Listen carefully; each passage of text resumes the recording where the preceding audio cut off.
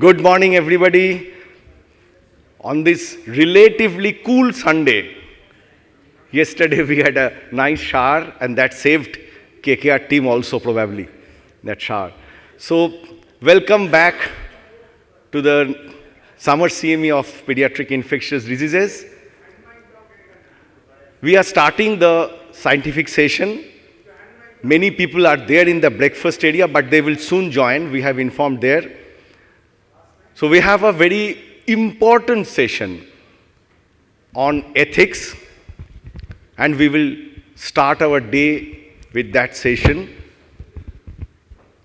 There are three experts in this field. The session will be moderated by Dr. Arun Manglik. Along with him, the discussion will be conducted by Dr. Jayant Joshi from Pune and Dr. Shamik Ghosh from Kolkata. So for the next half an hour, let's go to the basics. Let's start with the ethical perspective in pediatric practice. May I request Dr. Manglik, Dr. Joshi and Dr. Ghosh to please come onto the dais. Please, take your seat.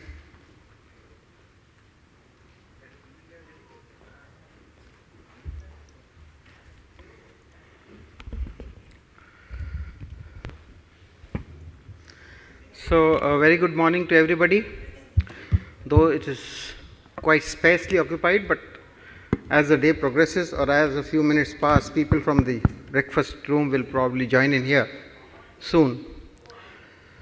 So, we'll be talking of ethics.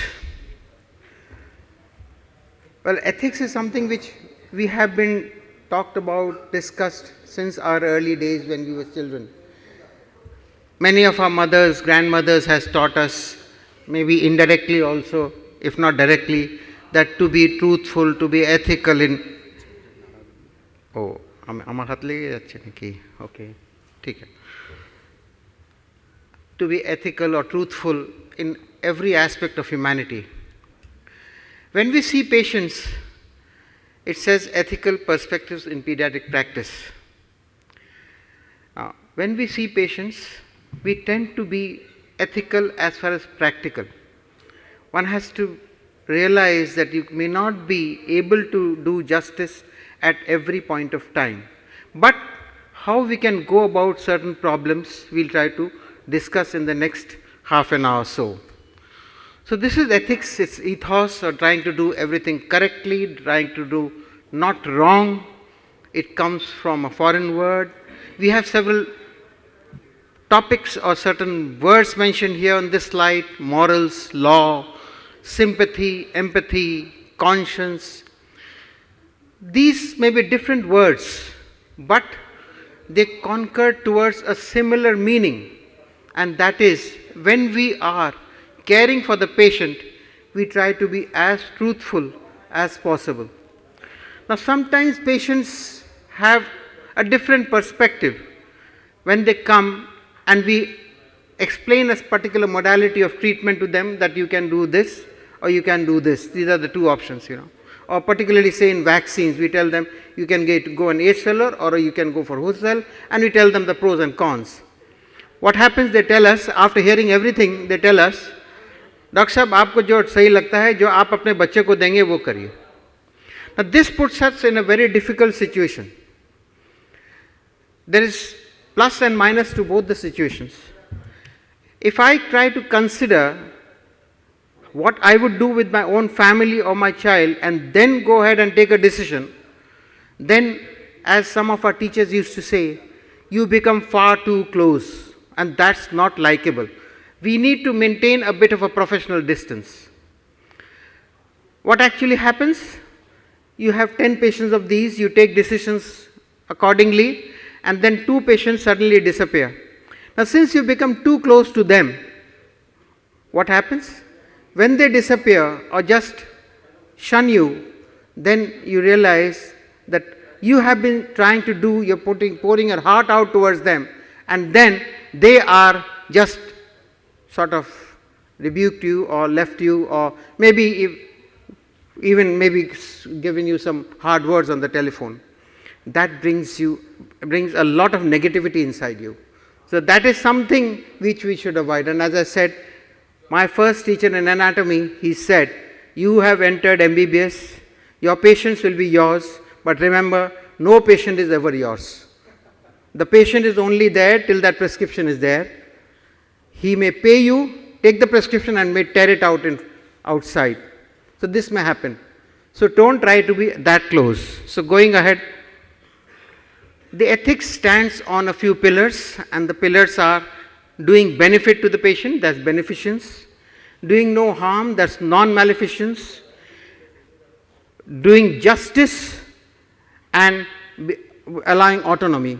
By autonomy means allowing the patient to take the decisions, informed decisions about the mode of treatment.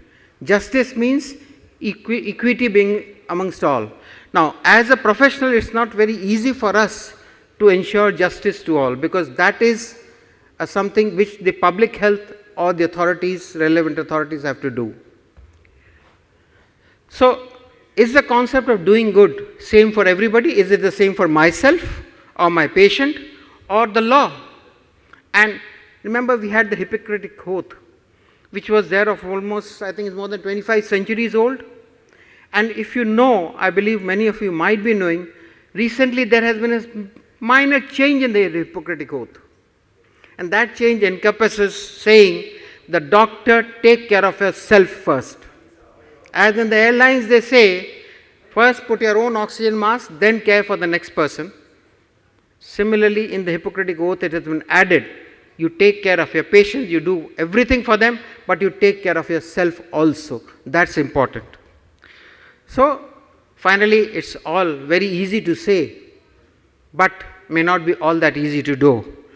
And we must try to practice what we preach. And yesterday, as I was sitting in the back and somebody was telling me, lecture बहुत देता है, लेकिन जब patient को देखना होता है तो कुछ और होता है. I mean, true, that may be true, but we should try to do as much as possible, try to practice whatever we preach, at least as much as possible. Now, in our patients, we have adolescents. Now, adolescents are a different class. A child who is 5 years old and a child who is 10 years old, there's a big difference between them. The 10-year-old understands a lot of things, and we need that 10-year-old can take decisions on his own also, though he is not legally allowed to do that. So, we have got 3 stakeholders here: the healthcare provider, which you and me will be, the patient, who is, as we call them, mature minors. They are legally still minors, but they are mature enough to take decisions, and the parents. So, it has to become a joint decision between the 3 of them. Next, we come to what is assent and consent. Consent we all understand, that is legally binding. Assent is taking permission from a child who is more than 7 years old for history taking, examination and procedures. History taking may be assumed, but if you are doing examination, particularly if you are doing a close examination or an internal examination, you jolly well tell them that now I am going to put a finger over there or whatever place, or I will be touching your abdomen, and please, you may feel a bit, my fingers may be cold, so you may feel a bit coldish. You need to just tell them. Up to 12 years of oral assent is good enough.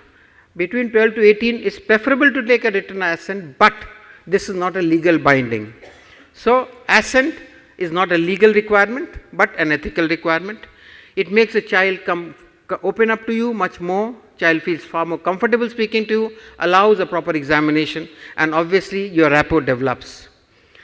Whereas the consent is something which is mandatory, and it comes from the legal guardian if the child is below 18. So, when we take decisions for children, the decision hovers around beneficence, providing the most benefit. Whereas if you go to adults, it is autonomy. Autonomy doesn't play a part in children, that's not true. It does play a part, but it is more revolving towards the parent, because the parent is the one who is taking the decision on behalf of the child. So, good clinical practice is the muscle, but good ethical practice is the skeleton over which the muscle is built. Unfortunately, at the end of the day, you might feel that things are not so black and white. We have lots of gray areas, and as we progress, science progresses, we have AI coming up in a big way now. We have this surrogacy issues, COVID vaccines, mid-trimester terminations of pregnancy. These are throwing up new areas where ethics will come up.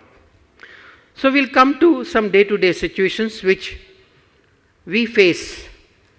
And first one is, we have a 7-week-old child who's brought to your clinic for the first vaccines. The child had the birth vaccines, and now the child has come to you for the subsequent vaccines, which are scheduled at 6 weeks as per our country is concerned.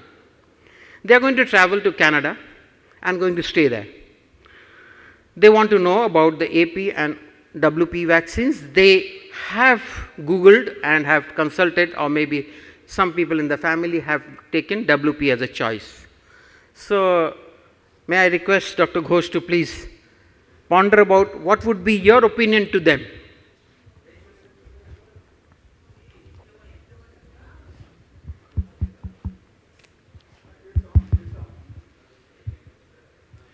A very good morning to everyone, and nice to see so many in the hall.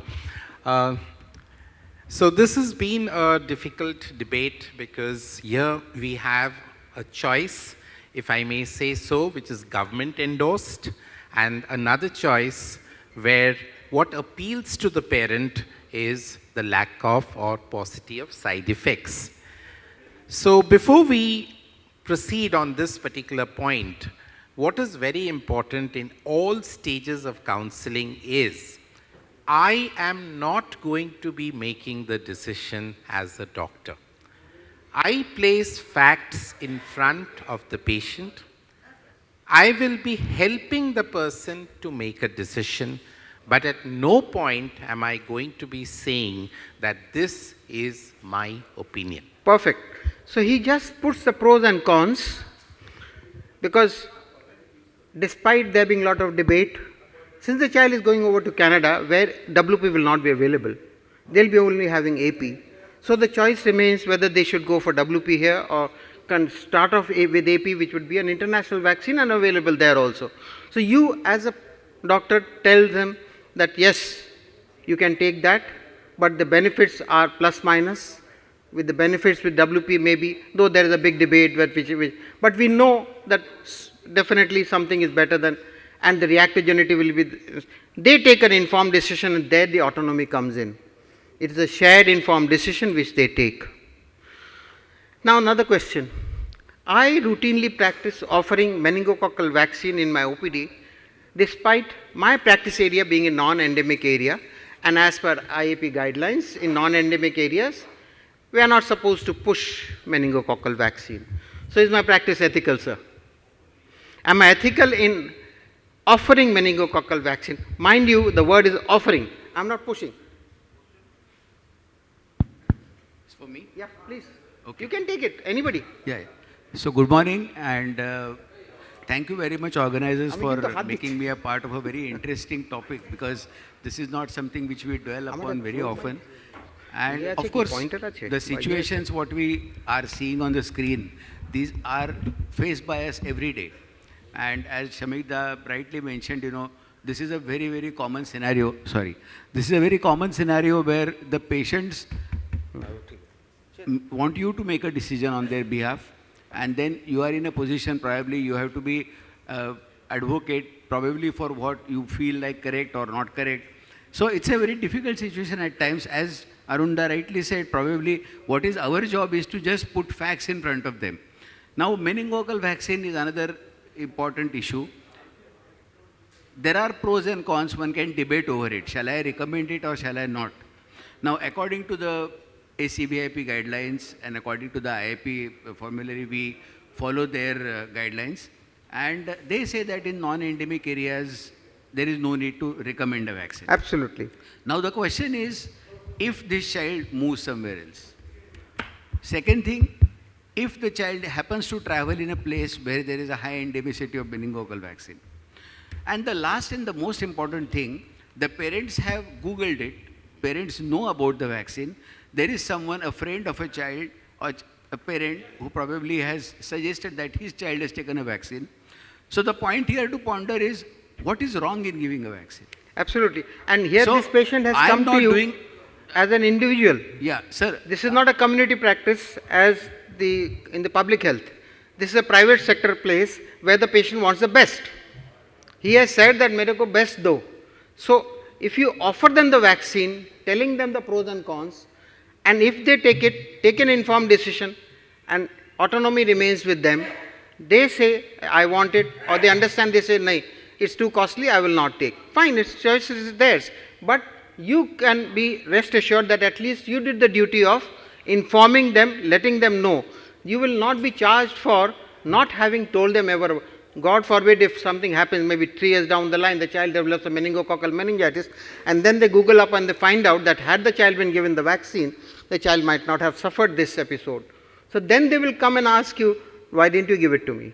At least you should have told me. So that's our job. So that is what is the difference between an individual OPD practice versus community practice. So this is a 12-year-old girl who's brought for HPV vaccine, and the child's Marcy has cervical cancer. Well, the girl is somehow she's too scared of injections. She had a last injection about 3 years ago when she had Tdap, and how do I tackle? The girl just won't even enter the OPD. Yes, Orunda, I think so. Being in adolescent medicine, I think all pediatricians ultimately grow up to become adolescent practitioners. So here, like you explained in your initial slides, that here it is not just the caregiver who comes into the picture, but the opinion of the recipient is also very important. So here, this is where communication skills are going to play a role. The first attempt may not be successful, but if I use my logic, if I can get friendly with the index, and over a period, especially where there is a case in the family where I should be able to open doors of communication by just appealing to this girl, ki you have somebody in your family, you're seeing what she's going through. This is a situation where even if we spend lakhs of rupees, this aunt of hers may not survive. It is a cancer which doesn't have a cure. So talking to them in the language that they understand, that is the chabi. Absolutely. That is the key. The communication skills are the things which matter. Yeah.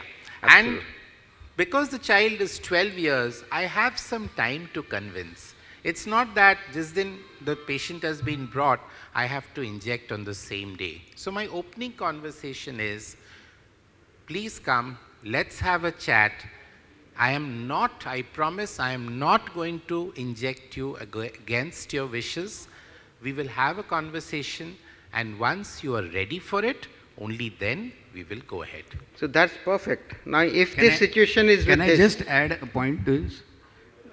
So, to whatever Dr. Shamida said, I absolutely agree. In addition to that, I think it is so many times in this particular vaccine's case, now it has been adequately well advertised and people are now getting aware about HPV vaccine. More often than not, when a girl comes to our clinic, the mother asks, can I take the vaccine? Now the question is, very respectfully, you have to ask the mother what is your age. So if it is something around say 40, 42, 43, it is also our duty to inform them the utility of the vaccine. So at no point we should be creating any false sense of security, and we should be giving information. Yes, this is the statistics, and I think the best thing is to keep handouts. Give them information. How emphatic would now be if it is the second situation? Well, in this case, you have to be emphatic. So Dr. Anurag is sitting here. I think he will really be very angry if I say anything like that. In this case, you have to be emphatic because there is no survival after rabies. Absolutely. So I think when there is an issue of life and death, there is no compromise. In case of rabies, you have to do it. So we have another situation. A 13-year-old is admitted for a UTI. Child is getting injection amikacin. On trying to give the amikacin, the nurse finds it extravenous. So she says, I'll come back with a new line. And 10 minutes later, another nurse comes and gives something in IM. And the child keeps crying, what is this? Says, kya de rahe? What is Then he just allows. And then the resident finds that the injection was an injection ceftriaxone meant for the adjacent patient and given to this child How would you approach? So this is a blatant mistake. Sir, this is a Maybe mistake. unintentional, but this is a mistake. This is a mistake. I think the first thing you have to do is to admit it. You have to accept that it is a mistake. Second thing, now, if these are the options, I think you'll have to maybe go to the boy and inform would be a... Absolutely. Child is second 13 thing. years old. He All understands. these things are equally relevant, but the most important is you have to talk to the parents. At this point of time, admit your mistake. Don't try to justify it, saying that it doesn't really matter if I give intramuscular ceftriaxone, records will show like that. A mistake is a mistake. So first and foremost thing, let the parents accept it. And then it makes it to the hospital authorities also that this has happened. So, this is important. of the pillars, beneficence, we did not do any benefit. Non-maleficence, definitely some harm, but definitely no major harm. Not much of a problem. Autonomy, the child must be informed that we made a mistake. Yes, we've done something wrong, and we admit that. And justice means we accept the error. So these are the 5 rights. Arunda, just one point. I think so every mistake that we commit as humans, it is an opening for us to improve our practice, audit and put systems in place so that the mistake isn't repeated. In fact, as they say, now, we learn from our mistakes. People who learn from others' mistakes are more intelligent. Okay. So this is another child, 16-year-old, who has a non-Hodgkin's. He's come for a fourth relapse, and they come from a distance, overnight journey. Parents are not very well off, farm laborers. And now, for the 4th relapse, he says, I will not want any further treatment. I don't want any painful procedure because all the things have been very painful. And he understands the economics going on. The family is suffering economically. So he wants that the parents should shift their focus on the siblings' education. But the parents want to continue treatment and they're willing to sell off everything they have. They're willing to starve. They're willing to allow the family to starve, but they want the child's treatment. So what are the ethical issues and how will we help them? See, it's a very difficult scenario, and as you rightly said, he is at the end of a terminal illness. He's been getting recurrences very often. At this juncture, I remember one situation several years back when I had come across a child who was born with a complex congenital heart disease, and this child was born after 4 daughters. And this particular farmer was outskirts of Pune. He had a little bit of land with him. All the girls were in the age group of 2 to 10, and this boy was born.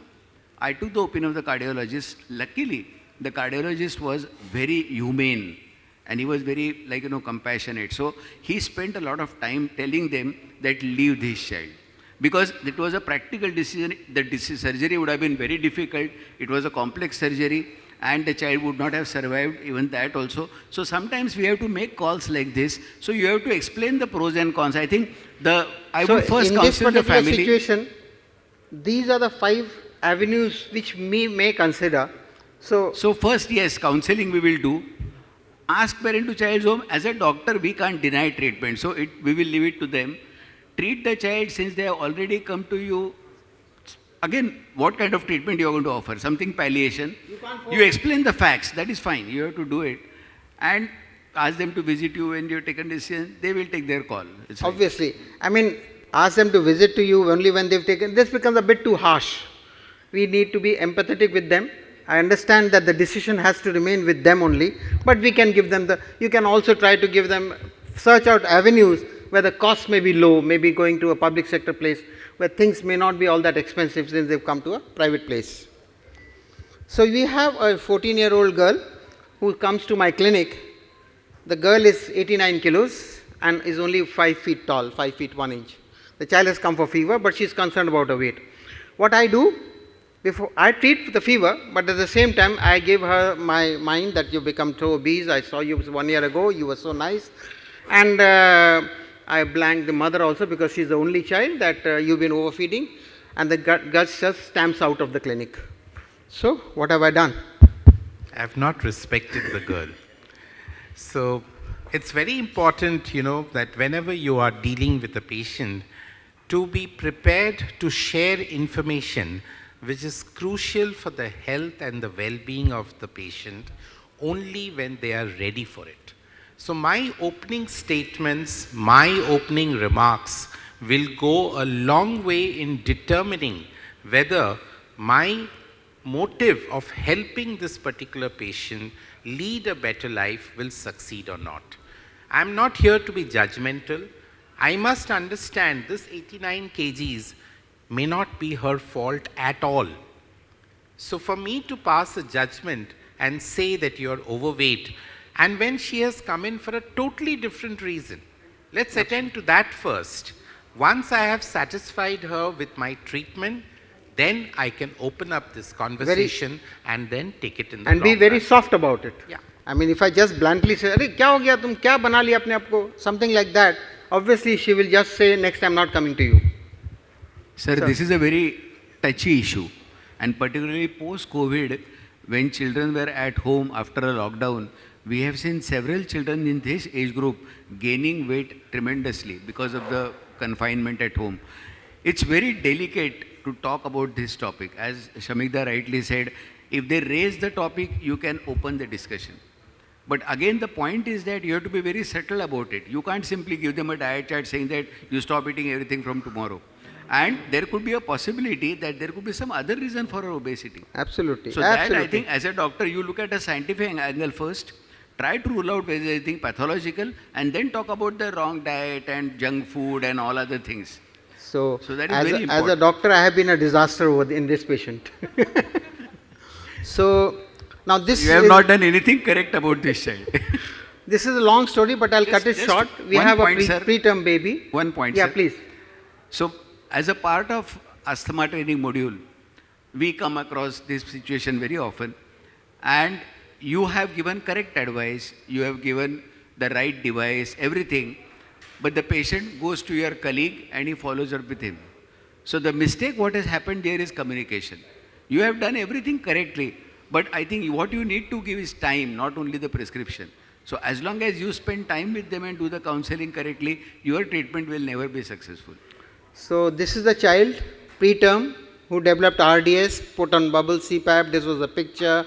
He had huge problems, CPAP, and then we developed infection, was not tolerating feeds, NEC developed possibilities, SIAD came in, and all this. ROP was there, OE showed loss, so that had to be treated. And finally, the child is now 4 years old, goes to a special educator, parents are frustrated. They have accepted this situation. I am happy that I have been able to salvage a child, but still I am not thrilled because the long-term outcome has not been what I wanted, though I knew that this could be a definite possibility, and possibly I had counseled them also that the outcome may not be just like other SIB who's born fully term. So the problems were galore, and that's all of you face in your NICUs day in and day out. So in retrospect now, I had almost pushed the family to bankruptcy. 5 years down the line, I was almost going to be sued. Do I now regret fighting for this child? Is it a regret? To be very honest, no. Yes. But yes, if I audit my practice, I think so I have done everything as per the textbook. But how much of this was conveyed to the patient in the language that they understand, and how much of the side effects were also conveyed, that will determine as to whether my practice was completely ethical or it was according to the textbook. So they are now so, so bogged up with this child itself, Yes. they have not planned for a second child. Child is now 10 years old. And one more point, Arun. See, when you are treating children, particularly in this critical category, the general psyche from the patient side is that there are very few patients who would take a bold decision saying that stop everything and I'll take the baby home. Absolutely. So they are likely to fall in what the doctors say. So it is our responsibility that we communicate better. Yes. And okay, fine, we are trying to tell them that your child could have a disability or your child could have some residual problem. That is in a way declaring the scientific fact about it. or maybe declaring yourself legally, you can say, protected. But again, at the end what of you the have done day, here is, the end result is not very happy, but you have done your job, that's it. so did I do justice? Well, I have brought the family from one financial status to this low. So, but did I have any option? Could I allow the child to pass away? Certainly not. Because we as professionals have to be truly ethical. One slide is missing. The option is I could have said that no, no chance, all that blah blah blah is not to be done and all that. That is not going to be ethical. Unfortunately, one thing we must realize, very unfortunate, ethics versus law. If the two are at loggerheads, you have to follow the law. Then ethics will take a back seat. You cannot be so big, lion-hearted that nahi nahi, law mein mere ko jail hoga, I will be ethical. No. And the very unfortunate part is that the slide has somehow gone. As of now, in the BNS, saving a child with having a long-term morbidity with huge expenses coming on, if you are sued, the punishment meted out to you will be 5 times more than had the child not survived. So this is a sort of a dichotomy there. This is something very, very irrational, and this has come up in the new BNS. So with these few words, I think we can end up. It's just 15 seconds. We need to be ethical, but it may not be possible if the law and ethics are at loggerheads. Follow law. We are humans, prone to errors, but we must minimize errors. As they say, 1 lakh patients die in the US because of medical errors every year. Thank you. Oh, this is the slide. Yeah. Purunda, just one word. I think so. We also need to emphasize the point that when we are practicing communication skills, and that is what is going to save us, whatever be the complexities of the law, communication skills have to be tailored to the understanding of the patient. There is no such one size fits all. rule which will fit all. So we have to be very, very adept and conversant with whom are we talking to. Is the person taking whatever is my spoken word on board? If they aren't, make more efforts to speak in the language that they understand. So thank you, Dr. Arun. Thank And you. may I call upon the speaker and the panelists, please come to the... Our next is current topic lectures. I call upon the chairperson, Dr. U. Sridhar Murthy and Arun Kumar Singh. Are they there? Yes. And our first topic is rabies prevention, lingering doubts by Dr. Anurag Agarwal. Sir.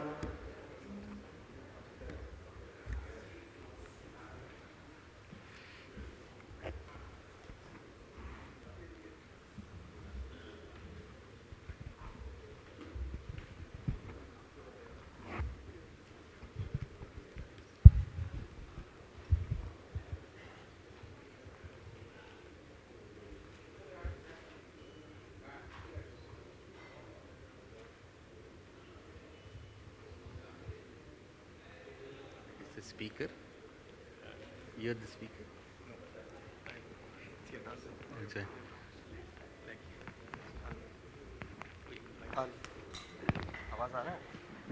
Anurag Agrawal. Good morning to everybody. Today's the topic is current topic lectures.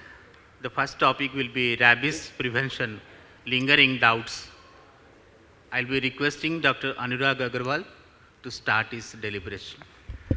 He doesn't need any introduction at all because he is so popular in the infectious disease chapters. He gives so many lectures and his speeches are always very exciting. So I request again Dr. Agarwal to start your deliberation.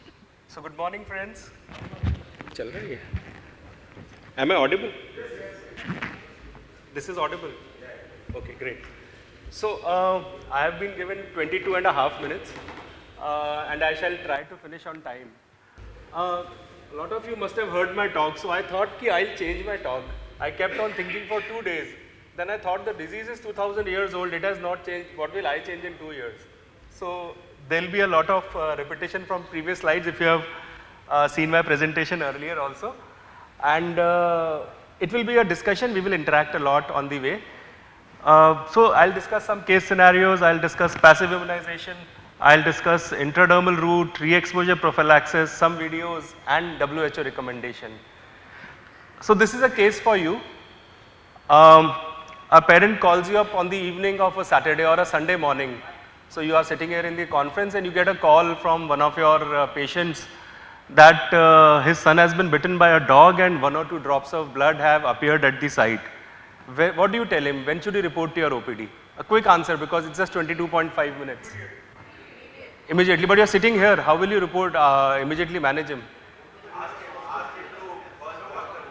So, Dr. Chetan Shah has been told not to answer anymore. Dr. Chetan Trivedi. So, what do you tell him? Wash the wound first. And then when should you report? Because you are sitting here, you don't want him to go to your colleague. Do you want him?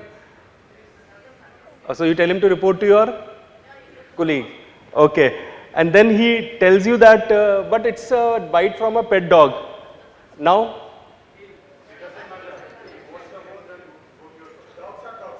Dogs are dogs. So why? Dr. Sunil Agarwala has been an ACVIP member, so he knows about it. He says dogs are dogs. So then he says, ki, Doctor, but my veterinarian said that you have that I have given him a vaccine on rabies. What is the sense of giving that vaccine if I have to go to a doctor immediately?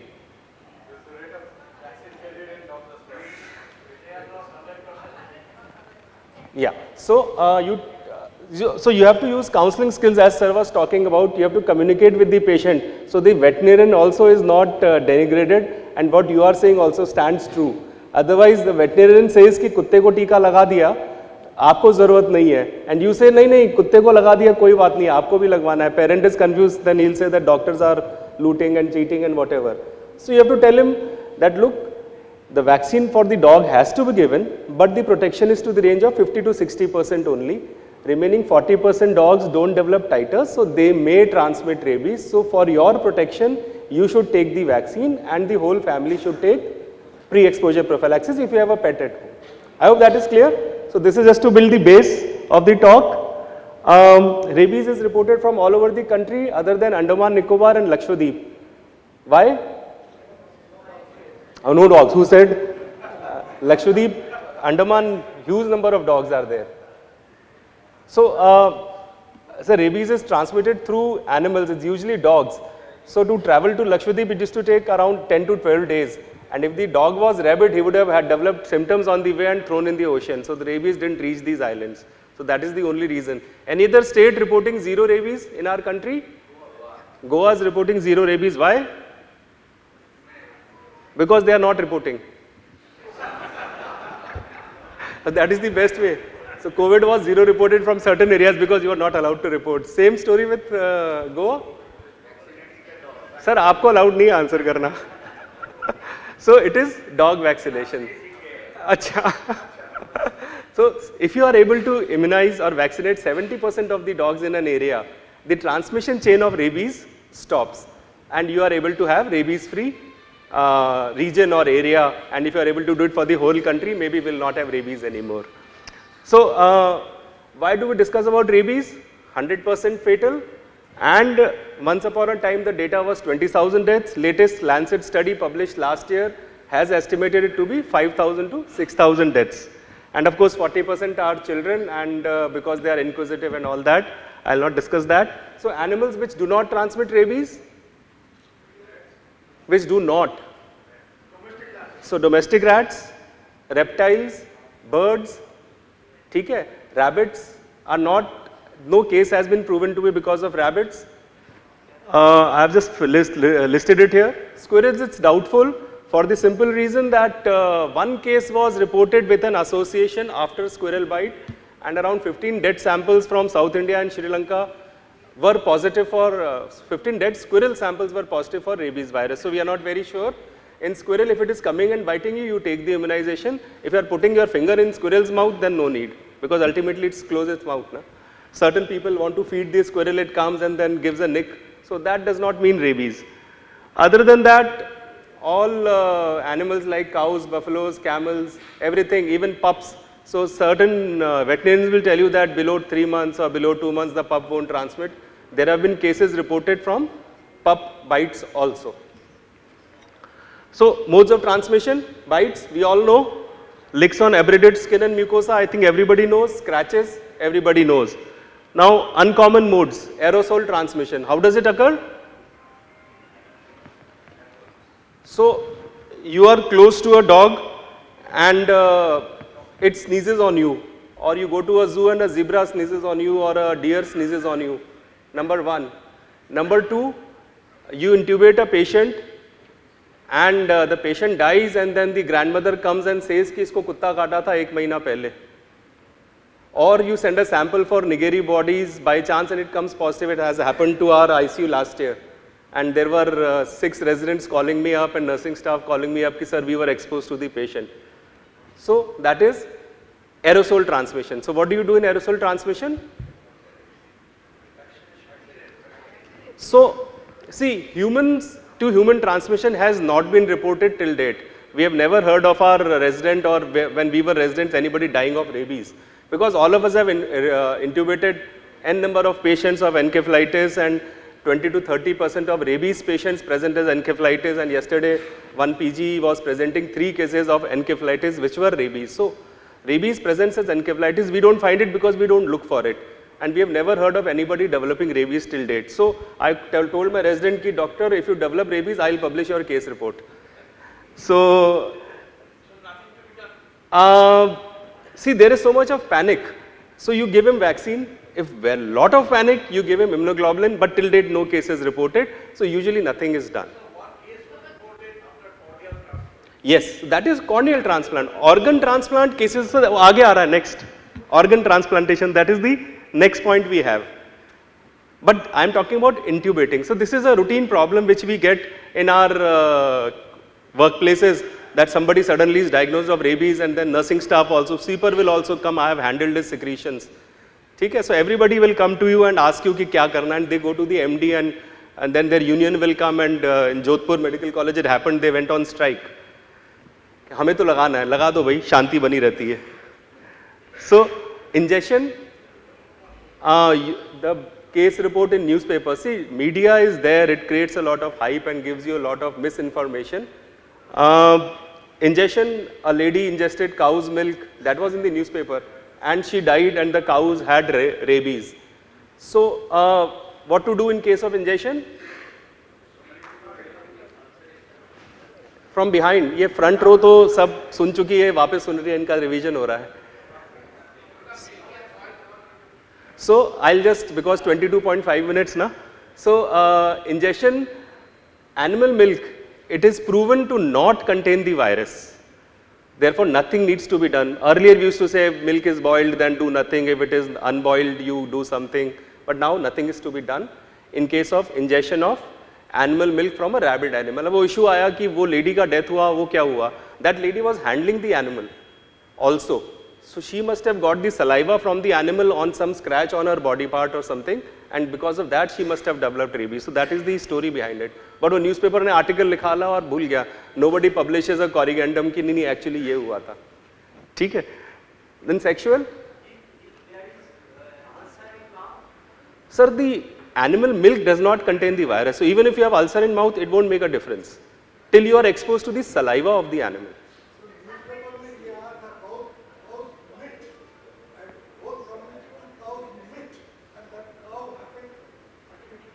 Meat is the fresh first milk. Meat, sir, meat से कैसे मरेगा कोई? Meat तो पका के खाते हैं ना. You cook it and eat. You don't eat raw meat of any animal. So that does not make sense. That is a very good question. So what lady wants to know is that a child comes and starts drinking from a bowl where the dog is also drinking. What do you do? So there is no definite answer to this question, but what we say is that till the surface is wet, the virus survives. Once the surface dries, the virus dies. So now you cannot say कि अच्छा 15 minute बाद पानी पिया, half an hour बाद पानी पिया, 40 minutes बाद पिया. So what we say is that if you find that the situation is occurred, you give a complete vaccination as well as immunoglobulin IM, because in case of doubt you over-treat instead of under-treating. Okay? It's a very common question. That child, the dog was eating something from the bowl and the child also went, the 1 year old, 1.5 year old child started eating from that same bowl. So this story happens. Yes, so so we don't have an answer to this question. Yes, 20-30 minutes. So yes, I agree with you, sir. But quantifying it, कितनी देर पहले पिया, कितनी देर बाद पिया, so मुश्किल हो जाता है. If the parent has reported to you, you have to take action. Parent is not reported, you are happy in your place, the family is happy in their place. So now coming to sexual. A man dies and the lady comes, कि तो मेरा husband था, we had our regular relations. So what do? There is a huge panic in the family. So sir is right, because just to contain the panic and settle down the situation, because there is no data of secretions containing, nobody has studied it, secretions of vagina or semen containing the virus. So we overtreat, we give the vaccine and even the immunoglobulin in such situations. So, हाँ sir, और कोई choice नहीं है उसमें ना. So what is the incubation period? So why I'm showing this slide is that there was a discussion कि sir 1 साल पहले कुत्ता काटा था, अब क्या करना है, 2 साल पहले काटा था, अब क्या करना है. So we say that till 6 months you give everything. Somebody comes to you, a father comes to you, my son has been bitten, and you give him immunoglobulin and vaccine, and then he says, I was also bitten 10 years ago, what do? Then he'll say 5 years, 2 years, 1 year, 6 months, so all these scenarios will come up. So we say that, look, after 6 months the incidence is less than 1%, so maybe you will not have rabies, but before 6 months you give immunoglobulin and vaccine. Keep yourself safe because he is asking you for it. So this is the standard protocol we are following, and multiple case reports now. So I tell everybody that 2023 data, NCDC, Infectious Disease Hospital in Delhi got 50 cases of rabies. Out of them 12 were patients who had been given vaccines but not immunoglobulins and developed rabies. So these are some case reports here, Assam, Aurangabad, Bengaluru, and yesterday the person who was presenting, both the two patients I think had got the vaccine. अच्छा sir वो 22-22 minute का problem है, मुझे stage से उतार देंगे, साथ ही रह गए. तो I have to respect the organisers. So these are case reports, I am just quantifying it, कि these are case reports which tell you that you can develop rabies even after getting the vaccine. Why? Because rabies immunoglobulin was not given, right? So why does it happen? Do vaccines fail? I think it's very simple answer. We all know that first 7 days it is passive prophylaxis which is important, and you need immunoglobulins. So now coming to categorization. So this is a big controversy going on everywhere. A simple way of remembering, try to make things simple because everybody has 100 things to do in life other than dog bites. So wherever even a drop of blood is seen, it is category 3. And if you are not very sure, you find a black scab at the site, it is category 3. Still you have a doubt, take a spirit swab, rub it at the alleged site of bite. If there is burning or tingling, it is category 3, right? Because the integrity of skin has been broken. Simple way to remember. Other way around is, most of the patients reporting to you will be category 3 until and unless proven otherwise that it is category 2. ठीक है? मतलब multiple ways of doing it, and spirit swab test can be used. Somebody said कि sir किताब में तो नहीं लिखा. मैंने कहा किताब ब्रह्मा जी ने नहीं छापी थी और ना वो चेंज नहीं हो सकती है. अगले एडिशन में आ जाएगा, परेशान मत हो.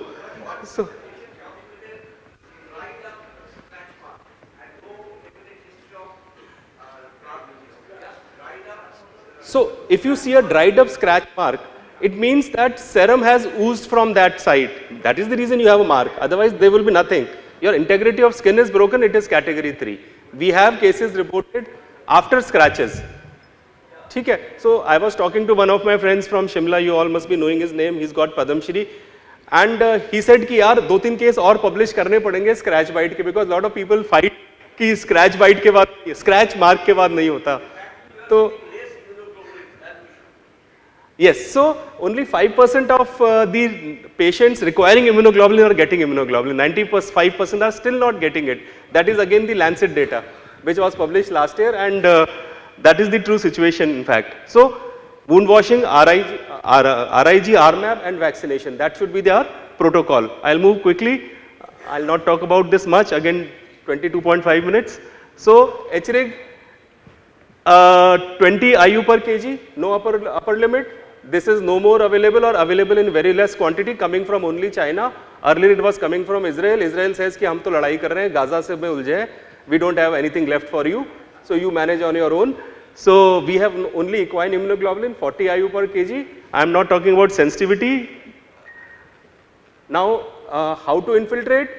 You have to give it only in the wound. Please do not give it IM. You will ask me why. I'll show you in the next slide. Important point is infiltrate all the wounds. So you have 5 bite marks, you infiltrate all 5.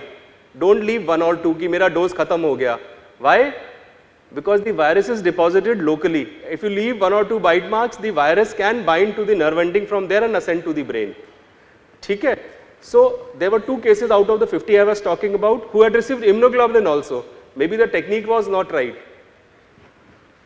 And if you have a large wound and the child is small, you dilute it with normal saline so that you are able to cover all the wounds. So this is the mechanism by which the virus is neurotropic, local treatment and IG will interfere with the virus here. The virus multiplies locally in the muscle fiber. So once you have a bite, the virus is deposited at the local site and therein either it will lie dormant or will multiply. If it lies dormant, it can multiply later on. And then once it binds to the nerve ending through the synaptic receptors, nothing can be done. It will ascend towards the brain 3 to 4 mm per hour and you will have rabies. So that is the reason we say that you give immunoglobulin locally and give it even after 3, 4, 5 days, maybe up to 6 months because the virus can lie dormant. I hope that is clear. थोड़ा जल्दी बोल रहा हूँ मैं. So now the question arose was कि मैंने यहाँ तो बताया कि 20 IU per kg, फिर बोला 40 IU per kg. Then I said कि don't give it IM. So you have a small wound of say 1 centimeter. How much to give? You cannot inject 5 ml or 4 ml into 1 centimeter. So we conducted this study trying to estimate the amount of immunoglobulin which can be infiltrated into a wound if you have a linear wound or if you have a wound with length and breadth. So this is what we got. It is 0.75 ml per centimeter. So if you have a wound of around 2 centimeters, you can inject 1.5 ml of the preparation. Remaining amount not needed. Use it for the next patient. Advantage, it brings down the cost by around 5 times. ठीक है? So it's a huge saving in the government setups and for private setups also. You can order for a smaller pack and you save a lot of money for the patient. If you have a wound with length and breadth, say 1 into 2 centimeters, so 2 into 1 is 2 centimeters squared. So you have an area. So therein you get 3.18 ml per centimeter squared.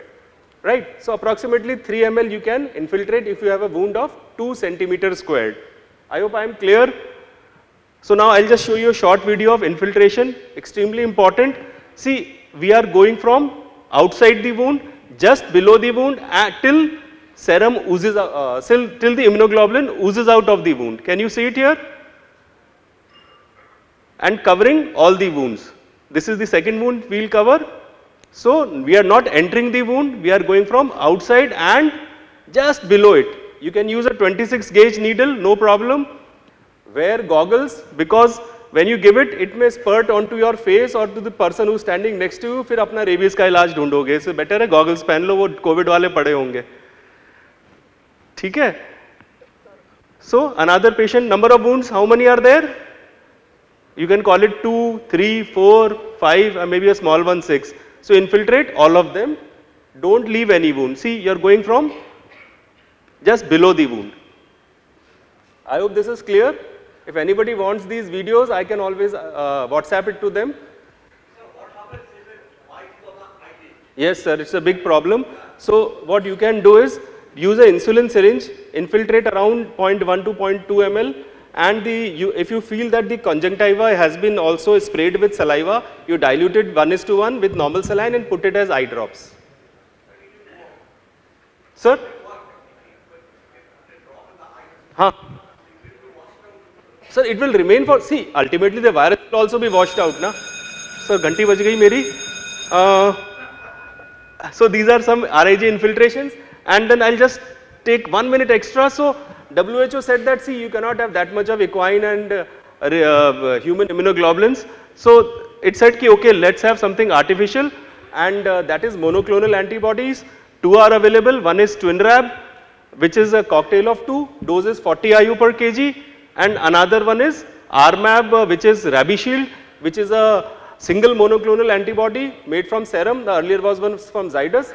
These are available, and I think most of the private practitioners are using this. So I said I'll just show this slide, and this product is excellent.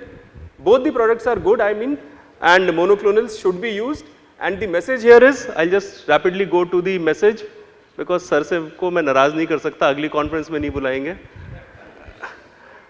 So most of the patients reporting to our OPD are category 3. Till proven otherwise, if you are not sure, use the swab test or the spirit test. Use any RIG, but use RIG. Recombinant monoclonals are the future, being cost effective, safe and available in unlimited quantities. No role of IM administration of rabies immunoglobulin. Awareness is the key to prevention, so we should have these meetings in schools and colleges wherein we should inform the children that, look, if you are exposed to an animal bite, please report to your parent or the pediatrician. And the last line I have not discussed, so I'll leave it, One Health approach, because dog vaccination is the only way of preventing rabies in humankind, and not pre-exposure to the whole country. It is the dog immunization which will ultimately break the chain of transmission. Thank you so much. Thank you.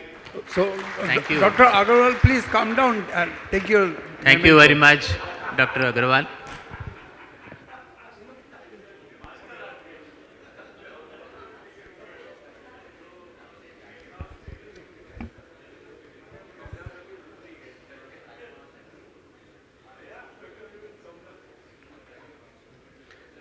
Now our second deliberation will be infection triggered encephalopathy syndrome.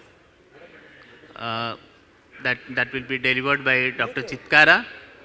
Dr. Chitkara doesn't need any introduction. He's a short person of short height, but his dialogues are very strong and very pinpointing. So I will be requesting Dr. Chitkara to start his deliberation.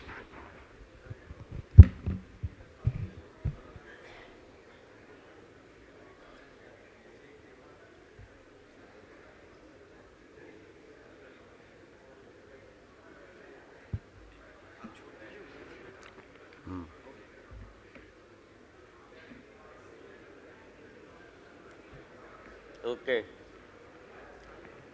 Good morning, and last month when I was given this topic, I was not aware of this topic, and I thought probably it is a hair splitting of an acute encephalitic syndrome.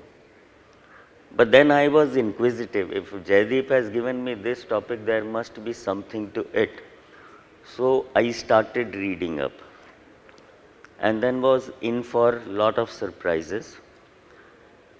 Incidentally, at the same time, we had a patient of encephalitis admitted.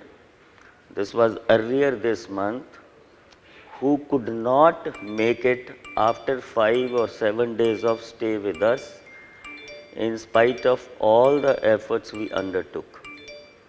So that was a wake-up call for us that ITES, I'm so sorry. So ITES is a wake-up call for all of us, especially those in the encephalitic belt who see. And what is ITES? This is a form of acute encephalitic syndrome reported from Japan. If you remember, in 90s, Kawasaki was reported from Japan. And today it is almost our household name, Kawasaki. So this started in Japan, and then there were more cases identified in Southeast Asia, and we being in South Asia should be on a lookout, because most often we have a fixed mindset. Acute encephalitic syndrome keh diya to ho gaya, and then standard protocol. At the best, pediatricians will start looking after the autoimmune encephalitis, and that is the end of the story. So I present this case which was admitted to us only this month. 5-year-old female child with 2 days of fever, altered sensorium on day 3 with some difficulty in breathing. There was a transient suggestive of a viral infection with rash 2 weeks back, which improved without any treatment, and there was no other significant past history, well-fed child. So the child came in a very bad shape, unconscious, GCS less than 8, tachypnic, pulse is okay, pupils normal. There were bilateral crepitations in the chest, no meningeal signs, tone was varying, and DTR reflexes were absent with planters equivocal. Other systems NAD was hypoglycemic. So the usual story, भैया ये चल नहीं रहा, hello hello, ये आगे नहीं चल रहा.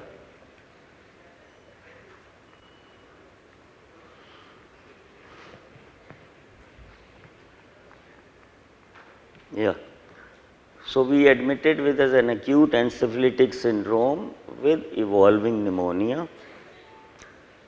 So since the child was sick, was intubated, dextrose given, the AES protocol, and AES protocol what we followed was ceftriaxone antibiotics, acyclovir which is the usual, and then depending upon where you the region, what are the etiology, sometimes the spectrum gets added on to whether it is a doxy or an azithro. So investigations, all investigations were sent, but there was a rapid deterioration day 4 and 5. 5th day when all intensive care support and inotropes, the patient appeared a little stable. When EG, MRI and also a lumbar puncture was done on day 6th of illness I am saying, and this was the 3rd day of hospitalization. Methylprednisolone was started because our neurology colleague said let's start this. Day 8, that is the patient was declared brain dead with pupils dilated, not responding, except that on the support system the heart and respiration they were working. During those 7th and 8th day of hospitalization, did have lot of polyuria with hypernatremia going up to 190 and beyond, which was suggestive of diabetes insipidus.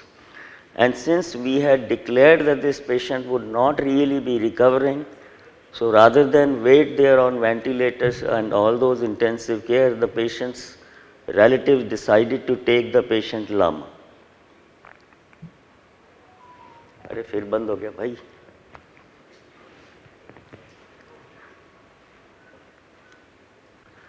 These were the X-ray chest. If you see on admission there was some right upper zone parenchymal lesion which cleared off in next 24-48 hours. CBCs were unremarkable except had polymorphonuclear response which was after intense seizures on first day of admission which settled down. KFTs were reasonably normal. The first was most of a pre-renal, ammonia is normal, procal was high, however CRP as against our normal 6, it was almost normal. Mild transaminitis which settled down very fast, sodium, potassium were okay, albumin was 3.5, so no hypoalbuminemia. If you see this sodium on day 7th and 8th, it started rising. Earlier there was a rise because the patient was on decongestive treatment, 3% NaCl, but then it just went mad. And that was the time when we did a urine fractional sodium excretion, it was 16, and polyuria. So we decided that it is now diabetes insipidus. Coagulogram was really not bad any time. So then when we did a CSF, essentially normal, no cells, proteins normal, sugars 118, the child was on 25% dextrose. A thorough evaluation for a stain, gene expert, culture, PCR biofire, autoimmune panel, they were all negative. Since the child was intubated, we sent the respiratory biofire lower and we detected strep pyogenes, which was in significant amount, but the CSF PCR panel was essentially negative.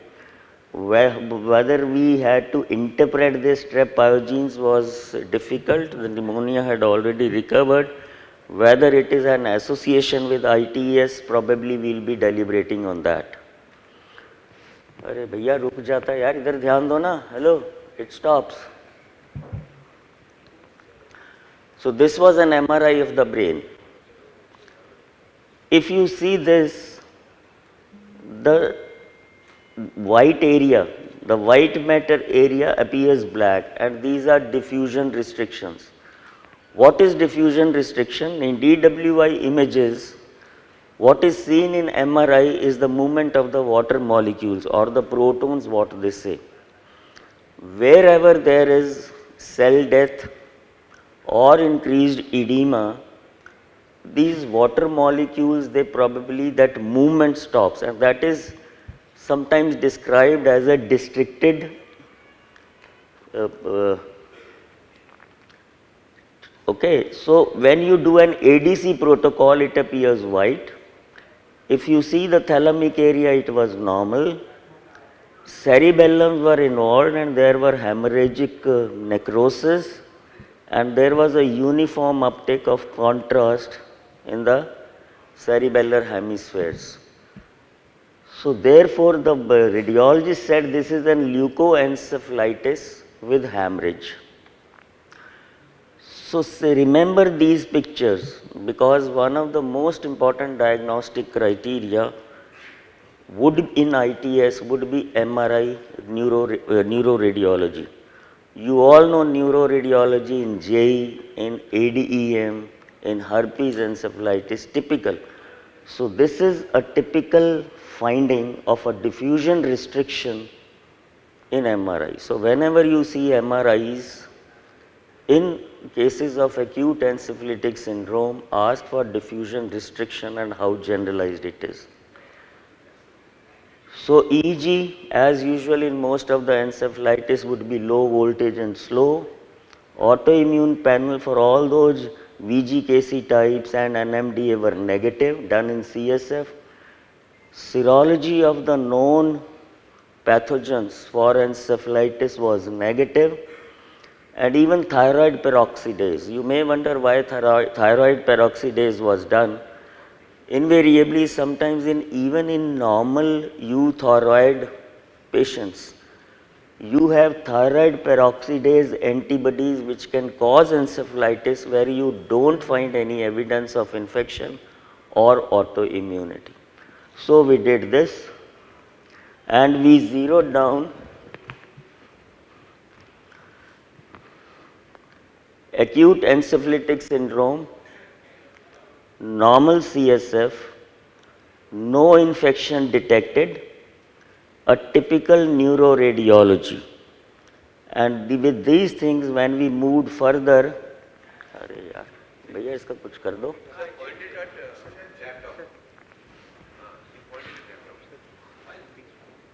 हाँ यही करता हूँ ना.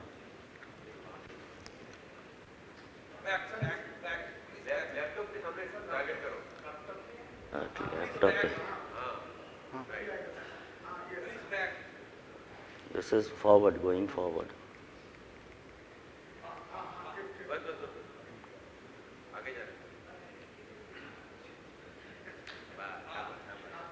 Okay, so we were here. So you all know that acute encephalitic syndrome is a changing spectrum. We started with just a few neurotropic viruses.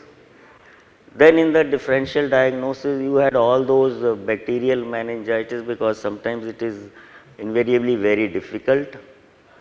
Then the bandwagon was joined by many of the emerging zoonotic diseases like rickettsia, as well as dengue, malaria, and then later on even COVID also. So this list has ever been growing. And more than this infective list, your immune mediated encephalitis is growing.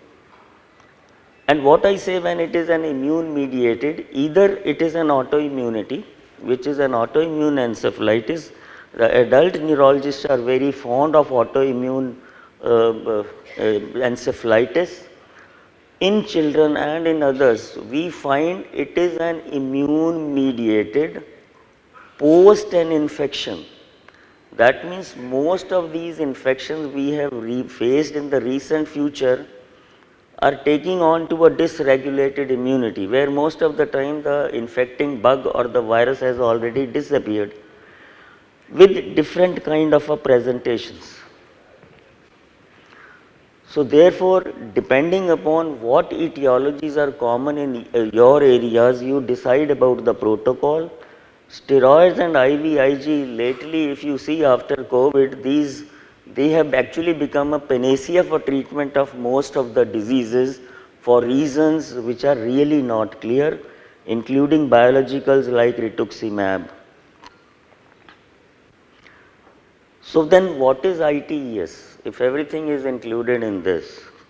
So this is an AES with a difference, and so recent an entity, not because I was not aware till last month, but this got defined only in March 2025. So many neurological associations, they just brainstormed, and it is in March 25, that means last month, that a consensus definition for ITES emerged. So then what are the criteria? Number one, it always starts with a febrile illness, and the common viruses associated are influenza, HHV, herpes virus, that is HHV6, RSV, rota, dengue and COVID-19.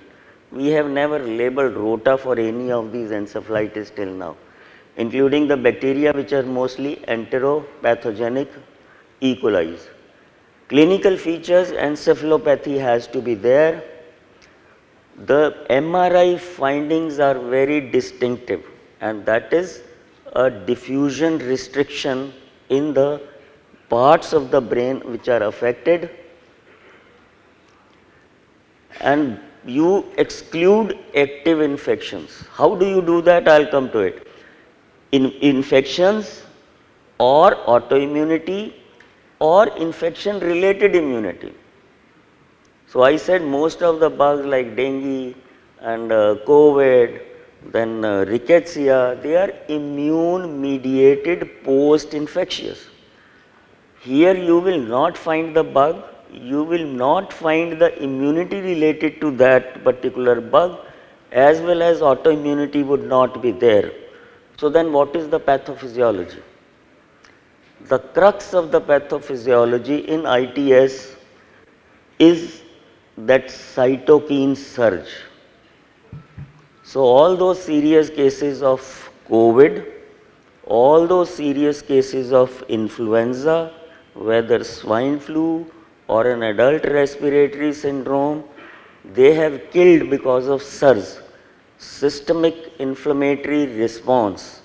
And these bugs which cause SIRS or a cytokine surge, they cause a brain damage, but there is no parenchymal cellular infiltrate in ITS in the brain. Contrary to other causes of AES, be it autoimmunity, be it viral invasion, be it post dysregulated immunity after these viral bugs, you will always have inflammatory cell infiltration, which is strikingly missing in ITS because it is a cytokine surge disease. Arey bhai, kya karta hai? Hello, up here. Your suggestion. Okay. So I will not go into this crowded slide except that CSF normal, this is differentiation from ITS and your other AES syndromes. CSF normal, no microorganisms, and MRI symmetrical lesions, unlike any of your other encephalitic syndromes. So, depending upon this description, 5 definite entities have been labeled. 1, acute encephalopathy with seizures and diffusion restriction, necrotizing encephalitis, mild encephalopathy with a splenial. Splenial is the posterior part of the corpus callosum, mild and recovers faster, fulminant cerebral edema, and shock with multi-organ failure. So these are 5 consensus ITS as of now, but that does not mean the story ends here. We keep on adding more ITES over the years. So it is still under recognized globally, misdiagnosed as many of these, and more entities would probably be added. So these are the details of these entities. I will not go into the detail, and our patient which I described fits into AESD, febrile illness, encephalopathy, restricted diffusion subcortical. We excluded all possible mimics. Genetics we could not work because we were not aware, and at the same time we had no time for that. So why ITES must be remembered? The usual story that we give IVIG, no role. Fortunately, एक बीमारी है modern day में where IVIG has no role. Otherwise, IVIG has become a panacea like paracetamol. IV methyl prednisolone, again a usual thing. When you say serological autoimmune or a seronegative autoimmune, every neurologist is happy putting methyl prednisolone. Doesn't really work. So what works is a cytokine therapy. Tocilizumab and anakinra are promising. So that is why this wake-up call is important. Otherwise, you will keep on using all sorts of these immunomodulators and there will be no respite. Rituximab, one of the anti-inflammatory used in autoimmune encephalitis, is ineffective. So, but these cytokine therapies have to be started fast, especially in the first 3 to 4 days. But it is humanly impossible as of now to have an early diagnosis. So how do we achieve that? 1, awareness, which I am creating today. 2, find a biomarker which would differentiate, just 1 minute, which would differentiate ITES from our other encephalitic syndrome. And for that, there are some CSF metabolites which are being worked upon, neoterin and quinolinic acid in CSF, which have not hit the table as of now as a standard, but these are promising. So therefore, remember, our lifestyles are changing, the bugs are changing, the spectrum of diseases caused by known bugs is changing, their pathophysiology today is changing. And apart from the bug, you need to identify the pathophysiology before you can really sharpen the treatment for a particular entity. So keep updating. And remember ITES in due course of time, not that every is ITS, AES, but please look for ITES based on these criteria. Thank you. Thank you, Dr. Chitkara. Thank you very much, Dr. Chitkara, for giving excellent deliberation. So I call upon Dr. Chitkara and the panelists, please come and take your mementos. Our next session will be antimicrobial series, selecting the right antibiotic. May I call upon Dr. Bala Subramaniam, the moderator, and the panelists are Digant Sastry, Jayan Joshi, Abhay Kumar Shah, and Ashutosh Mahapatra. Please take your seat.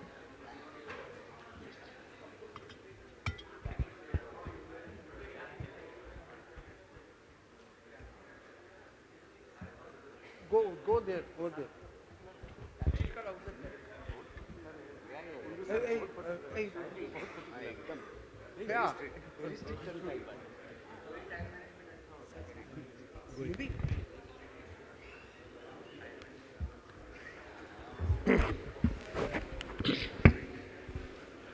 Is this working? This is working, or shall I do to the laptop itself? I'll just check. Okay, right. Let me see. Seems to be working, yeah.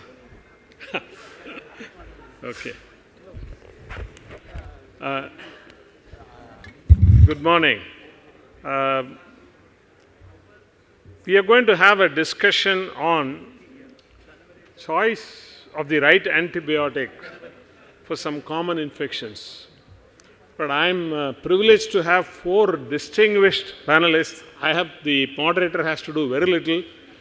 We have Dr. Digan Shastri, the present convener of the ACVIP, Dr. Jayant Joshi, he belongs to both respiratory and ID chapter, Dr. Abhay Shah, whom I consider as one of the most well-read PID experts in India, and of course the local man Ashutosh. The focus in this session would be, the organizers want me to discuss the antibiotic choice in URTI, community-acquired pneumonia, UTI, and soft tissue infections. And we are going to take up some common scenarios in these four areas, and I am going to ask the experts what would be the perfect action in relation to the antimicrobial therapy, and what would be the imperfect choice in relation to the antibiotic therapy. They will give their expert inputs and sometimes hard verdicts, and in the end we will take home some messages. You must be wondering why the organizers have chosen this topic. Very simple. This is what we used to say: fever is not a sign of ceftriaxone deficiency. And today, if you ask me, I think it will be replaced by meropenem, isn't it? But then, in the COVID era, a new term has come. What is this? Azithromycin deficiency is not the cause for all cough. Okay, there is so much of abuse of antibiotics, there is a need to discuss the right antibiotic choice. Let us discuss a few case scenarios. Let us learn from our experts the appropriate choice. Let us start with a real case. 1-year-old child has fever, cough, coryza for 3 to 5 days. Both the parents are IT professionals, one working for Infosys, the other for Wipro. They can't take leave. Temperature is 101. Acute onset. Typically viral rhinorrhea. Some diarrhea is there, no rash, cough is there. 2 other people surrounding area have similar illness, throat is congested. And they go to a young pediatrician. This is from my file, I am not revealing the name of the doctor. Young fellow who was passed about 7 years back. He sees only 150 cases per day, 1/10 of what I see per day. Okay? So, look at what he has prescribed. On day 3rd April, he has given amoxiclav and he has given for 3 days. The child is not better, parents go back and he writes cefuroxime on 8th. Now I am going to ask our experts. Let us start with Dr. Digan.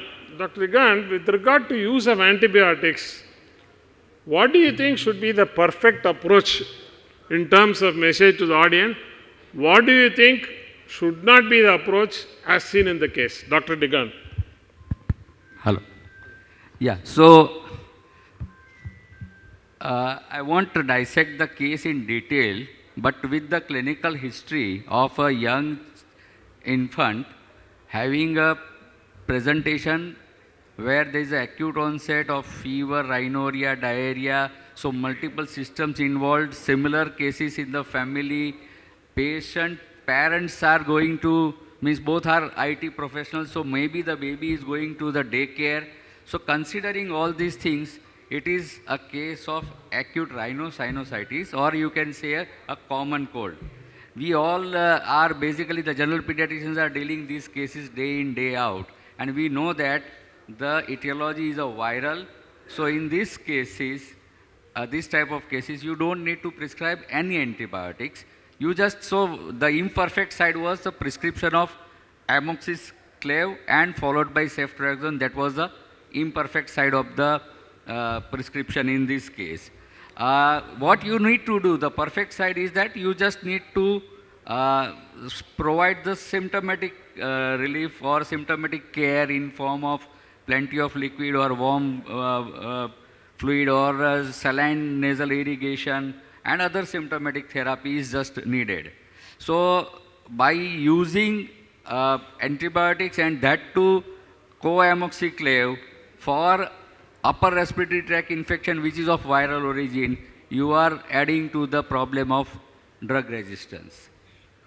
So you would spend more time In on counseling than in writing prescriptions. Am I right? Absolutely, absolutely. Okay. And But I will like to educate to the parent that these are the risk factors in this child, because your child is going to the daycare. Now, if there is any passive smoker in the family, then also this child is at risk of getting repeated upper respiratory infections.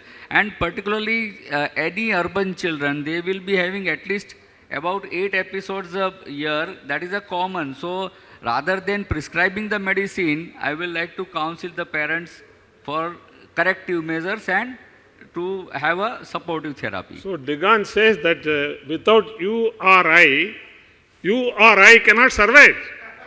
You know, like Calcutta trade unions, all the children's nostrils decide not to run. There won't be any conferences like this. Okay? So what is perfect is not to give antibiotics. What is perfect is to counsel, which is difficult. What is perfect is to accept that a few of them may have sinusitis that we have to diagnose, and symptom relief. What is imperfect is prescribing azithromycin, prescribing amoxicillin, and then cefuroxime Even for a cold. cefixime, we are seeing the cefixime also very commonly in the prescriptions. That is a imperfect. Okay. Let us move on to the case 2. This is a child who is 3 years old, fever and cold for 3 days, 103 temperature. Child is toxic, and look at the purulent rhinitis. Toxic child, purulent rhinitis, fever and cold. Now, let me ask our experts, is this sinusitis in contrast to the case which was there earlier? And if it is sinusitis, how do you diagnose sinusitis? In fact, I always find the youngsters having difficulties in making a diagnosis, clinical diagnosis. They often resort to CT scan or X-ray. What do you think is the way to diagnose, and what do you think is the perfect way to manage sinusitis, if it is sinusitis, and what is imperfect in sinusitis? Yes, Dr. Joshi. So, sir, looking at the history, I think it's a history of 3 days. The child has a persistent yellow nasal discharge, and while the diagnosis of acute bacterial sinusitis is mostly clinical, there are very few limited scenarios where probably would lead to require investigations. I think 2 important things. One is a persistent nasal discharge beyond 10 to 14 days, or a new onset fever coming on the backdrop of this particular thing, and a past history of similar infection would probably be the indicator where you could consider taking a decision on giving an antibiotic course here. And if the symptoms are severe, if you have a fever more than 39 degrees lasting for more than 3 or 4 days, perhaps I think when you look at the viral infection course, you would often see that probably you would have a high grade fever in the first 2 days, and by 3rd day the fever would start effervescing. Now, if you on the other hand see a situation where you have fever which is actually increasing beyond 3rd day, then one has to take a bacterial pathology in mind. So, what do you think is the perfect way to diagnose and treat sinusitis? What do you think is the imperfect way to diagnose and treat? What do you think a clinician should do in terms of diagnosis of So I think if the bacterial symptoms sinusitis? persist beyond 1 week, if you have a new onset fever coming at the backdrop of a previous fever, and you have a persistent yellow nasal discharge, then probably one would think of giving an antibiotic. The right one is to give amoxicillin here. 10 to 14 days is a minimum duration because the sinuses are located inside, so it takes a little longer time for the antibacterial to work there. And you will be only reserving CT scan for complicated cases. Like suppose you have some complication arising out of it, something like an orbital cellulitis or something. Or you will do in a toxic child who is unable to take the oral medication, and the child is having very high grade fever with a tenderness on the sinus area, slightly older child, not for this particular child. Then one would think of giving a parenteral course of antibiotic like ceftriaxone, but that will for a limited period of time. Once the fever comes down, you can de-escalate and go to oral medication. And you have to give in that fashion, and you have to give the minimum duration for acute bacterial sinusitis would be 10 to 14 days. Okay. Now, few very good points have been brought out by Dr. Joshi. One, sinusitis. When you say sinusitis which requires antibiotics, it is bacterial rhinosinusitis, and it's essentially a clinical diagnosis. An X-ray skull showing opacification does not distinguish bacterial, fungal, viral or allergic sinusitis. So, opacification, it tells you only sinusitis is there. It doesn't tell you the etiology being bacterial. That judgment is clinical. There is what is called PWS rule, a very good mnemonic. Persistent, more than 10 to 14 days, irrespective of the quality of rhinorrhea, sinusitis. Worsening, initially child has fever, tends to get better, but the cold continues, again comes back with fever, biphasic, that is W. S is severe, like in this child. See, this young child has purulent rhinorrhea with 103 toxemia. Doing CT again is only for complicated cases, and the best drug is a beta-lactam, amoxicillin or amoxiclav, and in toxic children you use ceftriaxone. Again, pediatricians are very fond of giving 5 days antibiotic course. 5 days antibiotic. 5 days antibiotic is only for Shigella, not for any other disease. Again, most of the pharma companies will give 30 ml syrup. It will last only for 3 days.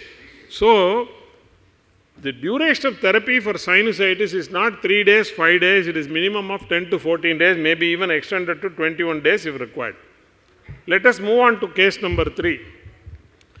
This is a 6-year-old brought with 2 days history of high spiking fever, dysphagia, acute onset, absolutely no cold cough, no exanthem, cough is absent, no similar cases in the family. You see the finding like this. You see some exudates in both the tonsils, and look at the uvula, it is almost like a chili, red chili. This is the story.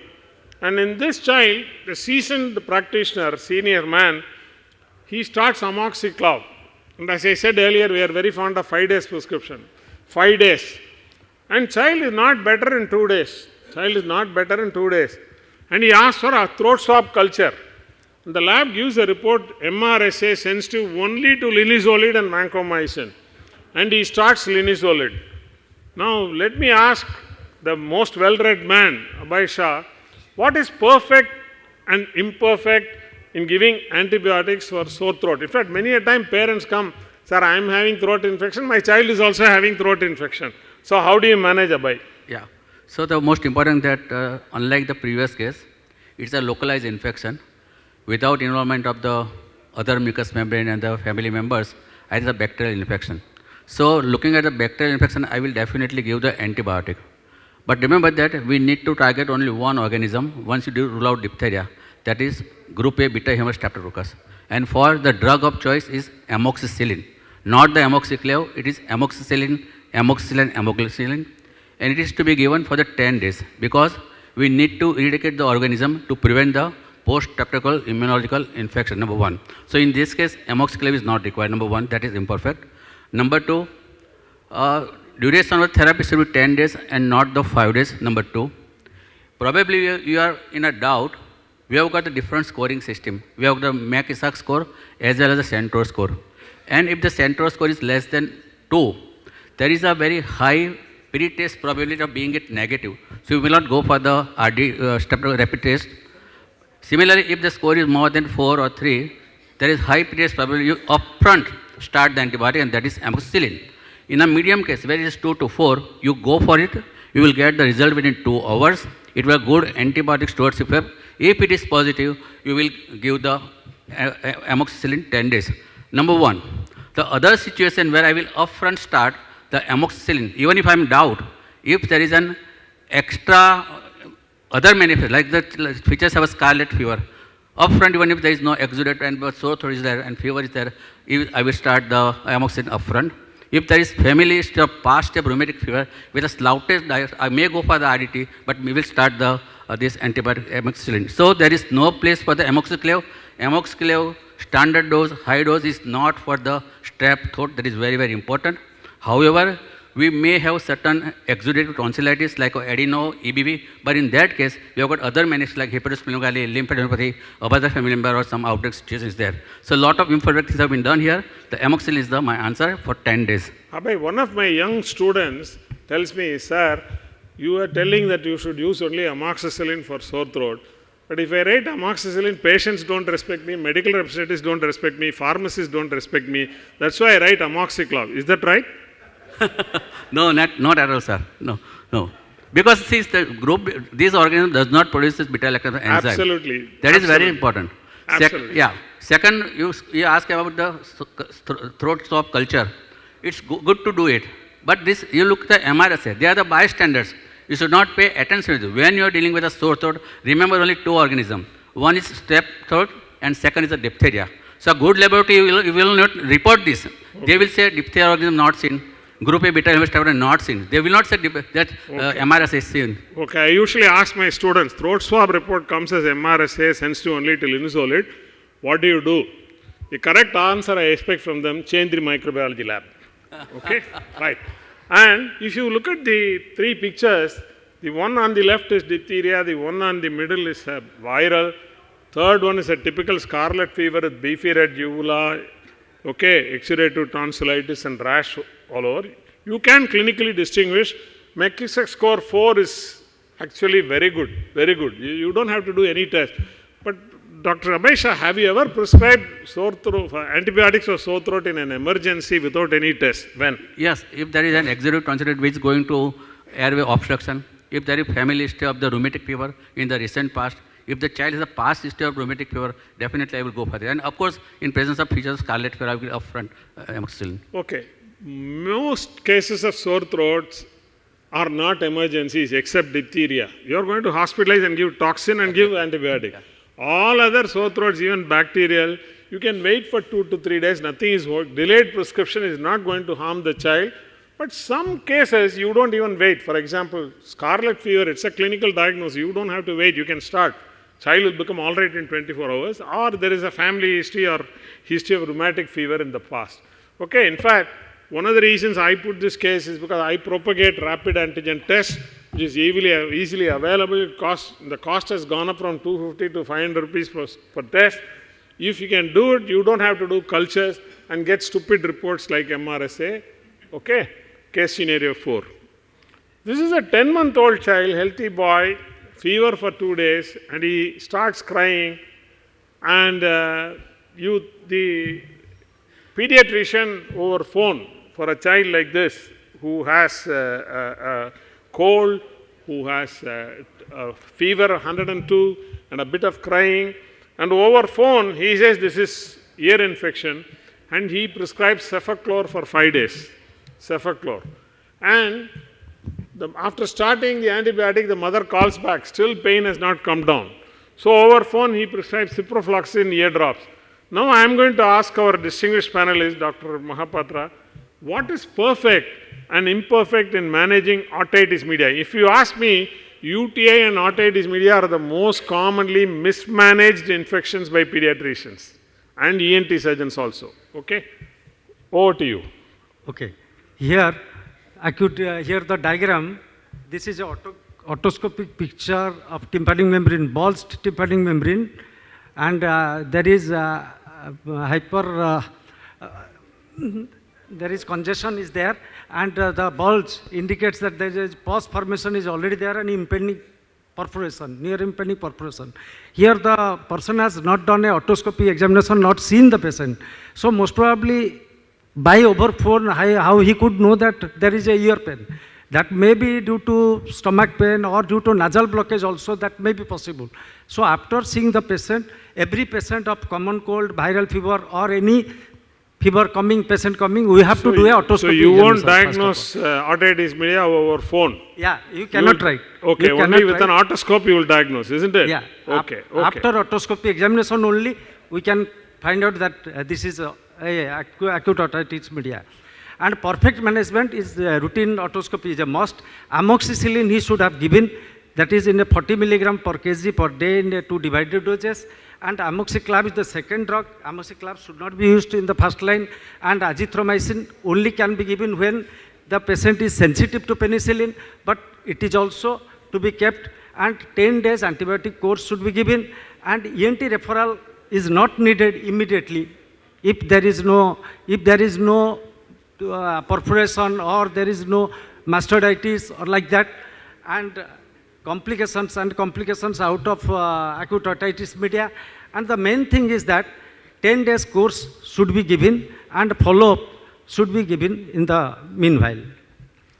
Okay. Now many young pediatricians have a tendency to prescribe, third generation cephalosporin for otitis media routinely. What is your comment on it? Cephalosporin will cause more resistance. Second line drug, so it will create more resistance. So we have to do the first line drug, that is only amoxicillin, and amoxicillin is the drug of choice. Okay. What about ear drops? Ear drops should not be prescribed in this case unless there is a perforation or otorrhea. We should not prescribe ear drop because it has got no role. Okay. Amoxicillin or amoxiclav, amoxicillin still works. Okay. And 10 days course minimum is required. You have to ask the child to come back for follow-up. Antibiotic ear drops have no place. The only place for antibiotic ear drops is otitis externa and not otitis media. Yes, Joshi?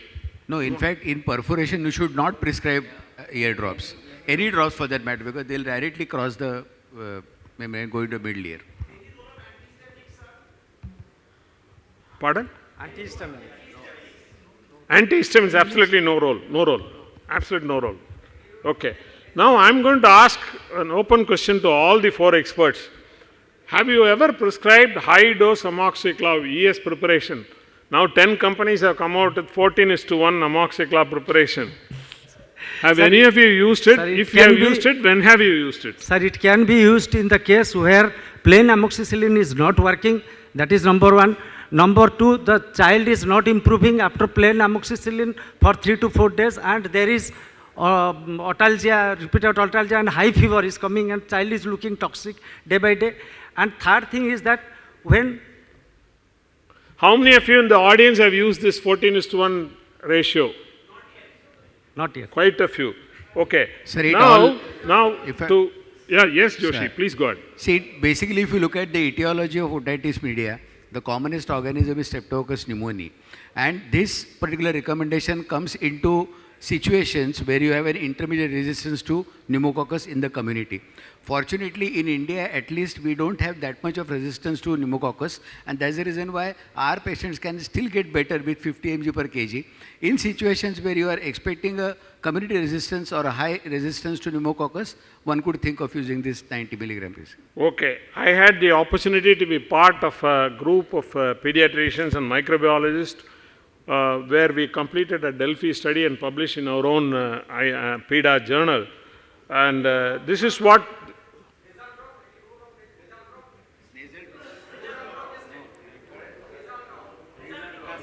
Sir, nasal drops are important. You need to keep the nose open because that will help the continuity to remain. And because of nose block, the otalgia will be lessened. Okay. Now, this is the algorithm which we publish. And if you see the algorithm, run-of-the-mill garden variety otitis media, amoxicillin 40 milligram per kg is good enough. But if somebody is attending a daycare or somebody has received amoxicillin recently or somebody has got recurrent otitis media, definitely consider amoxiclav. And 14:1 ratio, if you see this slide, you give when you have a treatment failure. You have started with amoxicillin or amoxiclav, 48 to 72 hours, still severe symptoms are persisting. Definitely in such a case, 14:1 ratio of amoxiclav can be given. The advantage of this is that the clavulanic acid dosage is low, so the risks of side effects like diarrhea are minimized, and pneumococcus with high MICs for amoxicillin will respond well, and it will also cover H flu and Moraxilla. Over to Abhay. Yeah, only thing that if the child has got the conjunctivitis, then and otitis media, you are leading with a non-typable H flu, and in that case, you upfront will give amoxicillin, but that in a standard dose, not the high dose.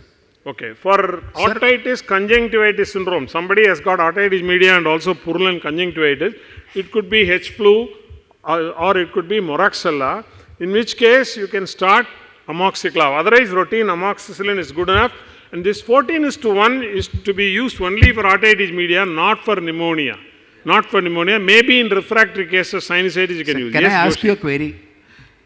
This child, he has apparently, we say it's a failure of treatment. You have already exposed him to 1 week of antibiotic. On top of that, you are going to upgrade the antibiotic and give higher dose of amoxicillin. The child is definitely looking sick. Would it not be prudent to kind of give a course of ceftriaxone here? Yeah. It's the option of giving ceftriaxone is, in fact, if you see the algorithm we have put, either you give 14:1 ratio or admit the child if the child is toxic, vomiting, or not responding, give ceftriaxone for 3 days, Yes. then switch out to high dose amoxicillin clavulanic acid. That is what we have. Now, in such a case, what will be, when you de-escalate, you are going to be giving the same dose of amoxicillin? Yes. Not 90. No. Okay. Now, let us move on down to the lungs. This is a child with fever and tachypnea, 2-year-old, total count 20,000, not toxic, there is minimal tachypnea, feeding well, X-ray is taken, and the X-ray shows a lobar consolidation of the right upper lobe, and the pediatrician prescribes ceftriaxone IM for 7 days. You know, this community-acquired pneumonia is very common and often commonly mismanaged and misdiagnosed.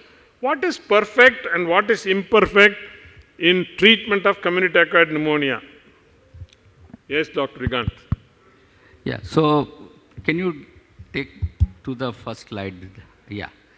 So now, if you see, go through the history, it is a young child, 2 years old, and though the child has got the symptom triad of fever, cough, and tachypnea with 20,000 WBC count, but still the child is taking feed and not toxic.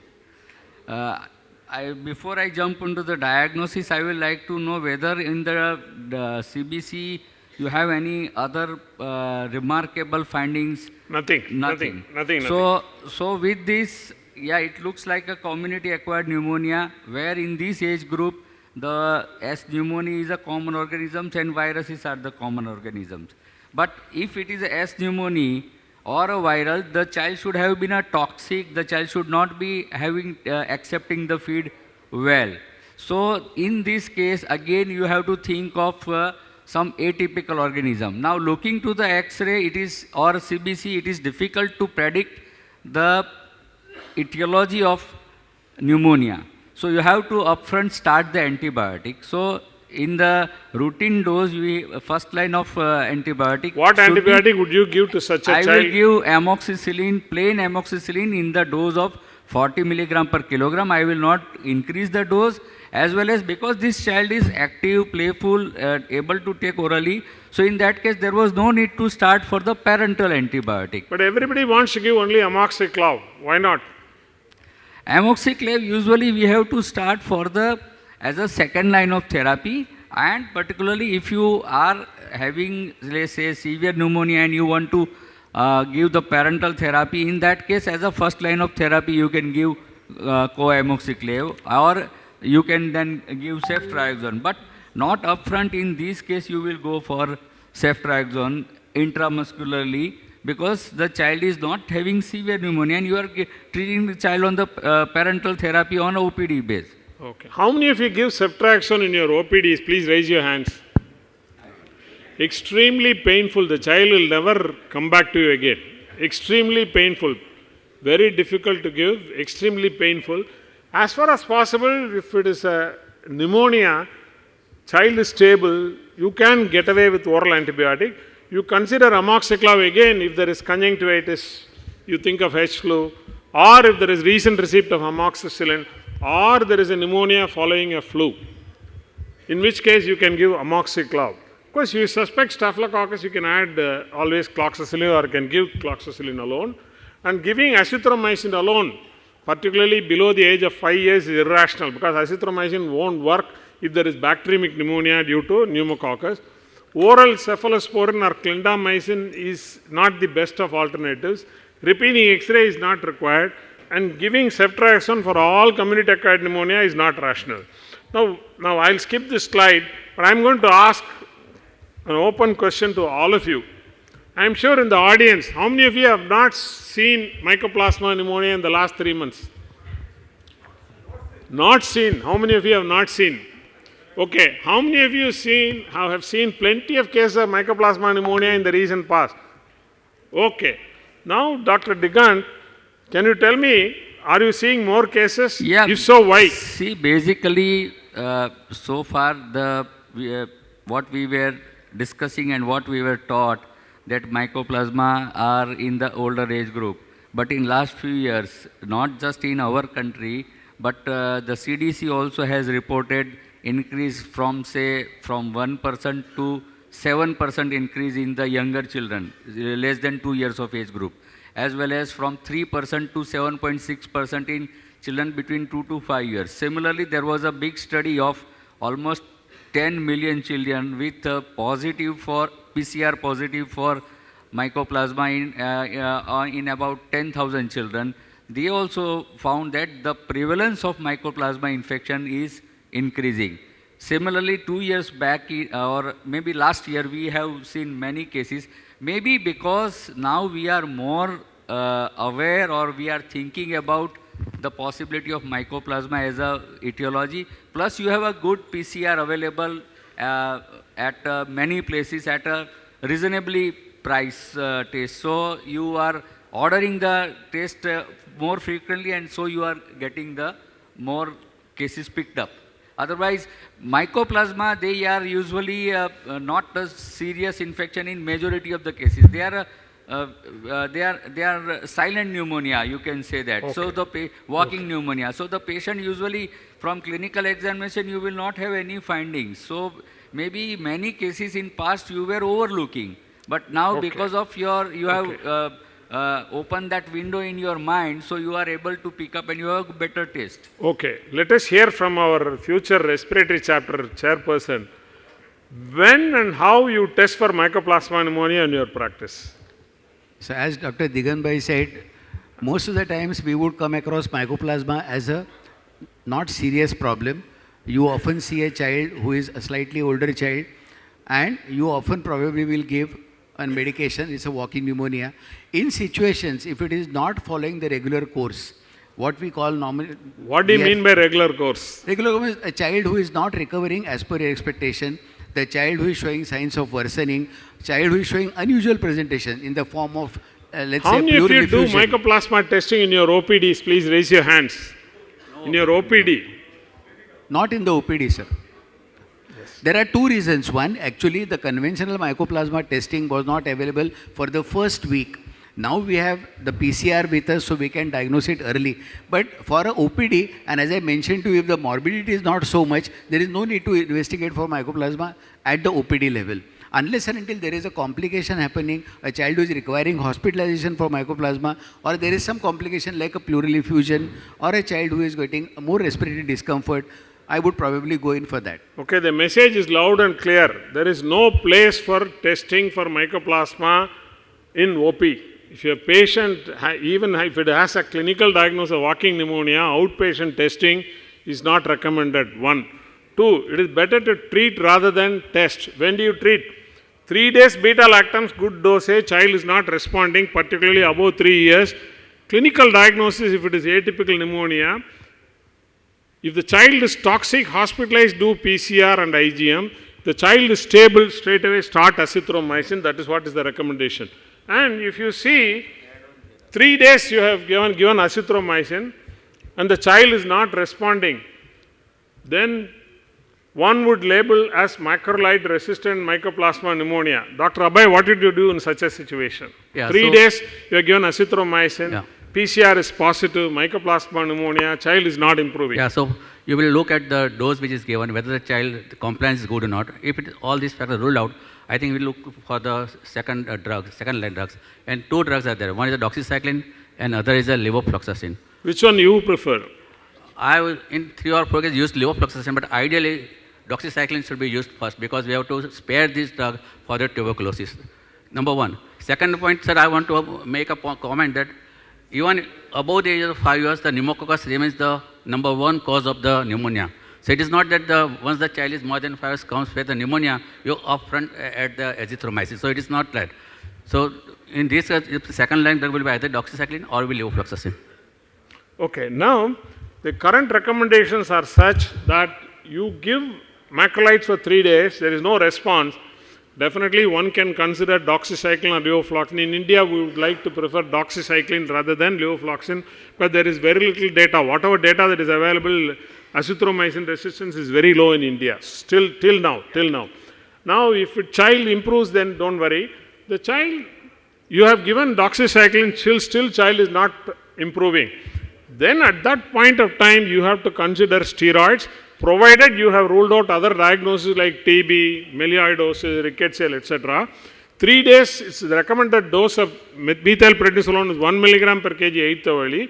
Still doesn't respond, you have to go in for high dose steroids and IVIG with the diagnosis of hyperinflammatory syndrome following mycoplasma pneumonia. Let us move on to case number 6. This is an infant with fever without focus, 6 months old, fever 2 days, no focus, temperature 102, anxious family, anxious pediatrician, and he does a blood count which is 14,200, differential P78, CRP is 24, and the pediatrician starts on cefixime. He tells the parents it could be bacterial infection. Let the experts review this. What do you think is going wrong in this? Is the pediatrician right, Dr. Ashutosh? Sir, pediatrician is not right because from the high 2 fever, days, anxious family. only 2 days fever, so no focus. So first of all, we should think as a bacterial infection. If we suspect a bacterial infection, then the first chance is urinary tract infection, which is very, very common in children. And so he has to give a urine routine and culture examination. He should advise before prescribing antibiotic. He should wait for 1 or 2 days because the child was not so serious. Just the TLC is just slightly raised and CRP is just positive. Okay, there are two important take-home messages. One, below 3 years of age, UTI may not have urinary symptoms. Yeah. 1. 2, it has been reported that 17% of all fever without focus below 3 years, it is due to UTI. That means nearly 1 out of 5 children who have fever without focus, they don't have meningitis, they don't have osteomyelitis, they don't have endocarditis, they either have a viral fever or a UTI. And UTI is something which is missed. If you give cefixime, I mean, it's criminal. Yes, Abhay, you wanted to say something? And secondly, especially if the child is less than 6 months, even if the child has the symptom of viral infection, again, this child can have UTI. So this is the exception that as per American Pediatric, even if I get the URTI like symptom and child is very febrile toxic, you have to rule out the UTI as the first cause. I think if the child has got fever without localizing signs below 3 years, except in the newborn period where it's an emergency, all you have to do is to wait for 1 day. Still fever doesn't come down. The only test which may be relevant is urine routine and not CBC, not CRP. Giving cefixime is not correct. In terms of antibiotics for UTI, Dr. Ashutosh, what is your comment on what is right and what is wrong? He should have prescribed either amoxicillin or cefixime or cephalexin also. So cefixime in the first instant, empirically to start is not correct because the third generation cephalosporin. Okay. So amikacin as a monotherapy can be given, but routine we have to test the renal status of the baby.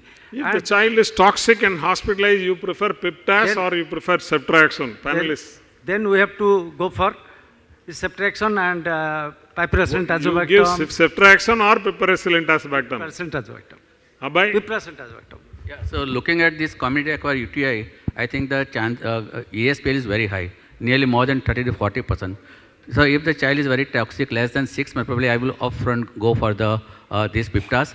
If the after culture report, I can de-escalate. But I wouldn't have a permanent damage to the kidney. Joshi and Digant. Yeah, I think I agree with Dr. Abhay Bhai. Looking at the toxicity, we will go for the best option available, but we will definitely wait for the culture report, and then according to that, I think the antibiotic in UTI should be based on culture. Okay, though I have not put here, even giving cephalexin as OP is good enough. Yeah. It's good enough. Should work for most UTI, may not work for ESBL. ESBL is very high today all over the country. So if a child is sick, hospitalized, particularly if it is an infant, or it has received antibiotics in the recent past, giving piperacillin tazobactam is very, very rational instead of ceftriaxone. Okay. Let us move on to the last case. SSTI. This is another area where there is lot of improper antibiotic administration. Now, any of you can take it. There are two pictures here. Same child. Child has got a skin and soft tissue infection like this. What looks like a pyoderma with surrounding cellulitis. Okay. Now coming to the routine management of SSTI, there is a tendency to use lots of drugs which are not correct. I'll give you the list, then the panelists can take up the issues. One is, nowadays people have stopped using mupirocin and have started using ozenoxacin. Okay, one. Two, they have started giving quinolones for skin and soft tissue infection. They started giving cefixime, azithromycin, etc. What is your take on this? What is perfect and what is imperfect with regard to antibiotic use in SSTI? So the first image which you have shown, that is a pyoderma or non-bullous impetigo. Here you don't need to give the systemic antibiotic therapy, you just need to treat the patient with a local antibiotic. Mupirocin is a very excellent antibiotic for the local application. Excellent point. One of the important fundamental concepts in PID is that you must understand the term target attainment. In a child who has got impetigo, you don't have to use AK-47. Simple hand like this it will go off, right? Topical mupirocin will. Whereas in meningitis, in endocarditis, the target attainment rate should be 90%, 95%. Whereas in skin and soft tissue infections, in a normal immune individual, even if you don't treat impetigo, it will heal. So you can treat it with topical antibiotic. That's a very important concept. Please go ahead. If the child is having systemic symptoms like fever, toxicity, or if the child is having extensive lesions, or if the child is immunocompromised, in that case situation, you may need to give a systemic antibiotic therapy. Again, here you don't need to jump to the parental antibiotics. You can start with the cefalexin or cefadroxil. They are equally effective. Cloxacillin again is a good option, but the taste may be the little issue with the cloxacillin, as well as the availability may be the issue with the cloxacillin. So again, the second group of patients who are having systemic symptoms or some risk factors, you can go with oral antibiotics. Most important thing is that if you have any pus collection, then unless until you drain that pus, so unless until you go for IND, your antibiotic will not work, and you may go on changing and going for higher antibiotics. So better is the wound treatment or the drainage of the pus is important thing. Okay. Now again, clindamycin, honestly, I have not used in my clinical practice for this impetigo or skin infections. And again, MRSA prevalence in your community, what is the prevalence? Accordingly, you have to choose. But by and large, you can control treat the skin infections with local as well as, if required, additionally oral antibiotics. Okay. The message is that you should not be using mupirocin for sutured wounds, okay, abrasions, dog bites, etc. That is one. You should be using only an antiseptic rather than an antibiotic topically. Two, never use amoxicillin and amoxiclav. Amoxiclav, again, unless it's a human bite or a dog bite or animal bite, don't use amoxiclav. There is more gram negative, don't use. Azithromycin, never use for SSTI. Cefixime and cefodoxime, never use. Okay? And sutured clean wounds giving anti-amoxiclav for 7 days is irrational. And finally, if there is an abscess, normal child, abscess you do IND, even if it grows MRSA, child is well, not toxic, no systemic manifestation, no need for antibiotics. So, having discussed these case scenarios, just one word. Yeah, quick. It is also worth trying fusidic acid. One molecule which is forgotten ever since mupirocin has come. In Pune, nowadays, the dermatologists have started using fusidic acid and they are more happy than mupirocin, perhaps because of overuse of mupirocin. Okay. So rather than going on to the advanced derivative, fusidic acid is also very effective. Okay. Doxycycline and cotrimoxazole also are good for MRSA. Okay. Coming to the end, what are the take-home messages? URIs, however common they are, most URIs, they get better without our intervention. Acute tonsillitis is a clinical diagnosis. Please don't do throat swab cultures. If at all you want to investigate, do a rapid antigen test. Sinusitis, please follow the PWS algorithm. Persistent symptoms, worsening symptoms, severe symptom. AOM, follow the guidelines which have been released. Pneumonia, amoxicillin is good enough. And mycoplasma pneumonia, never test in OPD. And even IP, if you have a diagnosis of walking pneumonia or mycoplasma pneumonia, don't waste your money, treat rather than test. And for all SSTI, use cloxacillin. Cloxacillin dry syrup is very much available in India. It's an orphan drug. Please use it. Don't use cefixime and amoxiclav. UTI is the most common cause for fever without focus. ESBL UTI is on the rise for sick hospitalized patients. Go beyond ceftriaxone. And having said all this, we all talk about antibiotic stewardship time and again in conferences. Let the concept, like good filter coffee, let it percolate down into office practice in every nook and corner of India. I thank all my brilliant panelists for making the session a useful one. Thank you. Question?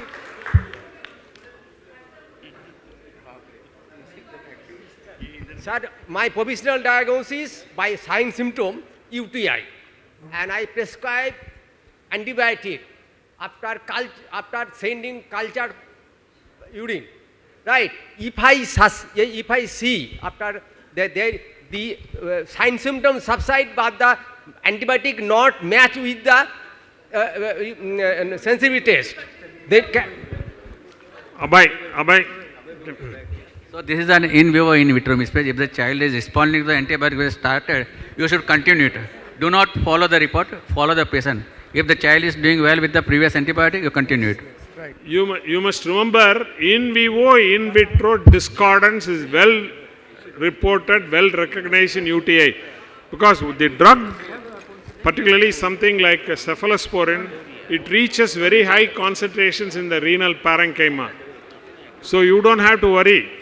Even if it is resistant, if the child is improving, you can still continue with the same drug which you have started initially. Only thing is, you should not be using drugs like norfloxacin, nitrofurantoin for pyelonephritis because they achieve very poor renal parenchymal concentration. They should be used only for lower UTI. And lower UTI basically is more common in adolescent girls rather than in young infants and children. Below 2 or 3 years, any UTI, febrile or afebrile, should be considered to be pyelonephritis unless proven otherwise. So thank you, Dr. Bala. Thank you. May I ask the moderator and the panelists, please come collect your memento. May I call upon the next session? It is a common mistakes in vaccination. Dr. S.G. Kashi will be the moderator, Dr. Nitin Shah, Surendra Nath and Sunil Agarwala, the panelists.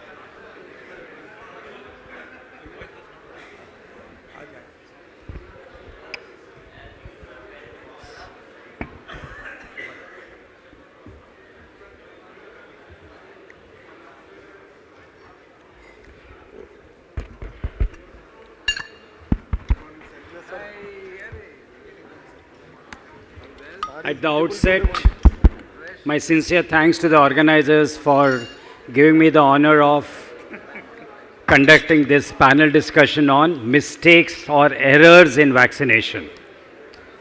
What happens when you have just administered a vaccine and suddenly you realize that it's an error? Can we have some silence, please? Those who want to chit chat, please go out of the hall. Thank you. So you suddenly realize that it's an expired dose. What is your first response? Panic. Oh my God, what has happened? What do you do next? What should I do? You pick up the phone, Nitin bhai, this has happened, what should I do? And Nitin bhai gives you some solution. The third thing is, this should never happen again. What should I do to see that this never happens again? So this panel is going to discuss some common errors, how to manage them, and how to prevent them. And for this panel, I don't think I can ask for better panelists, 2 masters in the field of vaccinology, and 1 person who is a master of masters. I don't think I'll take names. Okay. Now, first, what is a vaccination error? It is any preventable event arising from the inappropriate use of vaccines. Please remember, when the vaccination process is going on, the vaccinator does not know that there is an error being committed. He realizes it only after the event has occurred. We need to differentiate an error from 2 other terminologies, fault and mistakes. Fault is something that is deliberately done. The person doing it knows that he is not doing the right thing, and for his own reasons he does it. On the mistake is an error of judgment. You have an MCQ with, say, 4 choices. You feel C and D are looking very appropriate and you opt for C. You come out of the examination hall and you think, oh my God, maybe D was better. That's an error of judgment. That's a mistake. So let's be very clear about this concept. So let's talk about some errors in vaccination. All these cases are based on real life scenarios and how we went through the literature, looked at what to do, and also looked at how to prevent these things from occurring. So first question, case scenario. In a hurry, a newborn is given 0.5 ml of BCG intramuscular and 0.1 ml of hepatitis B intradermal. So Dr. Nitin Shah, first, is the hepatitis B a valid dose? So before I answer that question, your previous slide we talked about error versus fault.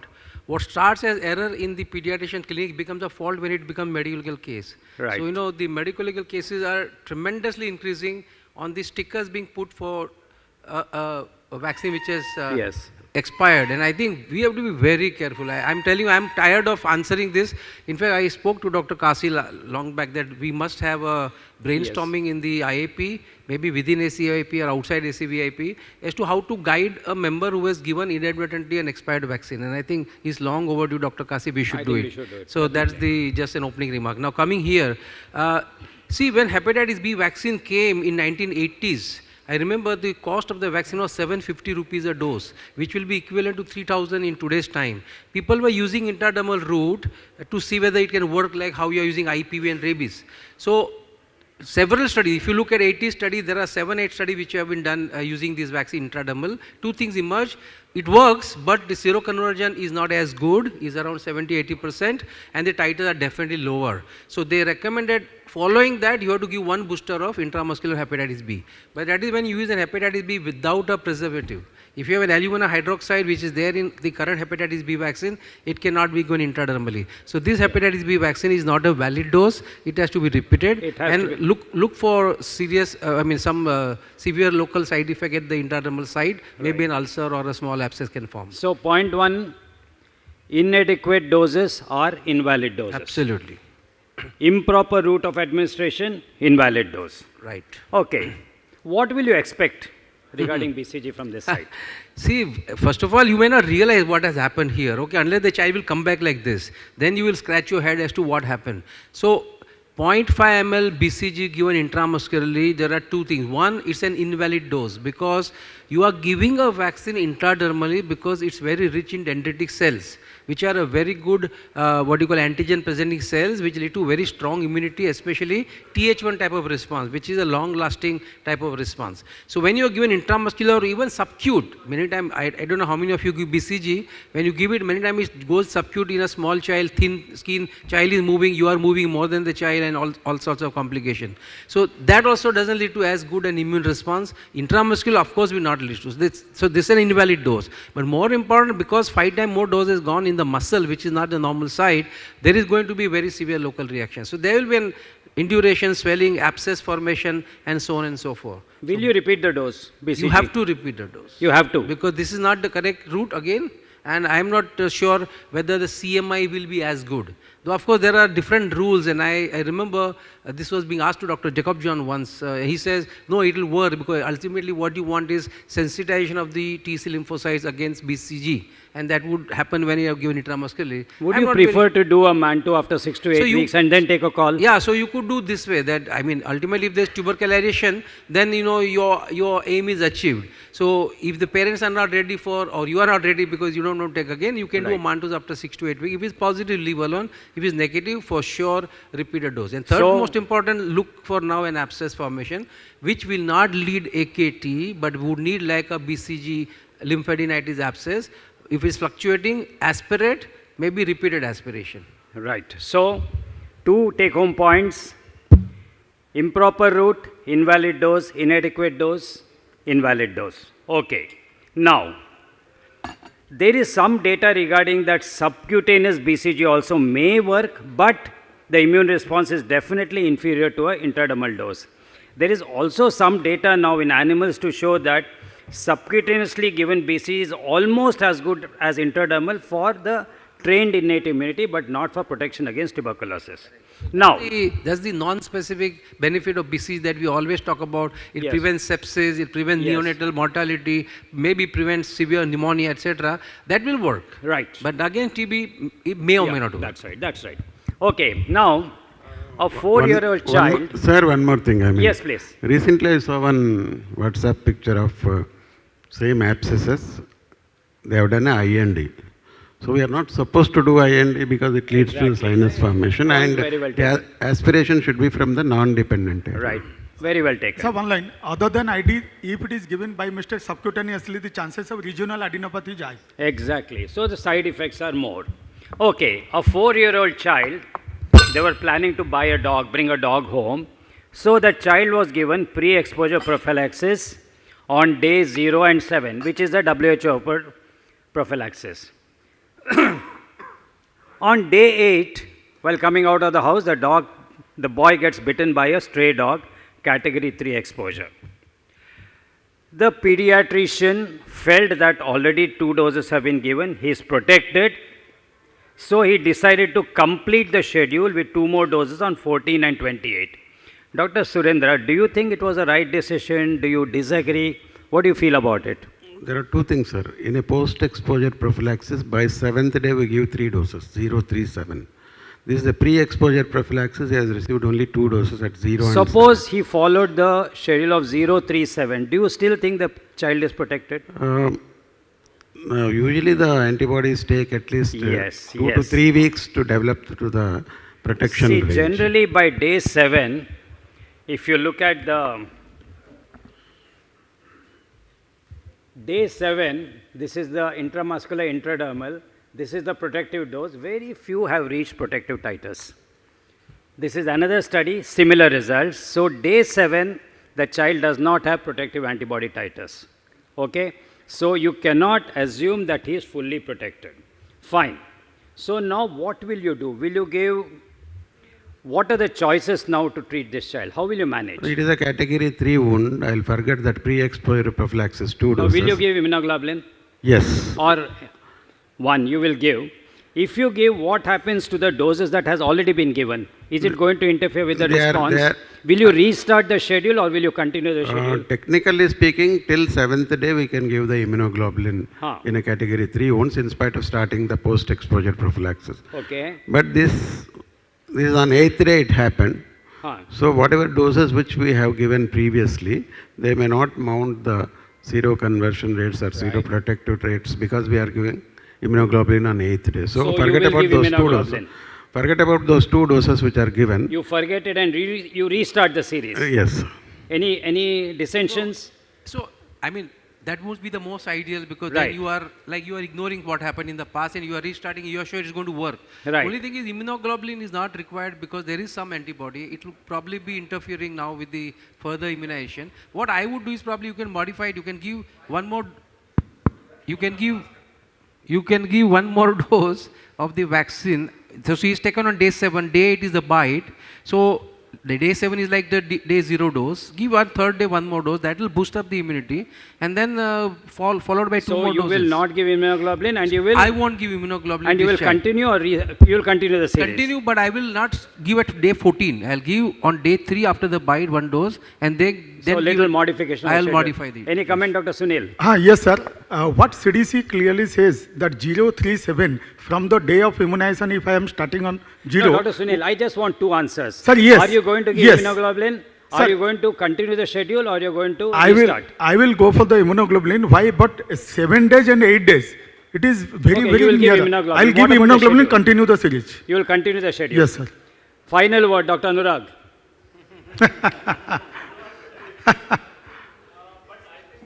Can you some mic to him? Sir, 7 days and 7.1 day. थोड़ा ज्ञान हमें भी बांट दीजिए sir. So I think what Dr. Sunil sir is saying, I will go with that. So I'll give immunoglobulin because 7 to 14 days is the window period wherein the titer develops. So we are not sure about day 8 पे क्या होगा. Give immunoglobulin and you count those 0 and 7 as 0 and 3 and continue the schedule. Okay. How much does intralesional immunoglobulin affect the antibody response? Sir, it does not affect much. Yes. You give it IM, then it is a problem. Right.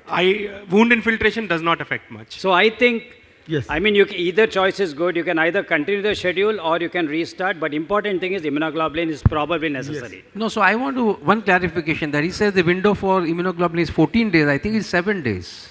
If you given 037 and child comes on after that and he has not received immunoglobulin for cat3 bite, on day 8 you will not give him immunoglobulin. See, those are the rules, but here Yeah. it's a little different situation. No, in this child. I'm just saying in otherwise, general. right. Yes. Yeah, you're right. Okay. I think we'll talk about rabies throughout an hour. I think we'll go a little faster.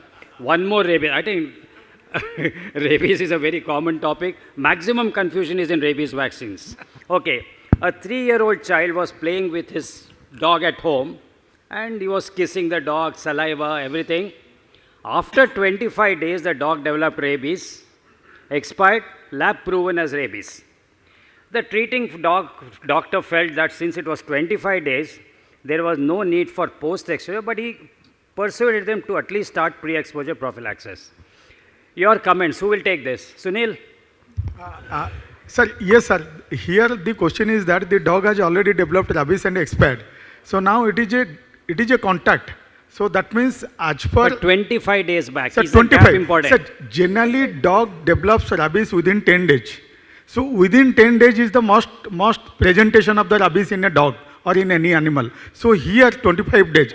So the dog might have acquired infection before. So the main answer is that I will take it as a bite, and as for the category I'll go for. So basically, I think the incubation period, as Dr. Anurag pointed out in the morning, is very, very from few days to few months or years. So I think we cannot say that 25 days means the dog was not infected when the licking occurred.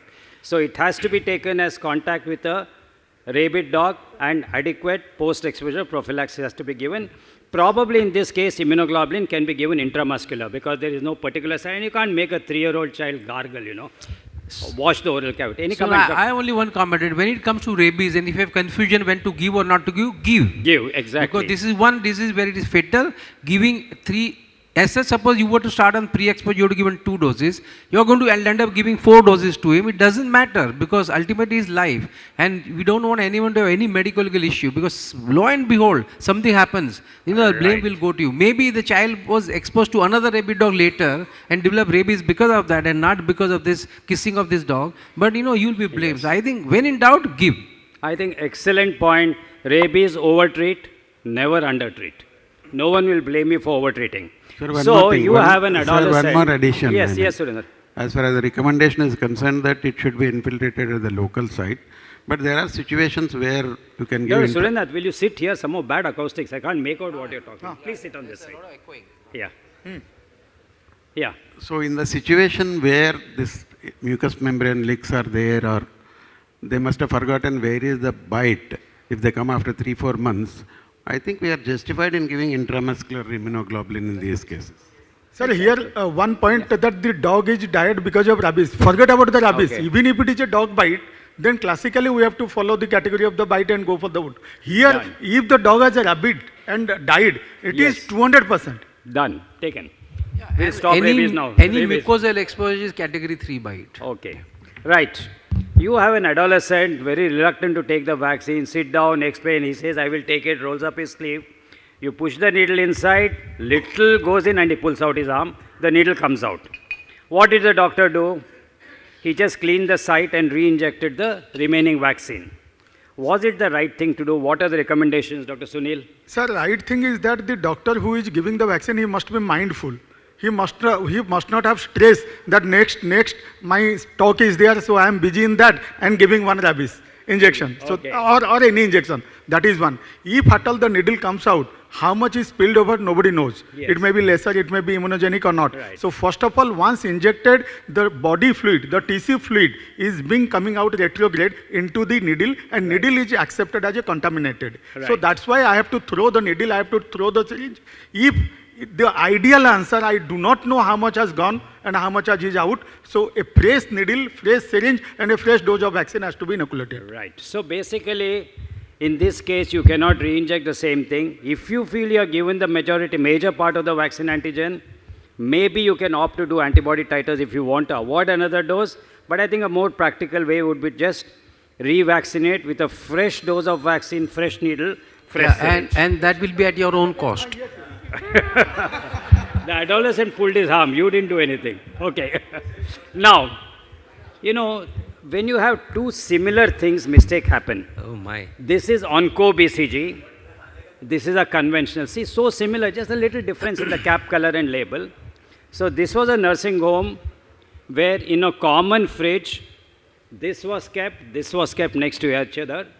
This contains 100 to 500 times the dose of conventional BCG. 10 raised to 8, 10 raised to 6. At least 100 times more. A patient was undergoing intravesical BCG administration for invasive bladder cancer. The nurse didn't know, took 0.1 ml of this BCG and gave it to a newborn child. Dr. Nitin, how will you manage situation? And do you think with this massive dose of BCG, there's a role for giving antituberculous treatment? Okay, so this type of mistakes happen mainly in corporate hospitals where onco-BCG is also kept in the pharmacy because patients of CA bladder in C2 are generally treated with a very prolonged 6 months course of onco-BCG. And whereas in clinicians' day-to-day chambers, they don't even know what is onco-BCG. Right. So this is a problem of a corporate hospital. So when you order a BCG for a child who is going to discharge in an ICU from a corporate hospital, you must see that yourself that it is BCG and not onco-BCG. That's Right. number one. Number two, now this is at least 100 times more dose, if not more. Yes. That's going to be lead to very severe local reaction. Be prepared for it. So there will be like a small abscess, maybe lymphadenopathy, maybe lymph node abscess, etc. You will treat it like how a BCG lymph node abscess will happen. And that's the end of it. Whether it will work, it will work. Because it's the same BCG, you have actually given more dose, so there's no need to repeat. Unlike the intramuscular where it had to be repeated, here probably you need not repeat at all, but be for sure there is going to be severe local reaction. So definitely no ATT. No ATT, absolutely. If there is again abscess is there, again you do aspiration, So, that's it. There is something called a host range restriction. See, every pathogen multiplies best in its natural host. BCG is made from Mycobacterium bovis. The cow, the calf is the natural host, not humans. So it will not multiply. So as long as the vaccinee is immunocompetent, it will not multiply. There's absolutely no role for antituberculous treatment. In fact, this happened to one of my patients. This child was given, not my patient, but I was called to see this patient. This child was given 0.1 ml of onco-BCG. This is at the end of 24 hours, day 3, day 6, 7, 9, 16. and by the end of 10 weeks, the child had a good scar. So basically, you get an accelerated reaction. I've had 2 cases, none of them developed abscesses also, but they had a very accelerated reaction. Absolutely. Okay. So unfortunately, no, of course, it doesn't happen in children because you don't use onco-BCG for bladder cancer in children. But there have been reports of when you're injecting in the CA in situ, it actually goes intravenously in the bladder vessel. But still, nothing has happened in most of the patients. Yes. So basically, sometimes this massive dose of 300 or 100 times more than the ID BCG, it can cause within 48 to 72 hours acute viral syndrome like a high fever. Right. Sometimes. In fact, when this, I heard, I just didn't know what to do. I searched the literature. One study from guess who? One country who beats us in these aspects is Pakistan. So there was one study from Pakistan, Aga Khan Hospital. Some 25 kids were given onco-BCG on one day. Someone made a mistake. But they used ATT because they didn't know what to do. None of the, one child died, but due to unrelated causes. So the bottom line is, whatever the dose of BCG, if the host is immunocompetent, you don't need antituberculous treatment for sure. Any comments? This is about the BCG, sir. And there is a multi-dose vial for the measles in the government. 5-dose vial is there. Right. Yes. Not a single dose. It happened that entire diluted and given to the one patient subcutaneously. Where measles was given? Measles. Yeah, because these vials look similar except for little difference in the color. And when you're in nothing happened, really speaking. I think one greatest tip to the pediatrician is that please give vaccine yourselves. Exactly. Now your practice 60% is vaccine. You are going to charge them heavily for the MRP plus your consultation. And then you leave it to your staff to prepare, staff to give. I think it is a crime. Not wrong. No, it's wrong. It's wrong, right.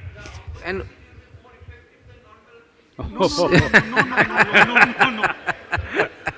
it is detrimental. No one will use onco-BCG thinking it's better than BCG. Okay. You are getting some better BCG like MTB-VAC which are coming very soon from Bharat Biotech. Phase 1 trial, phase 2 trials are on, and I'm sure in next few years we will have a better BCG. So as long as this BCG, even if it is high dose, as long as the baby is immunocompetent, there is no fear for developing BCGosis. So how do you prevent these things?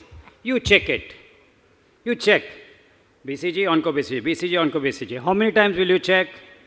3 times. Why 3 times? Why not twice? Why not 4 times? Studies have shown that if you check only twice, you can still make mistakes.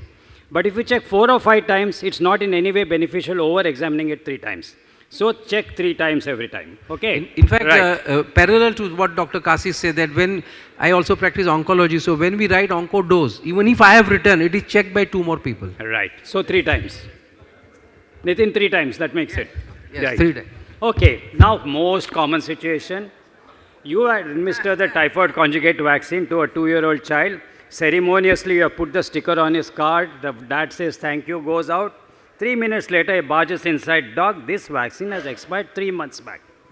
What will you do? Dr. Surendra, this has happened in your, it will not happen, but if it happens, what will you do? No, it is a common mistake, sir. It is a common mistake, especially it happens with the flu vaccines, because flu vaccine expires in the same year. So it happened with me also. Personal experience, it happened with me also. So what happens is after, so absolutely there is nothing to worry about giving an expired vaccine as far as the adverse events are concerned. See, you know nothing will happen, but that dad is there, rolling up his sleeves and standing in front of you. So there are 4 ASRs. According to you, there are 4 ASRs. The next slide, I think it will show that accept, apologize, assure and administer. But my request is, he will go for a second opinion to the other pediatrician. Yeah, Nitin, at that time, there is a 5th edition. Prepare a medical case, appoint a lawyer. Yes. There is not a single mistake like this which has gone without a case being filed. Whether the case is pursued is different thing. I must at least help 6 pediatricians, including 2 from India, Bombay. One has gone to WHO level to cancel the registration of that doctor from Gujarat. She was in tears and tenters. She said, stop practice. Please, take it very seriously. You may be very fortunate that you have a nice parent who will not do anything, but you can have nasty parents, and of course, it's not parents' fault. You expired medicine. I asked my friend's daughter, she's a lawyer, she said, what? You gave expired vaccine, you should be sued. This is her reaction, So, Dr. Surendra, you are going to repeat the dose because expired dose is an invalid dose, right? Yes. Okay, when will you give the repeat dose? For an inactivated vaccine, in the same session we can give, sir. Yes. And if if it is it's a live vaccine? Live attenuated vaccine like varicella, MMR. Will you give it on the same day? We can repeat on the same day, sir. I think generally for expired doses, live you will not give on the same day. Expired does not mean it's not going to work. It may still elicit an immune response, and live vaccine you don't want to give too much of antigen. So live vaccines you will give it 4 weeks away. Inactivated you can repeat on the same day. Yes. See, basically, if you have made a mistake, you accept it, document it, offer a solution, document the solution, and even if the parent refuses to accept it, legally at least you're right. Of course, as Nitin said, you're going to be harassed for years on end. You're going to spend a lot of money with your lawyers, but ultimately you are not going to be held guilty of medical malnegligence in this particular case. Okay, let's go to the next. Exactly, I think that is a very important point. When the syringe and needle or the diluent has a different date, the vaccine has a different date. So please check both when you're giving the vaccine. Very important point. Right. Now, one more thing, situation. If it is a month, see, we often, yeah. One more thing, sir. If it is a month mentioned on the vial without a date, Yes. it is the last day of the Yes. month, the vaccine is valid. Yes. So now, it's not uncommon for many children to be brought together, 3 children, 4 children in a family to come together for vaccine. Here, a mother brings a 10-year son for Tdap, 18 months child for the booster of DTP, IPV and Hib. Everything get ready, the syringe is handed to you, you inject and later on you realize you have given the pentavalent vaccine to the 10-year kid and you have given Tdap to the 18 months child. Okay, Dr. Sunil. Yes, sir. Is the Tdap vaccine in the 18 months child valid or invalid? Before that, how many will consider this valid? Tdap in an 18-month-old child. How many will say invalid? It's valid, sir. Okay. Sunil, right answer. Sir, here the question is that, number one, a mistake has been done. That means alternate vaccine has been given to the 2 kids. We are in the immunization week right now. And Right. immunization week says that vaccination for all. So it doesn't mean I will suggest one client, one vaccine. Once it is finished, go for the next, Hey, so that this will be. You're gone ahead. So slow down. So, sir, answer, is it valid or no? First of all, as per guideline, if 3 doses of DPT, I mean Tdap has been, the DPT antigen has been given, then in that scenario, this dose of Tdap will be accepted as a valid dose. Exactly. Number one. Number two, the drawback is that at that 1.5 year, we are not giving only DPT. We are also inoculating HIB, Haemophilus influenzae. So in that point, if Haemophilus influenzae is not available solo, I can go for another which contain Hib for the Hib protection. So I have to take another combo and I can give on the same day, but some amount of local reactogenicity will be there. Okay, so now many of these, this is the CDC recommendation which states that if Tdap is anything beyond the 4th dose, 4th, 5th, 6th dose, it's valid. Now, how has these recommendations been? Most of these recommendations for these funny situations are all expert opinions. There are no studies. A group of experts, Nitin Shah included, sat down and made these particular recommendations. Okay, so many of these don't have scientific proof, but expert opinion, which is actually lowest in the hierarchy, level of hierarchy evidence, is what has gone to make this recommendation. So now, since Tdap or DTAP alone is not sufficient, you need to give Hib IPV and monocomponents are not available, you will need to repeat the dose again. Any comment? No, I just want to say that this is valid when it is done by default, not Yes. by choice. Doesn't mean, Exactly, in yeah. past when AP-based vaccines Exactly. combination are not available, people are using Tdap for 4-year booster. Of course, that is a license age even in Australia, in India, but we were still saying no, don't use it Right. for 1.5 years. So don't use it by choice, it's by default. If it happens, it's okay, you don't have to repeat. But for IPV, you will have to repeat in So any in this case, you have to repeat the pentavalent vaccine again. There's no choice. What about the pentaxim or pentavalent vaccine in the 10-year child? So when we are recommending that the Tdap, big T, small d and small ap has to be given as a 3rd booster at the age of 10 years. Now what has happened? You see full D, full P, but the T remains constant. Extra antigen of Hib, extra antigen of IPV has been given. So it will give rise to some amount of more local reactogenicity, maybe systemic reaction like fever may be there, but it is a valid dose. But it is a valid dose. No, Dr. Sunay, Nitin also, we talk a lot that full component should not be given above 7 years. Do you have any experience about this being given to adults? Yes, sir. Yes. What is the reactogenicity? Sir, it was a by mistake. By mistake, instead of giving Tdap, I have given tetraxim. Okay. Have you any experience, Nitin, about this? No, so you will be surprised that tetraxim is actually licensed till 12 years of age. Yes. So up to 12 years, WP-based vaccines are safe. Doesn't mean again you start using it. What I mean is by default it has happened, that's okay. But a DTP, HEB, IPV all together may not be required. I mean, that's the only thing. I was very surprised. I was speaking to one of my colleagues who is a medical oncologist. He says for his post-transplant, adults, they are using the full component vaccine and they say it's not reactogenic. Absolutely. I mean,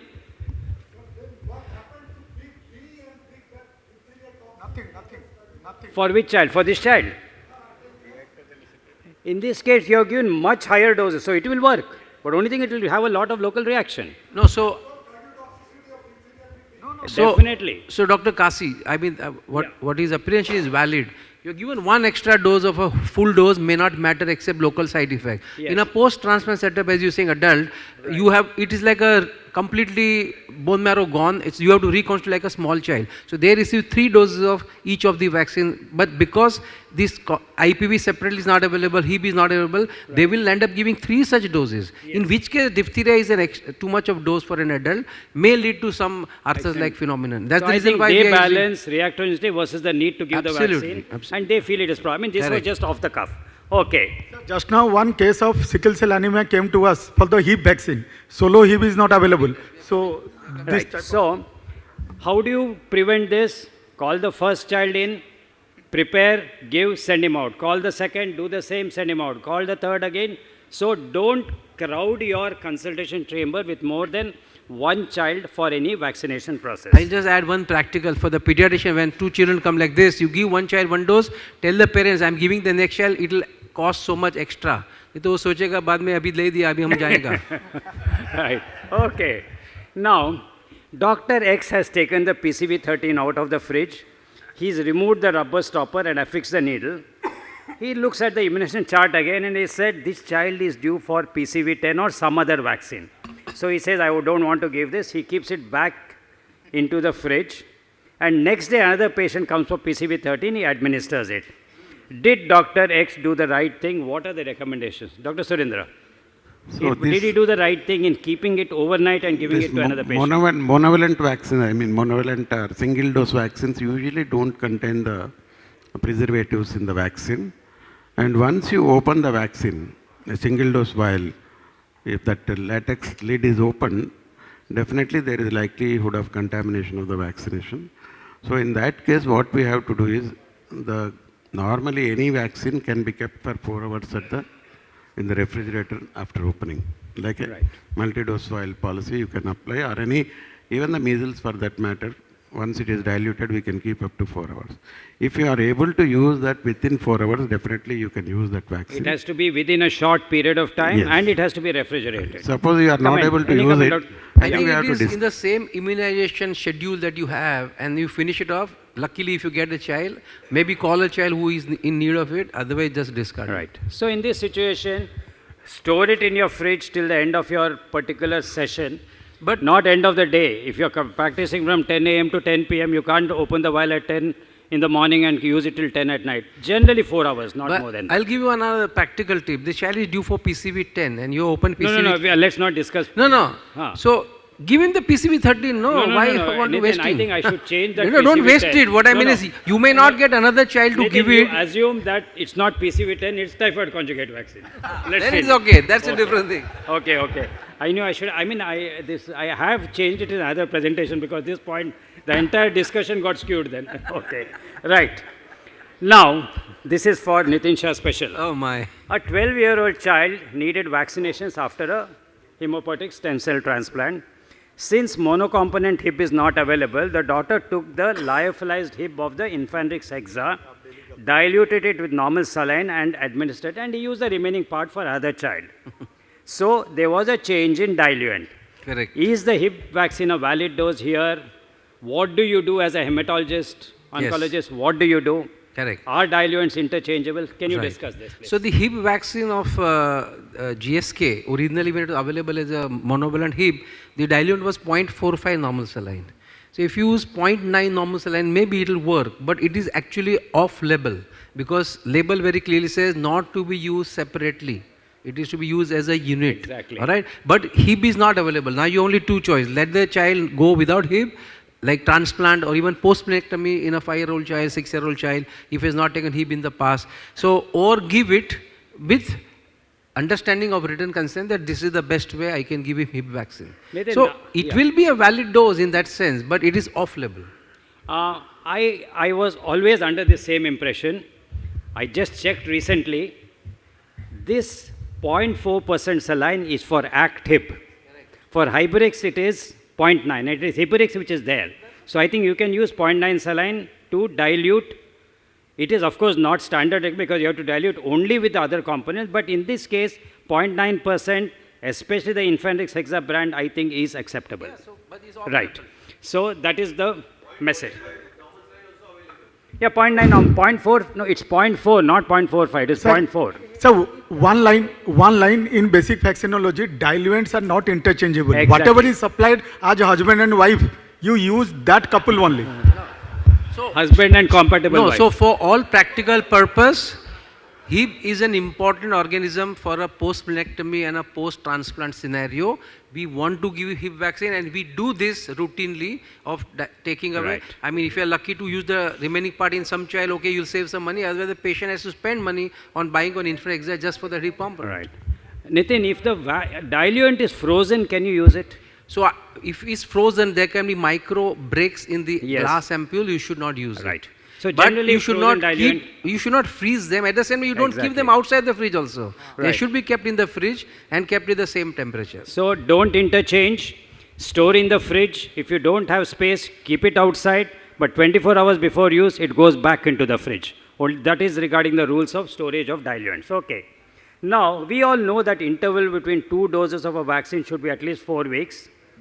Now here, this newborn, well-built, hefty newborn, around 5 to 6 weeks, comes to the pediatrician's office. Some mistake in looking at the date of vaccination, and this 35-day infant has been given the hexavalent, PCV, and the rota. Dr. Surendra, are these valid doses? I think we'll go a little fast because we're running out. Are these valid doses? It is an invalid dose. It's an invalid dose. It's an invalid dose because you have to give at the right age. At the right age of 42 days.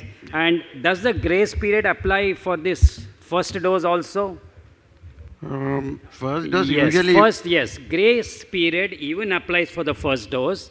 So here, if it was given any time 37 days and later, it would have been valid. But 35 days is invalid. This is what I said, it's hair-breaking, expert opinions, but you have to follow the rules. So in this case, you have to repeat the dose. But when will you repeat it? You won't give it the same day. You won't keep 4 weeks. But you repeat it at the right chronological age of 42 days. Right? Otherwise, you'll have to again give third dose. Yes. Okay. Now, a 19-year individual comes to you for the hepatitis A vaccine because he's moving to a hostel. He never had any history of jaundice. He has never taken a hepatitis A vaccine. They want to take the vaccine. You tell your assistant, nurse, whoever is there, that hepatitis A vaccine, get it ready. Yours is a pediatric clinic. You never have the adult dose. Anyway, it's not available also. So she loads the pediatric dose, gives it to you, administer it. Is it a valid dose? How will you rectify it? So who will take it? So it's a valid dose because in past the schedule was 0, 1 and 6 months where you were using 720 for adults Now and 2 situations. 360 for children. Nitin, 1 second. 2 situations. Immediately after giving the vaccine, you have noticed that this has happened. What will you do now? I would still call him after 1 month for the You will second give dose one of more dose and give it 720 off. and then 6 months the third dose instead of giving another injection because then I'll be exposing myself that I Suppose made a your mistake. error hasn't noticed after 5 days or 7 days. Same rule or what will you do? Same rule. I would call them after 1 month. Because as I said, hepatitis A vaccine of GSK to start with was 3-dose schedule. Yes. 360 for children, 720 for adult, 0, 1 and 6. Then they realized that people don't come back. This was actually a traveler's vaccine 2 at that doses, time. yes. So they don't come back. So they want to give first double dose. So they are protected for next 4 or 5 months. They go wherever they want to go and come back. Many of them forget to take the second dose. They are not bothered because hepatitis A is not there in most of the European country. But for developing countries, you can then give second dose, again double. And that's how 720 for children and 1440 for adults came into vogue. Right. So, basically hepatitis A is an extremely strong antigen, and now I think in many NIPs even 1 dose is doing wonders. Yes. But recommendations are that if the defect is, you have to give 1440. That's a standard recommendation for anyone above 18 years. If the error is detected on the same day, you give 1 more dose and complete the schedule. But if it is noticed after a few days, as I said, suboptimal dose is an invalid dose. So if you notice it after a few days, the recommendation is to repeat 1 more full dose and not 1 more pediatric dose. Yes. Right? Sir, Clear? so plan B, there is another plan B, that if you have given another, as I am Agarwal, I will not leave the patient. I will give another one and charge for the 2 doses. We are suggesting good practice, good medical practices over here. Okay, right. Now, Nitin Shah, you can take this. For some reason, without you knowing it, an immunocompromised child has been given the varicella vaccine. Correct. What do you expect? How will you manage the situation? So 40% of them will develop a varicella-like picture because Which of is the vaccine. devastating in an immunocompromised So child. it may be devastating depending on how immune compromise is. Like varicella vaccine was used in leukemic children, but during maintenance when they are not that immunocompromised, right. And still 40% would develop varicella-like raw, and you have to abort it by giving acyclovir. So these children. Most likely he is going to develop varicella, and if he is severely immunocompromised, I would like to protect him now by giving him zoster immunoglobulin or IVIG if possible. Or both. Or on day 6 or day 7 of this vaccine, give acyclovir, not give immediately. This child is immunocompromised. Yes. You have injected a live vaccine which is going to multiply. There is Yes. very high chance that he will develop clinical varicella. Correct. So, are you going to wait till he develops, or are you immediately going to give him, say... So, acyclovir, no immediately, because the highest replication is on day 4, day 5, day 6. That's the time when you hit it. Maximum viral replication That's occurs. right. Whereas Yes. IVIG can be given immediately. I think in this situation, you will prefer to give IVIG? IVIG or varicella zoster. Whichever is. So, I think the message here is unchecked viral replication can occur depending upon the degree of immunodeficiency.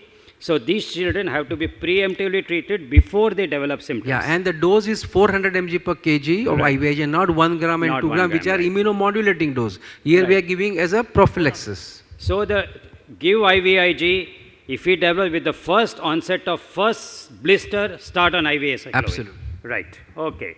Now, you just mentioned, can you clarify any situation where varicella vaccine is given to a child on immunosuppressives? You just mentioned about... Yeah, so we said, no, like... or what are the what are the preconditions for giving it? So their T cell count at least has to be more than, the T lymphocyte count has to be more than 1200. If you can do CD4 count, then age appropriate CD4 count should be more than the cutoff. Usually is 500 and above for a small child, or 250 and above for an older adolescent. And they should not be on a very recent immunocompromising drugs given just last one week before or in the next 2 weeks. Is So this you have a window recommendation- period of 2 weeks before and after. Yes. Is that the so, safest Dr. time to is this recommendation specific for acute lymphatic leukemia, It is or only general for for all immunosuppressed? It is only for leukemic who to receive varicella, because varicella was a dreaded disease in Right. leukemic, and they may die of it. So Right. there was a study done on varicella study group where they looked at giving varicella vaccine, no varicella vaccine, and look at what the effectiveness. Effectiveness is 90% in preventing, but at a cost of 40% developing varicella-like rash, which you have to then abort by giving acyclovir. Surprisingly, and as a byproduct, when these children were followed up, the effectiveness against zoster, zoster will develop very fast in leukemic children, Yes. was 90%. Wow. That's the reason why they believed that, okay, giving another dose of varicella in adult, like a zoster vaccine, will prevent zoster in adults. So the message is ALL patients on maintenance therapy, remission for more than 1 year, if your platelet count is more than 1 lakh and your WBC count is over 10,000, you can give the varicella vaccine on exposure or even otherwise. You have to stop chemotherapy 2 weeks before and 2 weeks later. Right. And no adverse effects or reactivation of disease has been observed following stopping this therapy for a short period of time. Yeah, and other Right. thing, definitely you should do this for the first dose, but you will give 2 doses, right? Like any other. So the second dose, you may be little lenient by not stopping the drug for so long, maybe 1 week before and after. Now, as a corollary to this question, suppose an immunosuppressed child has received a varicella vaccine 1 dose in the past. Now is immunosuppressed and now he gets exposed. How much protection will that 1 dose give? If he's exposed, you give him IVIG or zoster no vaccination. Got it, got it. So, now you are in a busy OPD. You have just administered the varicella and MMR vaccine to a 6-month toddler.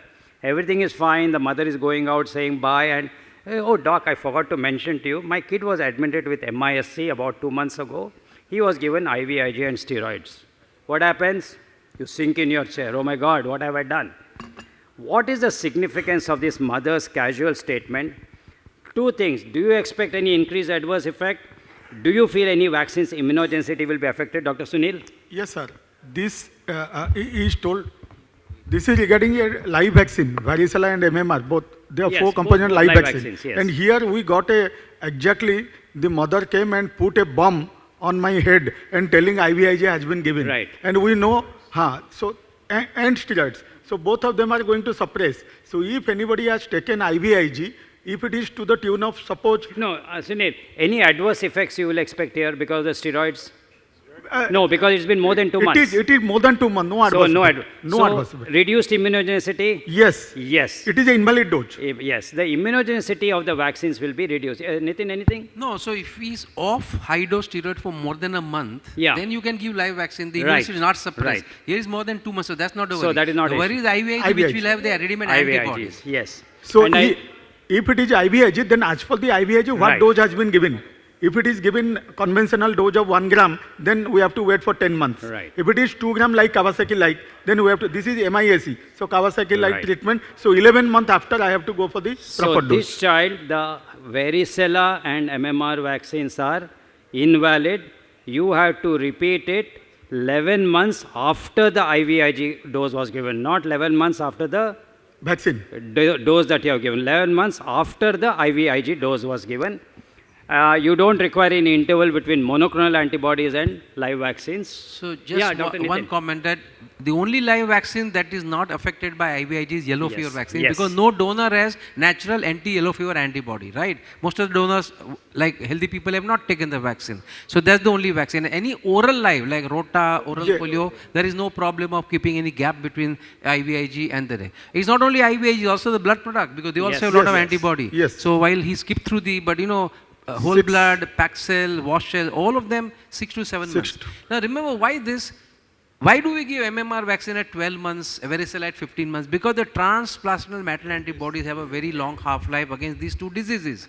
Now when you give an IVIG, you are as good as the pregnant lady giving the antibody to the baby. So you don't give for 11 to 12 months MMR varicella, you don't give for 11 to 12 months vaccine. I mean, it's easy to remember that way. Right. Any questions? Nitin, thalassemia patients are usually given packed cells. Okay, so hopefully they will not have so much of antibody. And most of them are not transfusion dependent before 15 to 18 months, generally. So your MMR varicella is over before that. But if it's not over and they have not taken the pass, you have to give it, but it will not work as good as it will work in normal child. And best is to give it just before the next transfusion. Will you give an additional 4th dose? So you give 2 doses, maybe you can check the antibody if the patient is affording. If he's not seroconverted, you can try 1 or 2 more doses. I think then they should stop treating thalassemia patients. Refer to a center where there is Paxil available. Okay. So friends, we have seen a lot of mistakes, errors that have occurred in vaccination. We have also dealt how to manage with them. I think now we come to the most important, how to prevent. So,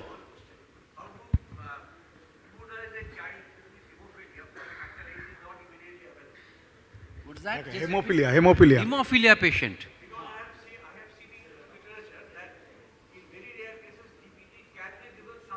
No, no, no, no, No, no, so no, no. any adjuvanted vaccines should not be given subcutaneously, it will lead to reaction and a very poor antibody. Non-adjuvanted vaccine can be given subcutaneous, but you can give intramuscular and keep good pressure for 5 minutes, and then probably they will not bleed. If they bleed, then you will have to abort the bleeding by giving them the anti-hemophilia factor. Yeah, but don't give prophylactic anti-hemophilic factor before every vaccine, that is not required. So basically, it will depend upon what is your factor 8 level.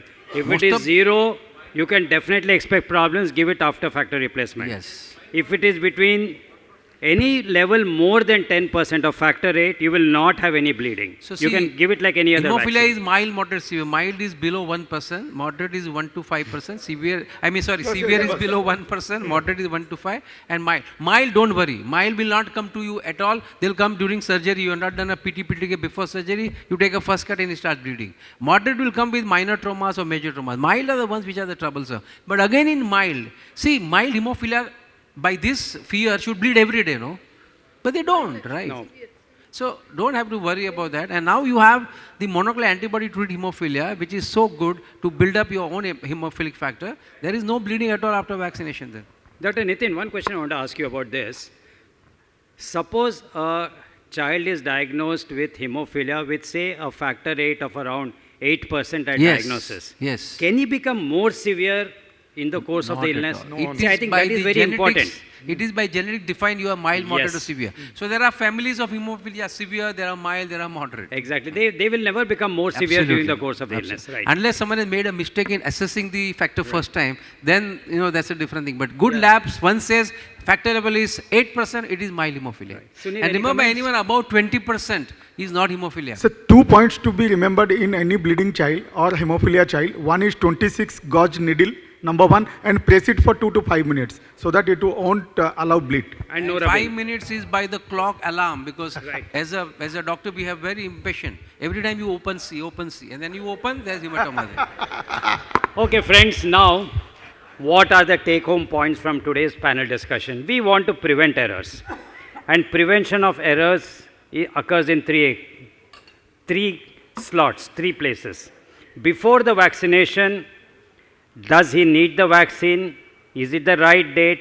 What about the vaccine quality? Expiry date, properly stored? Does he have any contraindication? What about the packaging, damaged, undamaged? Is it the right vaccine? Is it the right dose? During preparation and administration, am I focused, calm? Is my mind diverted? Am I attending too many phone calls? Am I thinking about some child in the ICU who is not doing well? Please don't do that. Are all the equipments necessary? Preparation of the vaccine, right diluent, right size needle, proper route. Have some pain control measures for the patient. Making the child comfortable is very important. After the vaccination, disposal, lying down for 15 minutes or kept under observation. Have you documented the vaccine? Have you told them what is the next vaccination due? Have you informed the patient about the anticipated side effects? Have you told them what they should do when a side effect occurs? Whom do they have to approach? Suppose it is the middle of the night. Basically, I think when you are giving repeat doses, I think in the pre-vaccination checklist, there are 5 questions you should ask before every vaccination procedure. How is your child today? You rule out any acute illnesses. Has your child received any vaccine in the past 4 weeks? So 2 live vaccines you're ruling out. Has your child been hospitalized any time in the past 6 months to 1 year? So that MISC, steroids, IVIG, you're excluding. Is your child on any regular medications apart from vitamins? Children on immunosuppressive therapy where they don't reveal it to you unless you ask them.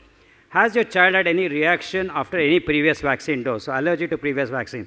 So 5 questions, you will never make any mistakes. Thank you. I think we still have some time. I just want to add the 6th one. Have you understood the cost implication of this vaccine? Right. 7 So, point. thank seven, you. Sir, 7 point. Whether you are having that much of money or card. Okay. Yeah, I think Pallab, I think, can you give him I think find a little. NFSI. One So the needle-free injector systems are only for needle phobia. Someone who just refuses to have a needle inserted in muscular for vaccine is only for that. Otherwise, the pain is almost similar. The question is, it needs a different device which costs 40,000. It needs a connector which costs another 250 to 300 extra per vaccine. And last but not the least, not all vaccines have been studied for the immunogenicity. So there are studies which are showing that it's equally good as intramuscular or subcutaneous route, which is the standard route for any other vaccine. But it is still an evolving. It's a licensed device in our country. It's also licensed approved by FDA. But it needs expertise to give it, because you little move and the child moves, there will be vaccine will go out, you will have to spend double, and there may be laceration and a bleeding. So be careful when you start using these devices. They look very fancy, but be careful. Yeah, please come forward and talk. Yeah. These devices will be better for adolescents and 5 years above. Okay. Yeah, probably. Exactly, sir is telling needle phobia. That is a terminology known as trypanophobia. So in trypanophobics, it is the answer. Come, please. Sir, is there any cutoff, pediatric dose cutoff for MMF for giving live vaccines? For which vaccine? Live vaccines, MMF, pediatric cutoff dose for MMF. So varicella vaccine, you give 2 doses before 13 years, after 13 years 1 dose. And MMR, so anyway we are saying... So if a patient is receiving MMF, mycophenolate. Mycophenolate. Yes. So there is absolutely no safe level of mycophenolate on which a live vaccine can be given. So there are no studies. In fact, I have been talking to the liver transplant patient, kidney transplant physician, that let's all do a study and see how much is the antibody response and the safety. But somehow there is not a single literature. So we say someone who is on mycophenolate, avoid live vaccine as far as possible. There will be a time which will come, either it will be stopped or reduced to a very minimal level. You take a chance and give the vaccine. Okay, thanks a lot to the audience. Sir, thanks to the wonderful panelists. Thank you. One question.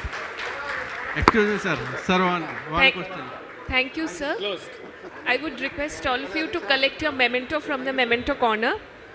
Now, I would like to welcome Dr. Ritobroto Kundu to moderate the session on HPV Symposium, and the panelists will be Pallab Chatterjee, Shamik Ghosh and Himabindu Singh.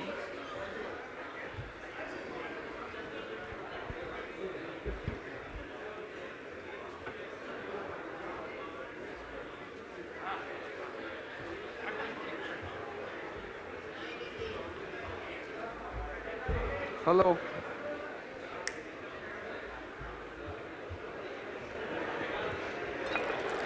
এটা pointer, এটা. So may I call upon the panelist? আমি এখান থেকে change করব এটা. Mister.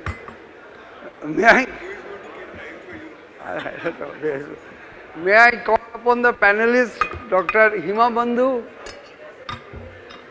Dr. Shamik Ghosh and Dr. Pallab Chatterjee. Himabindu, please. Why are you roaming about, Himabindu? Sit down. Oh, they are there. So today I'll be talking about HPV disease and its prevention. I need not introduce my panelists, Dr. Shamik and Pallab. Everybody you know very well, and it is nice to see Himabindu after a long time. Way back I went to give a lecture in Hyderabad, then we met. After a long time I am meeting Himabindu. She is as beautiful as ever. 5 years back also same. So my first to the audience, what is this? It's a laddu, a sweet containing sugary syrup, or a kadam flower, a tropical tree, or a human papilloma virus infecting the epithelial cells, or a golf ball in high resolution. So all of you know this is a human papilloma virus. The human papilloma virus, unlike other virus, doesn't have an envelope. They have an outer capsid protein and an inner circular DNA. The outer capsid protein has flower-like structures. These are L1 proteins. and we produce antibodies against L1 proteins. And on the basis of these L1 proteins, the human papilloma virus is divided into number of types. And the inner circular DNA contains two important parts. One important part is the early region which is responsible for viral replication. What happens when the virus infects the human? The virus DNA gets incorporated into the human genes and they apply the human genes to multiply. But unlike other virus, human papilloma virus has two very dangerous things. These are known as oncogenes. In most of the cases, the oncogenes are not manifested. They incorporate, they multiply, but oncogenes are not manifested. If oncogenes are manifested, then it gives rise to persistent infection. You cannot clear that infection. And this persistent infection will give immortality to the cells which they have infected. So the cells are not going to die. They will multiply and causes cancer. There is another part of the gene which is known as late region genes. These late region genes are responsible for manufacture of the supportive protein or the L1 protein which is antigenic. Now, there are more than 150 types of this human papilloma virus. Only 40 types infects the epithelial cells and they are divided into two groups. One is low non-oncogenic type, another is oncogenic high oncogenic types. Low oncogenic types they cause warty lesions, genital warts, anal warts, skin warts, and they usually do not transfer into malignancy excepting in very rare situation. So the most common carcinoma which from the human papilloma virus is the cervical carcinoma. Just for recapitulation, the cervix is the lower part of the uterus which faces the vagina. The cervix has two parts, one is ectocervix, the outer, another is endocervix. The ectocervix is lined by squamous epithelium and the endocervix is lined by tall columnar epithelium with numerous adenomatous glands, and it is the junction between the ecto and the endo.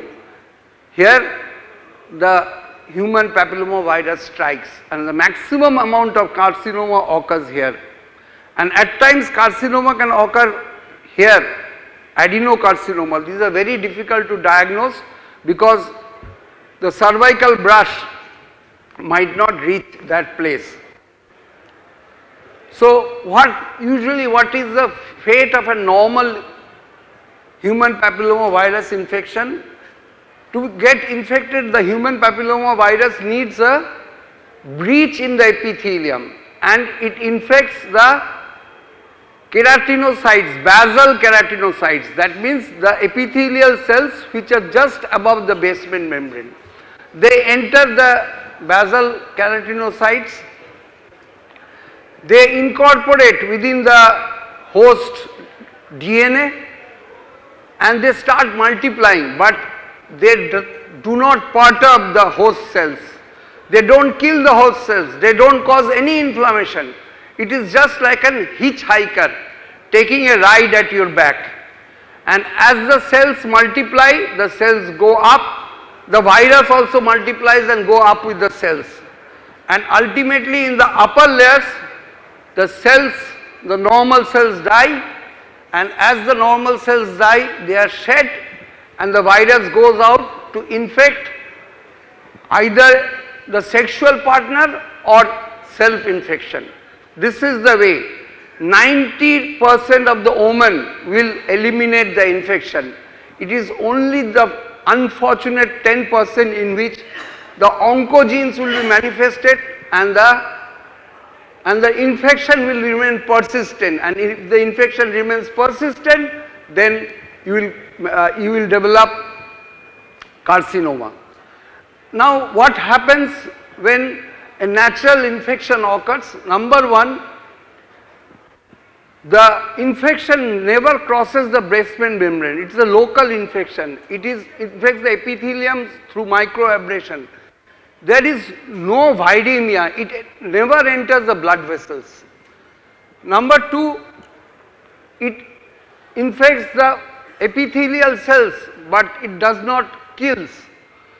So the dendritic cells or the patrolling cells which are searching for invaders, they cannot find anybody because there is no inflammation.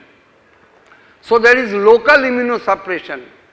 Number three, they use the natural cycle of the epithelial cells to release as new virus, do not cause a cell death. So nobody knows, your body even doesn't know somebody has entered your body because it is a perfect parasite. So there is no inflammation, no danger signals, no dendritic cells informed, no involvement of the T cells, no involvement of the B cells, memory cells are not, poor exposure to the antigens presenting cells, and also the memory, whether the memory cells are infected or not is not known. So this is the way how it evades the infection or detection. So now we know in 51.15 crore women are at risk, and the number of women dying due to cervical cancer is as high as 1,23,000, and there are 77,000 more deaths per annually. And to transfer this, 185 women die every day, 8 women die every hour, and 1 woman dies every minute due to cervical cancer. It is just like one Airbus who is carrying 200 women is crashing every day. So this is the death burden. So with this, I come to my first question to the panelists.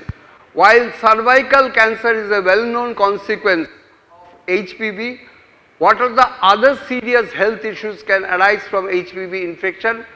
How significant are these conditions in the overall landscape of HPV related disease? Dr. Himabandhu. Thank you, sir. Very good morning, Kolkata and all the delegates here, and thanks to the organizing teams, Dr. Jaideep and the whole team has made this summer CME so pleasant and fully loaded. Thank you, sir. I think the HPV is one of the most talked about diseases, especially when we are considering vaccinations or UIP. So very frequently, I think IAP and we all four are now recommending this. Now you look at this, we are always talking about only cervical cancer, but then we have a whole spectrum, not just cancer, precancerous stages and genital warts. We always focused only cervical cancer, and we already have seen what Dita has shown us, that it is so prevalent, the incidence is quite high, and 200 women dying every day. That is not something which we can overlook. But apart from that, there are also precancerous stages which we are not talking about. See that cervical intraepithelial neoplasia, which sir has shown us how it starts, and this neoplasia can lead to cancer. We also have not just cervical, vaginal intraepithelial neoplasia leading to vaginal cancer, then the vulvar part can also be affected leading to vulvar cancer, then anal neoplasia is something which we do not talk about.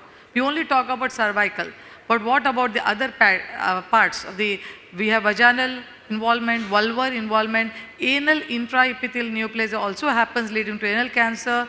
The oropharyngeal cancers are also seen due to the HPV papilloma virus, and even head and neck cancers. So these are less often talked about. I think we should talk about all the other spectrum of HPV infections too. It is not moving.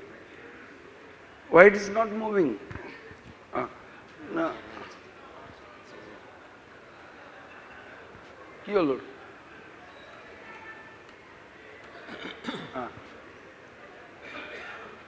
Yeah. The incidence of the various cancers also you can see on this slide. So apart from cervical cancer, we do have a huge burden of vaginal, anal, vulval, penile cancer, and also oropharyngeal cancer. we can see the incidence of infection in women. In all the 3 stages of neoplasia, we do have a huge burden of infection. And the genital warts, the prevalence is also quite high. It is estimated 1% in the general population. It was actually higher, it is higher among men. Please, we always focus on women and girls when we talk about HPV. But please, we should start talking about men. I want to interrupt one thing. Yes. Genital wart is a very trivial condition. It can be treated. But why you are worried about genital warts? Why we are worried? Why do we need a vaccine against a genital wart? Genital wart being a very trivial infection. Yeah, we need to, it is quite infective and it can be. It is very disfiguring. In a sexually active man and woman, if you have a genital wart, this is a very shame producing and disfiguring. That's the reason why we take. One more important point I'd like to point out regarding pharyngeal cancer. The habit of taking gutkhas, pan, cigarettes, bidis, these are also important contributors to oropharyngeal cancers, not only HPV in our country. Yes, sir. The other co-founding factors too, but related to HPV, we need to talk about all this. So this is how it looks. If a woman, this is cervical intraepithelial neoplasia, it is in the first stage. In this stage, 90% of the woman is going to revert back to normalcy, only 10% will go to the SIN 2 and SIN 3. If you don't interfere in SIN 2, SIN 3, then the chances of landing up in cancer is fairly high. So also it happens with vulvar cancers also like this. So coming to the next question, with different HPV vaccines available, how would you go about for making a rational choice for selecting the right vaccine in practice? Pallav. Thank you very much for the opportunity. Well, this is not for HPV, this is for any vaccine. So whenever we want to choose a vaccine, we would first want to know how long it has been in the market, how safe it is, how effective it is. And once we have the data, that is the scientific data, we would like to have the proof of the pudding is in eating it. So we want to know how effective it has been over the periods in the population to prevent the particular disease that we want to often tell, my child has not yet started menstruating. Should I take the vaccine? So how do you answer it? Yes, definitely, because we want to give the vaccine particularly before they go for the sexarchy, and earlier it is given, the better is the immunogenicity, and therefore the number of doses that is given is also less when it is given before the age of 14 years. So that is why the recommendation is to give it early, higher effectiveness and lesser doses. So question 2, what is the scientific benefit of giving HPV vaccine 2 doses in the age group of 9 to 14 years versus administering nonavalent vaccine, HPV vaccine in a 3-dose schedule in the same cohort? Thank you, Ritada. I think so this is something we have to answer almost every day to our parents, and we need to understand it ourselves. So there is this concept of antibody avidity. So what is this antibody avidity? It simply defines that when you are younger, you need lesser amount of the antigens to create the same antibody response. As you grow older, your immune system is not as active as it was previously, and the antibody avidity is low. It has been found, this is not something that we have manufactured, but enough studies are now available to show that between 9 to 14 years, in terms of antibody avidity, a person is at his peak. And if I may add so, even the cellular immune response has been found to be non-inferior as the same and is the same as people who take 3 doses as an adult. So this is the figure which is shown with HPV type 6. If you see in the age group of 9 to 12, the antibody levels are far higher than when the same vaccine was given in older age group. This holds true for also HPV 11, 16 and 18. So lower the age, higher the antibody level. Not only that, you want to vaccinate even before you are exposed to the HPV virus. The HPV virus is usually you are exposed after the sexual debut. So if you start from 9 to 14 plus years, then the girls and boys are not yet, they have not started their sexual life, so it is much earlier, even before they are exposed. So what is your view on the safety of HPV vaccine? Anima, how can a pediatrician reassure the parents regarding its safety profile? Yeah, I think we keep on getting these questions from the parents. Why my child has to be taken so early? She's not sexually active. We relate to sex. Again, we have these issues. So safety is very always have been a concern over last decade. I think now we are using this HPV vaccine for so many years. We have a lot of data given by WHO that safety of the vaccine is actually tested and it is quite safe and is reviewed by all the global authorities. We have data, enough robust data to say that HPV vaccines are very, very safe. There's no effect on fertility, there's no effect of any autoimmune on the other issues in the body, and we can give safely to all boys and girls. So this, we have a robust data and clinical trials have been done over the last 25 years. So there is a big concern whether this vaccine is going to affect the fertility of the child. So it has not have no association with the fertility. Another important thing you should do in your practice also, because you are giving vaccines to adolescent girls.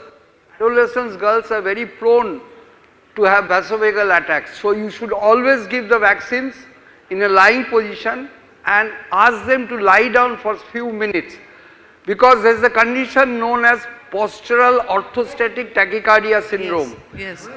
What happens in postural orthostatic tachycardial syndromes, whenever you stand up, you feel dizziness. The exact reason why it happens is not known, but in case of after giving HPV vaccine, because the chances of having a vasovagal attack is little more higher as compared to giving other vaccines, but it has been found that it has no association with this postural orthostatic tachycardia syndrome. Yes. So And this HPV vaccine has been started from 1947. Gardasil 4 was approved on 2008 and Gardasil 14 approved. Already there are 500 million doses, as Hima Bandhu was telling, of HPV vaccine is distributed across the globe. Other than injection site reactions, little pain and headache, there is no other serious. Most of the AEs, adverse events, are mild or moderate. Very, very We are mild. very rare severe adverse events. So the vaccine regarding the safety has stood the test of time from 1997 to today is 2025. For both Gardasil and Gardasil 9, even after the Gardasil 9 has come, more than 15,000 doses are being given and a lot of trials have proved that about the safety concerns. There's no safety issues regarding Although the nonavalent HPV vaccine protects against more types of HPV compared to the 4-valent vaccine which has previously. How does this broader coverage enhance protection for the individuals?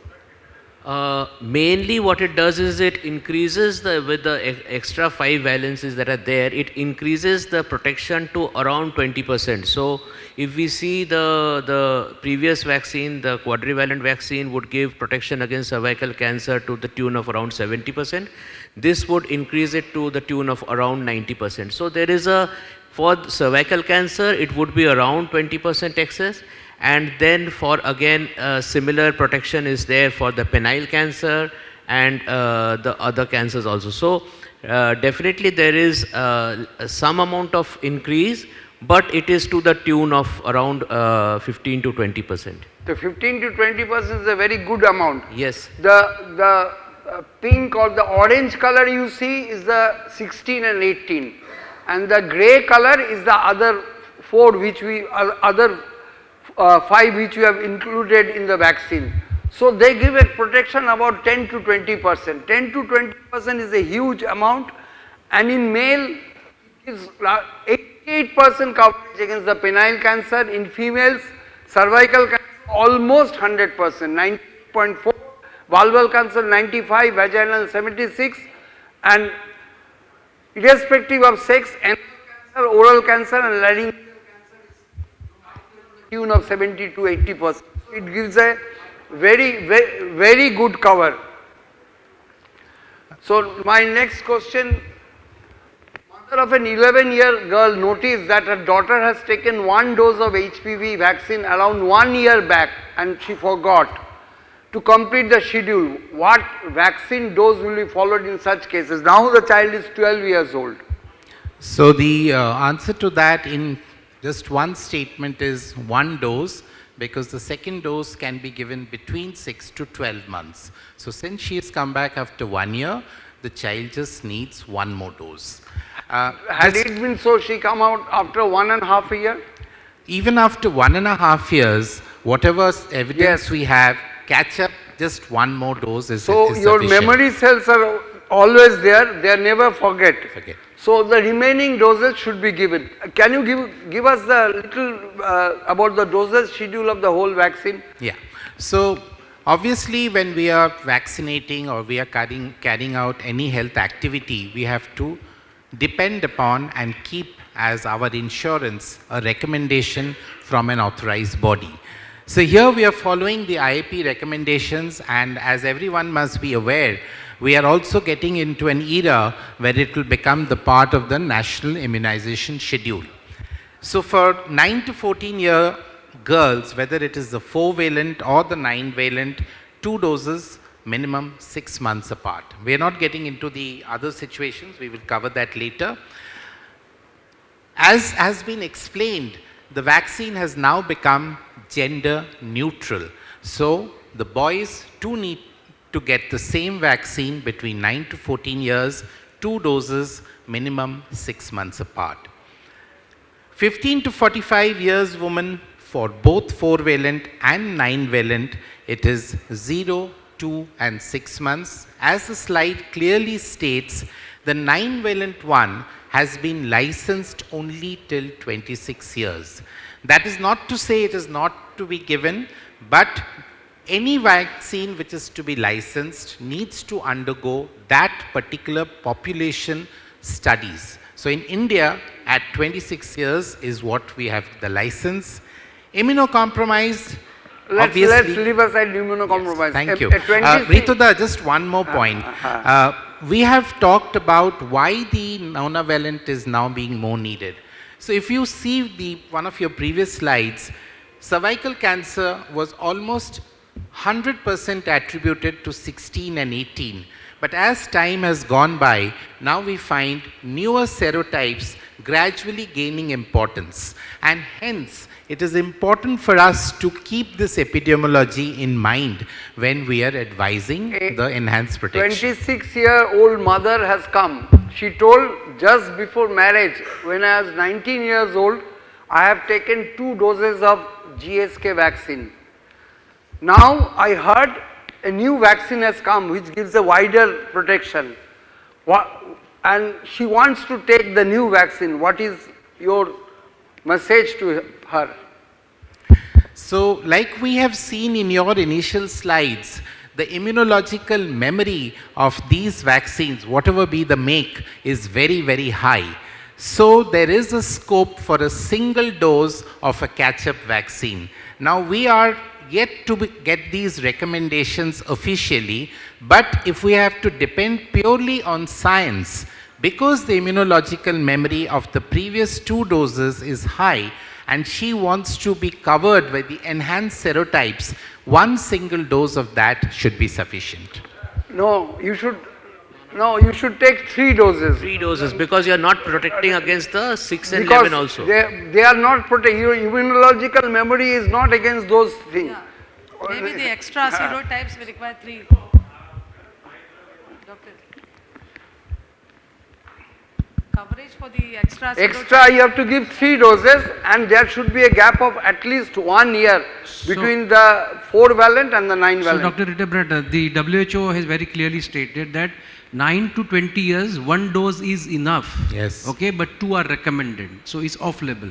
About 20 years, 2 are enough, but 3 are recommended. Even if you say enough, you should give 2 doses because she's 26 years old. Yeah. Other thing we have not mentioned about the men. When we have also another HPV4 which is licensed for men up to 26 and female also 26 in our country. So to be unbiased, we should... This I have taken from the latest edition of our No, book. but it doesn't mention about the No, men. there is another guideline on the FOSG where it is written, but this is our latest IAP recommendation which has come in the blue book. They have given this much only. No, so men, you won't give the HPV4 Yes, serum? it is there. No, FOSG men. recommendation, but IAP has not yet recommended. So there's no men. CDC does say that this can go Okay, up to men, 45. Dr. Kasi will speak. Okay. No, they didn't give yet now. They have given men only till 9 to 14 years. That is for HPV9, but there's another HPV4 of serum which is licensed from 9 to 26 years for men, which Dr. Kasi will... Dr. Kasi says he'll include, no sir? They already included but didn't come in the book. I have copy paste from the book itself.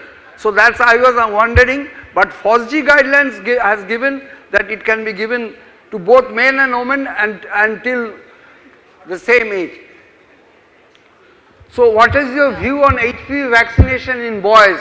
What are the potential benefit for the boys? Yes, it's time to speak for the boys now. All the time we spoke about HPV and girls.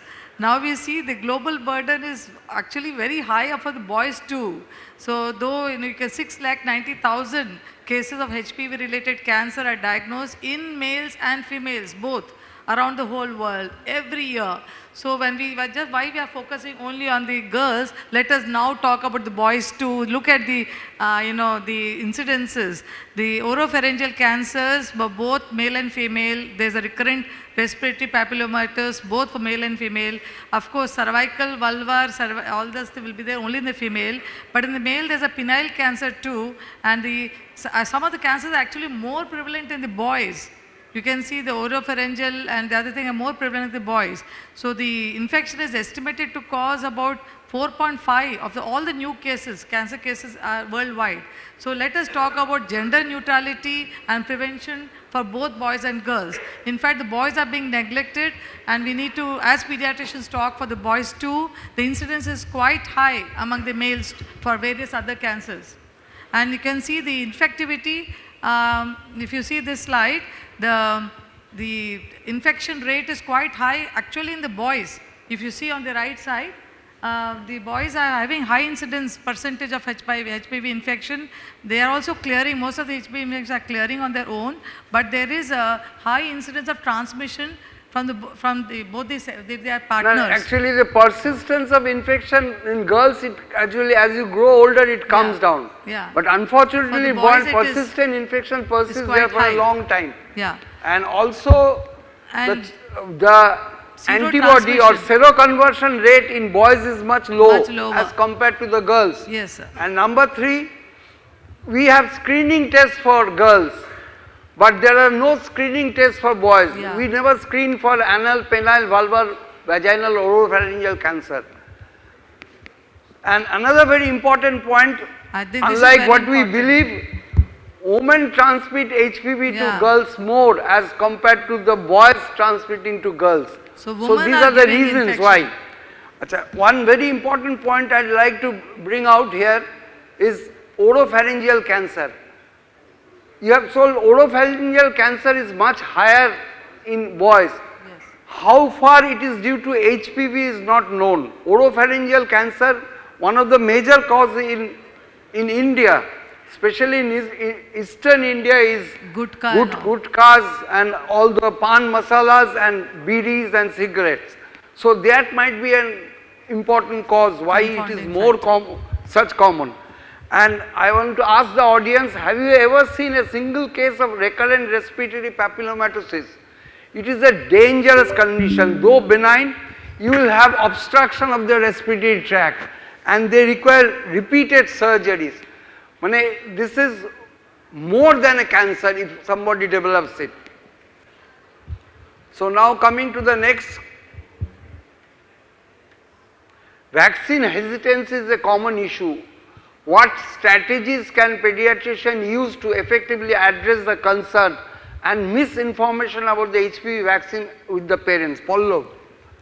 This is as in any other vaccination. First, when they come to us, you have to start off with, like, first announce, tell them that this is the vaccine I am going to give it to you today, and then you ask them that what you have understood about, you have any misconception about the vaccine, try to mirror it to them, that what they have said, you listen and you tell them, is this what you want to understand, and then you give them the, try to motivate them. So telling them your personal opinion, and then that I have given the vaccine to my family, to my daughter, it is so safe, and it is being given all over the world, and that is the only reason why we are trying to prevent cancers in this child. And not only that, we want to give it before your child becomes sexually active, so that it helps later on.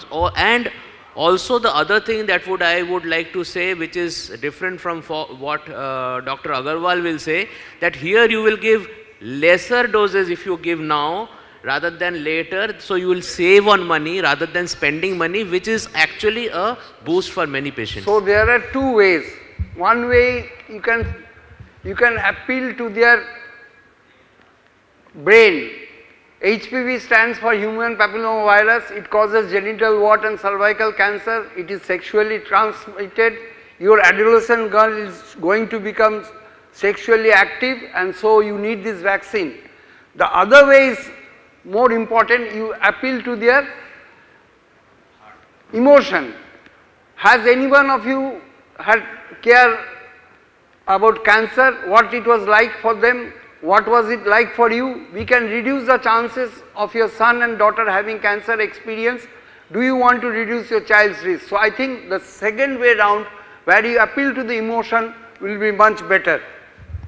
Ritoda, what we would like to actually do is, like, when they come for the 10th year vaccine, or if they come before that after 9 years, straight away say, oh, you have come today, so this is the vaccine that is due, so let us give it.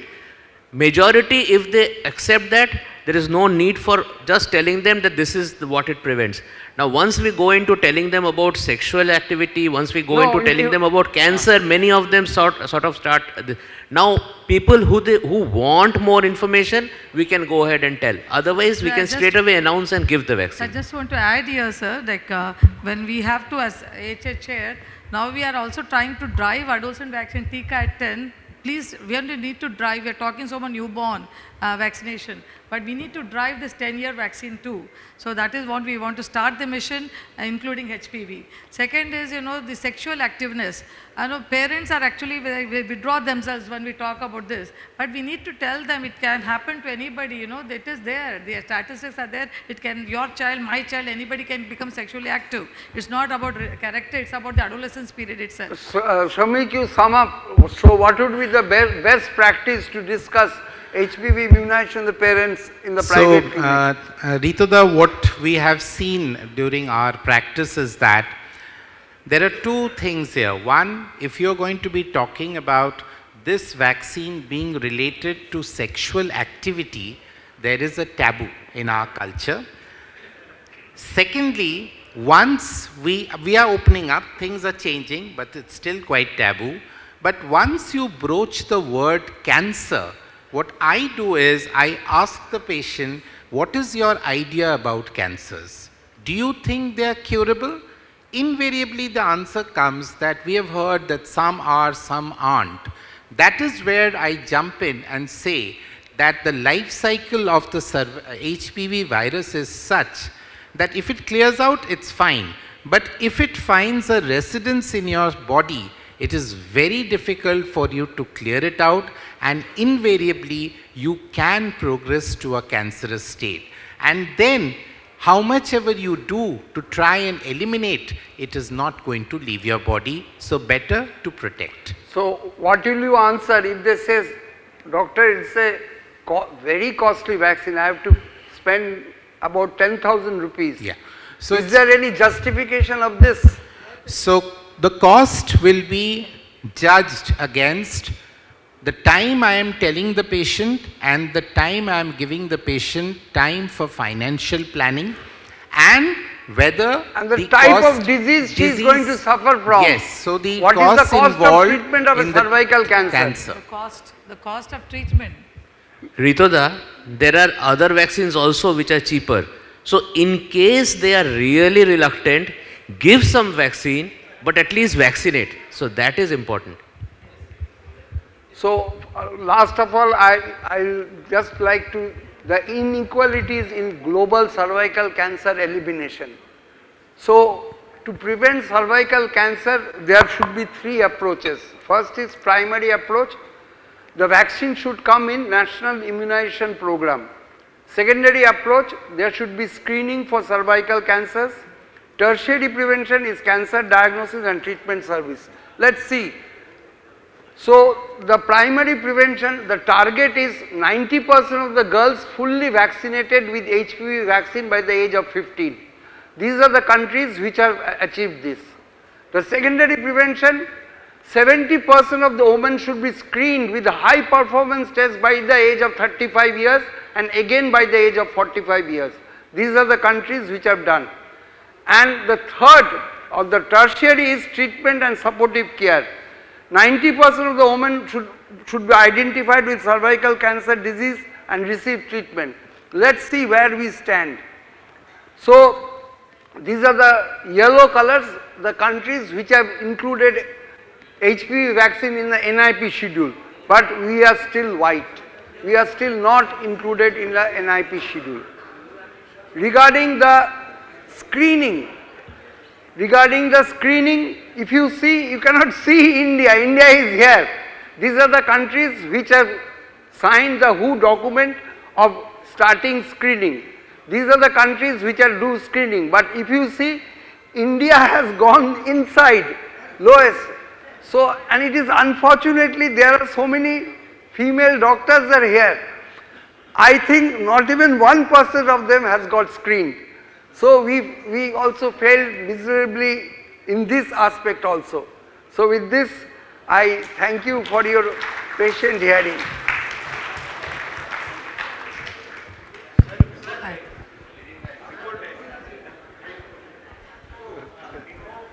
A question panelist.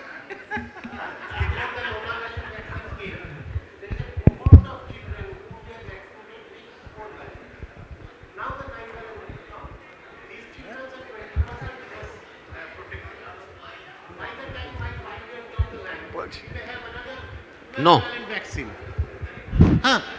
So this goes on.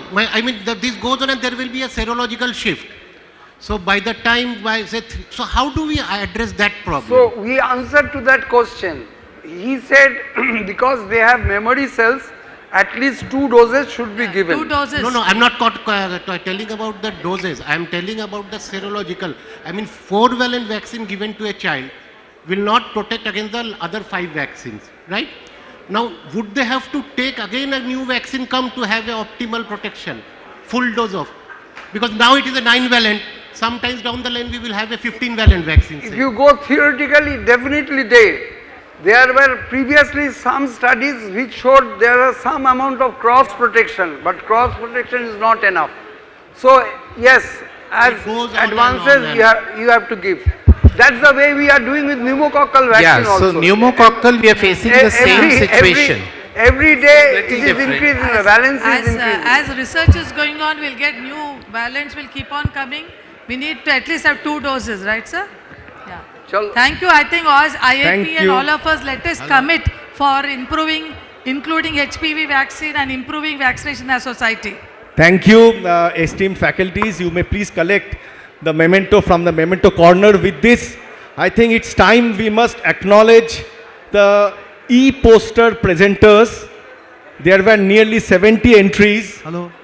We would like first to tell you the process by which the e-poster was judged, and may I request all the judges, at least who are present here. I can see Dr.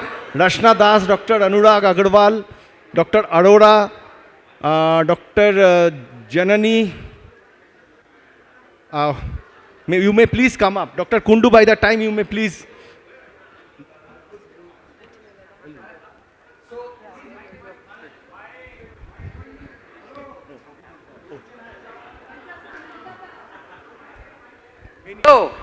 So I like to tell you how the whole e-posters thing was done.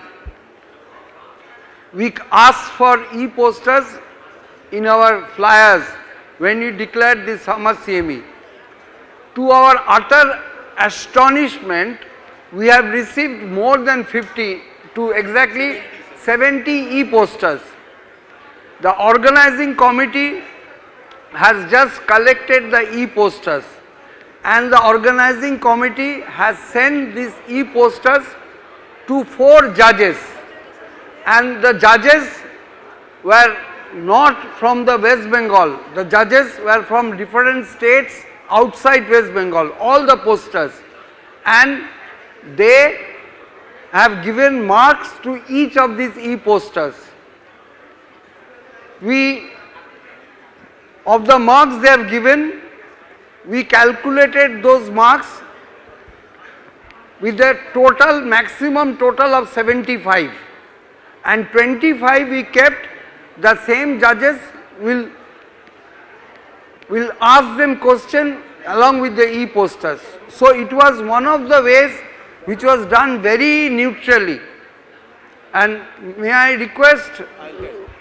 Yeah, so the judges were Dr. Bhaskar Shenoy, Dr. Anurag Agarwal, Dr. Sunil Agarwal, Dr. Rashna Das, Dr. Ravi Shankara and Dr. K.K. Arora. They were the panel of judges. Dr. Janani Shankar. And Dr. Sumita Nayak. Yes, 8 panel of judges were there and they first assessed as told by Dr. Kundu. So right now we have only 2 judges with us, and the whole show was conducted by Dr. Arunalok Bhattacharya and Dr. Rohit Kapoor. So may I request Dr. Arunalok Bhattacharya to declare the winners, and I will request 3 senior our faculty to please come up and give the prizes. May I request Dr. Dr. Bala Subramanian, SBS sir. Come, Nitin. Come, Dr. please. Nitin Shah and Dr. Chetan Trivedi, ID secretary. So, Dr. Sunil Agarwal, you are one of the judges. You please come. So I will leave it to Dr. Arunalok Bhattacharya first to declare. So the third prize goes to Dr. Ajitha Jyoti. Dr. Ajitha Jyoti. His topic was bone pain in just a tip of an iceberg, unraveling the enigma, chronic recurrent multifocal osteomyelitis. Is still there? No. Dr. Jyoti? Anyone from her team? Anyone? No. Okay. So there are 3 second prizes. So there are 3 second prizes. The first second prize winner is Dr. A. Bala Murugan. Dr. A. Bala Murugan. Are you here? Anyone? No. And the second prize winner is Acha, name of the poster. Okay. He has made a poster of masquerading encephalitis, the many faces of a deadly virus. The second prize winner is Dr. Natasha Lalbiaka Zuali. Dr. Natasha is here? No. Okay. Her topic was beyond bacterial sepsis, the rising challenge of neonatal fungi. So the second prize winner is 3 seconds. Yeah, 3. Dr. Shubham Kunti. Dr. Shubham Kunti. His topic was At least 3 of you. a case of fever and paraparesis. A case of at least 1 recipient. Yeah, Dr. Shubham Kunti. Dr. Shubham. His paper was on a case of fever and paraparesis. Ask them, they will hand over. They will hand over. Natasha is not here. So you want to take the prize of Natasha? They are good. Natasha is not written. It's not written. Names are not written. Yeah, so I will write down. So Dr. Shubham Kunti.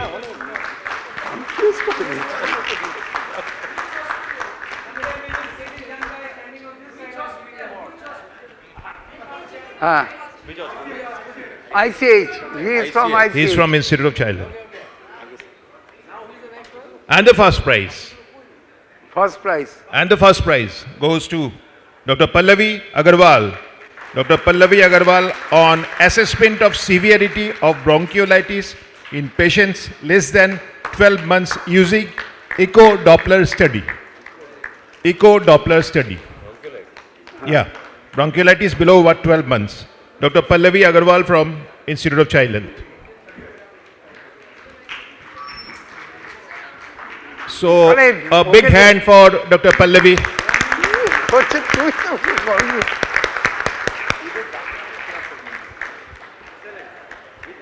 Excellent, Pallavi. So, thank you again. And I must express my thanks for the judges to do such a laborious work. So we will continue with the rest of the program now. Thank you, sir. Is the lunch though? Oh, Lord. Yo, knee hata lagat.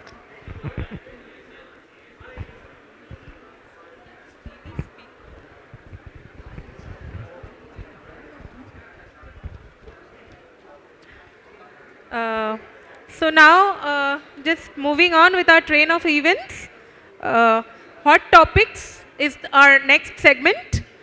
The first discussion will be on HPV, not just her problem, he matters too, by Dr. S.G. Kasi.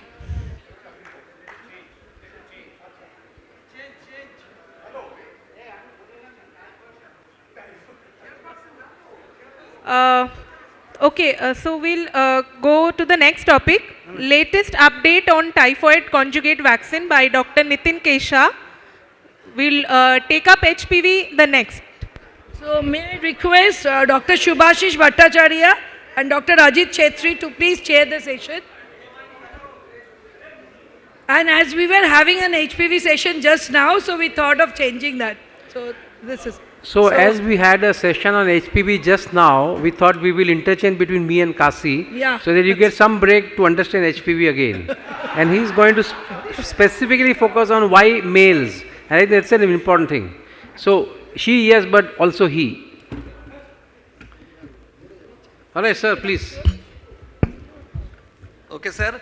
So definitely break from HPV. Next session will be there. So we want to know what advances is done, what newer aspect of this conjugated typhoid vaccine. Dr. Shah, please. Sure, sir. So I will in the next 15 minutes take you to the journey on what are the recent studies available on this vaccine type bar TCP from Bharat Biotech. As this is one vaccine which has got humongous number of studies available, and I have already spoken, I think the last NCPID on the same vaccine, giving you details about all the efficacy trials. I won't repeat them, but we will get to something which is very important to understand as an extension of some more studies. So as my disclosure always I do, I have been researcher for most of the vaccine manufacturer, including Bharat Biotech, which is the manufacturer of this particular vaccine. So look at the number of data set that are available with this vaccine. Started with first pivotal phase 3 trial on immunogenicity, which is now a 7-year follow-up in children. Then it came the non-interference with the measles and MR co-administration. Then came the first efficacy trial in the form of human voluntary study, where human volunteers have given live vaccine, live organism after giving vaccination 1 month before, and placebo, and they were studied as to what is the efficacy. Then Bharat Biotech itself did its own sero-efficacy study in a retrospective analysis to see what is the likely efficacy in Indian population, and then followed a consortium of typhoid which looked at this vaccine independently without the help from the manufacturer to doing a field efficacy trial. So Nepal, Malawi, Bangladesh and Pakistan. there are 2 more studies which looked at the impact of vaccination when given as a mass vaccination to children, and that is one in Zimbabwe and one is in Navi Mumbai by our own Dr. Vijay Yevle, the past president. And last but not the least, the question comes, can adults take this vaccine? So we had a study of age extension beyond 45 by having a study in 18 to 65-year-old, and now very recently the data has been now submitted to the DCGI for 40 to 85. So now this vaccine will be very soon licensed till 85 years of age. I am not going to show you all this data because I have already spoken on most of them in the past, and I will just recapitulate by saying that these are the efficacy trials which showed an efficacy with 1 dose in children mostly from 9 months to 15 years of age enrolled in various studies which showed efficacy which is very similar. So the human volunteer test in UK was of course in adults, which was 87.1%. The sero efficacy was in from 6 months to 45 years of subject, which was again 85%, and the subsequent 4 studies were in children from 9 months to 15 years of age.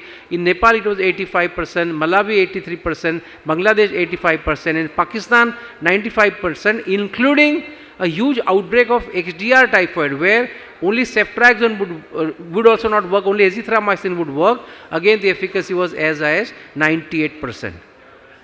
Now we have, as I said, an effectiveness trial from Navi Mumbai by Dr. Vijay Yevle's group, which has shown an effectiveness of 83.7%. So what was this trial? So in the Navi Mumbai, it was a population-based mass vaccination done in 2018. 1 lakh doses were given free by the manufacturer, and another 1 lakh was supposed to be purchased by the municipal corporation of Navi Mumbai, and it was a massive, you can see more than 1 lakh children received 9 months to 14 years of age, 1 dose in the campaign mode. Now lo and behold, the phase 2 had to start with another 1 lakh children, but COVID came. So the trial sort of stopped, and of these 1 lakh children who received this 1 dose, they did a case control trial in these children. So they took 1 case of culture proven typhoid, compare that with 4 non-typhoid patient healthy children from the same area as an age match control. So 35 cases versus 140 control, 1:4 ratio, and they looked at the vaccination status of these children who had typhoid and who didn't have typhoid, and the vaccination status was in 8.6% in cases versus 38% in control, which means vaccination prevented a lot of typhoid in the control. So odds ratio was 0.16, so other way vaccine effectiveness was 83.7% with a good confidence interval. So first time we had an Indian effectiveness or an efficacy trial from Navi Mumbai, which has been recently published in this Tropical Medicine Hygiene Journal. Zimbabwe was plagued with huge outbreaks of typhoid in 2017-18, especially in the Harare region, and there's where they use mass vaccination using this mass vaccination with this vaccine in 6 month to 15-year-old children, not in the adults, though adults also had typhoid. And this was done through Gavi funding, so of course vaccination was free. Very high coverage, 85% coverage, because vaccination mass campaign and it was given free of charge. So nearly 3 lakh children received this vaccine. And in some areas where there was worst outbreak in adults also, they extended age group up to even 15 to 45 years of age. What they found was, when they did an age match control trial, case control trial, they found that the effectiveness in 6 months to 15 years was 75%. Whether you looked at the type of control 1 and 84% when you looked at the type of control 2. And even up to 45, as you can see, the efficacy was as high as 67%. Now the disease went down drastically in children who were vaccinated compared to adults where there was no vaccine coverage, and the disease actually went high. So it tells you that you need the vaccine even in adults. Now the biggest question, is 1 dose enough? Tell me one vaccine against a bacterial disease given at 6 months of age and just 1 dose in work for your life. I mean, we are probably living in an era where we cannot even think of. Most of the vaccines, including viral vaccines, need at least 2 or 3 or 4 doses. So this was only a baffling question. So if you look at the efficacy trial which I showed you, Nepal, on follow-up 2 years the efficacy dropped little from 85 to 79. In Malawi, the efficacy dropped from 83 to 80 at 3 years. In Bangladesh, from 85 to 83 at 2 years. So it looked good for the first 3 years after one dose is given to as young children as 6 months. But then came the Bangladesh 5-year follow-up, where the efficacy has now dropped to 55%. And I'm going to show you this data and the next data from Malawi to suggest why one dose may not be enough. So let's study this Malawi and Bangladesh in little detail. Malawi field effectiveness trial was a phase 3 double-blind study in 9 months to 12-year-old children done in 2018 to February to September 2018. Look at the incidence, 240 per 100,000, very similar to what we have in India. So they received either the typhoid conjugate vaccine, 14,000 children, or a placebo vaccine like meningococcal A vaccine, because you know in Africa meningococcal A is a dreaded disease, 14,000 children. And they also received MR vaccine if they were age eligible between 9 to 11 months. And they enhanced the passive surveillance by making call messages to the parents. And the primary endpoint was vaccine effectiveness against culture-proven typhoid at 18 to 24 months, and then to continue to follow the children up to 3 years and beyond. And now we have a 4-year data. What were the initial data? Very good. Below 5 years, 75% efficacy. Above 5 years, 88. Overall, 83% efficacy. Now, if you look at 12 months efficacy, it was 84, 18 months 82, 24 months 78. That means there was a consistent high efficacy, and that you can see on your graph that the difference between the vaccinated and placebo group kept on increasing over the time. And now recently they had a 36-month efficacy which also looked 80%. So it looked as if, okay, one dose is working. But then came the 4-year data. What did the 4-year data show? That at 4 year, the efficacy in below 2 years has dropped to 70.6%. Now what is the confidence intervals of this 70.6%? You can see in this paper. Overall efficacy was still at 78.3%, but below 2 years, 70.6 with a confidence intervals of 6.4 to 93. Now for those who understand statistics, these are very wide confidence intervals. It could be as low as 6, as high as 93. If the 6 becomes 0, then it actually becomes not significant. So this is a worry for children who are below 2 years who are vaccinated with one dose, that over 4 years the efficacy seems to be consistently dropping, almost becoming not significant. Okay, let's look at Bangladesh. Due to the participant and observer mass randomized cluster trials, which means in one area you give vaccine, in another area you give a placebo. So they had 150 clusters which were divided between 30,000 children receiving typhoid vaccine, 30,000 receiving a placebo vaccine, which was Japanese encephalitis vaccine. And these were 9 months to 16-year-old subject who received either of these, and they were followed up initially up to 17 months. And active surveillance was done for any child with febrile illness. If he had fever for more than 2 days, blood culture was taken, and the end point was blood culture proven typhoid in vaccine versus placebo vaccine. So that's the end point, that how much is the efficacy against culture proven typhoid. Efficacy in 9 months to 2 years, very high, 80%. 2 to 4 years, 80%. 4 to 16 years, 88. Overall, 85% at 17 months, like any other study of efficacy done in the other parts of the world. They had a 24 months follow-up, consistently high efficacy of 83%. Now 5-year data has been published very soon. And that 5-year data actually shows that efficacy, before that, they also looked at whether there is herd effect. So how do you look at herd effect? You can look at herd effect in a cluster randomized trial. In typhoid cluster, there were 50% children who had received typhoid vaccine, but 50% had not received anything. In Japanese encephalitis vaccine group, there were 50% who received Japanese encephalitis vaccine, other 50% not received anything. Now you compared non-vaccinated cohort from one area, that is typhoid conjugate vaccine, to non-vaccinated cohort in the JE vaccine. If suppose there was a herd effect because of typhoid vaccine given to the 50% children and the incidence goes down, then you compare typhoid cluster with JE cluster, there should be significant efficacy without vaccination. So that's what you call herd effect. You can see here the such herd effect comparison was 19% with minus 12 to 41, which means it was statistically not significant. So unlike in hepatitis A, you have a lot of herd effect, pneumococcus, you have a lot of herd effect. There is no herd effect with typhoid. You have to take the vaccine if you want to get protected. Now this 5-year follow-up study actually has shown a very, very different result, that you can see efficacy has dropped to 55%. Now, which is the age group among these children where the efficacy dropped? So you can see In below 7 years, it dropped to 24%, actually statistically not significant. Even 7 to 9 years, it was 59% with a wide confidence of 12 to 18%. In only about 10 years, the efficacy persisted at 74 plus. Which means younger children, now not only below 2 years as was seen in Malawi, even in below 9 years children with one dose over 5 years seem to have dropped the efficacy of the vaccine drastically. These two studies are going to open up the Pandora's box even for WHO, and I am sure a lot of churning is happening there, that they have said in the opposition paper that one dose is enough, need for booster is not as certain, it's not said not needed. Now probably they may come up that younger children you may actually give 2 doses, and when will you give the second dose? It seems to be dropping at 4 to 5 years, so that's the right time to give the second booster. And they compare the antibody titers at different age in this study. So you can see here on the left hand side is the IgG response against the VI antigen, on your right hand side is the IgA response. So if you look, baseline is very very low in both the group, and there are 4 groups below 2, 5 to 9, 2 to 4, 5 to 9 and 10 to 15 in different color code. Now you look at here, you can see the antibody titers at 28 days are very good in all the 4 groups. They are almost similar.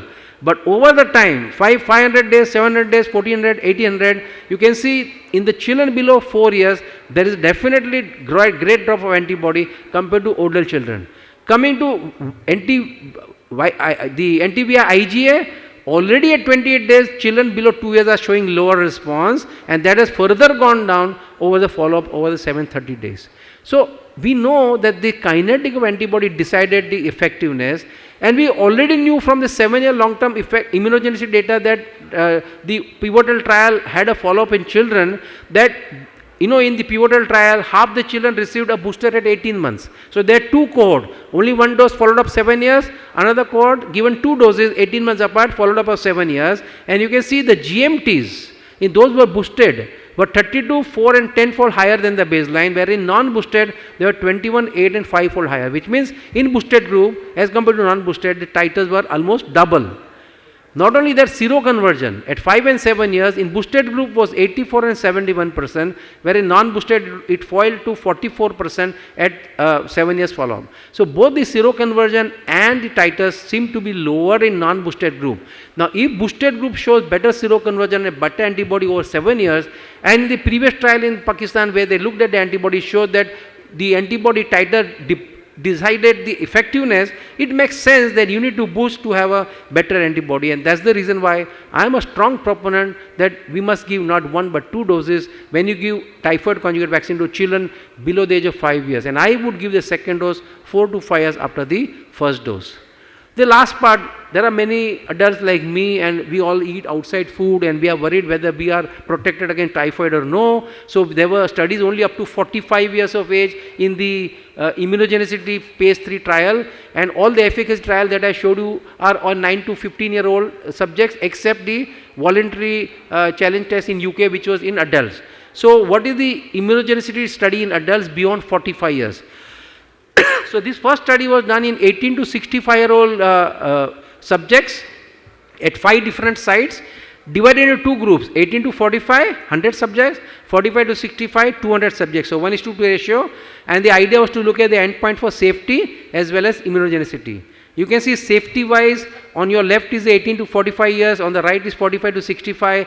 All the side effect profile are very similar whether you look at any of these common subsystemic or local side effect. So you can see like fever is seen in 20%, 29% in younger adults, 22% in older adult. Like that you can see pain is in 40% in younger adult, 43% in the older adult. So there was no difference in the side effect profile.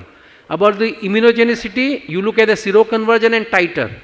Whether you look at 2-fold rise, 3-fold rise, 4-fold rise, then the baseline, you can see it's consistently 95 to 98% seroconversion, and titers which were below 12 jumped to more than 1500 in at 4 weeks, both in the 18 to 45 years and 45 to 65 years of age.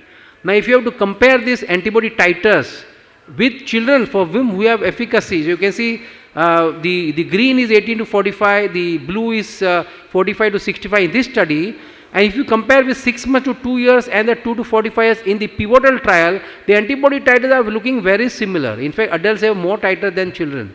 And if children have a very high efficacy, then probably these adults up to 65 also will have a good efficacy in if the vaccine is given. And now the second study has been done to look at up to 85 years.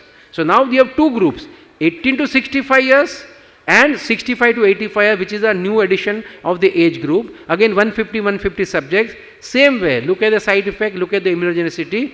Again, if you look at the side effects are even lower in adults than in younger adults. So you can see fever in almost 4% only, pain in 6%. So that's really nothing as compared to what you see in older, younger adult. Maybe because younger adult have a very high immunogenic response.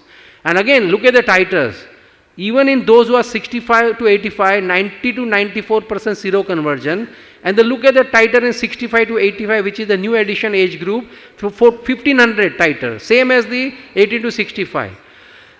And again, if I compare that with the children, 6 months to 2 years and 2 to 45 years, you can see titers are looking very similar. So now we have a study up to 85 years on safety and immunogenicity. So it's like a womb to tomb type of vaccine. You give from 6 months of age onwards till the time you live your life. Younger children I would give 2 doses, older adults because they are already primed with subclinical exposure, maybe 1 dose will be enough. Thank you very much for your patient hearing.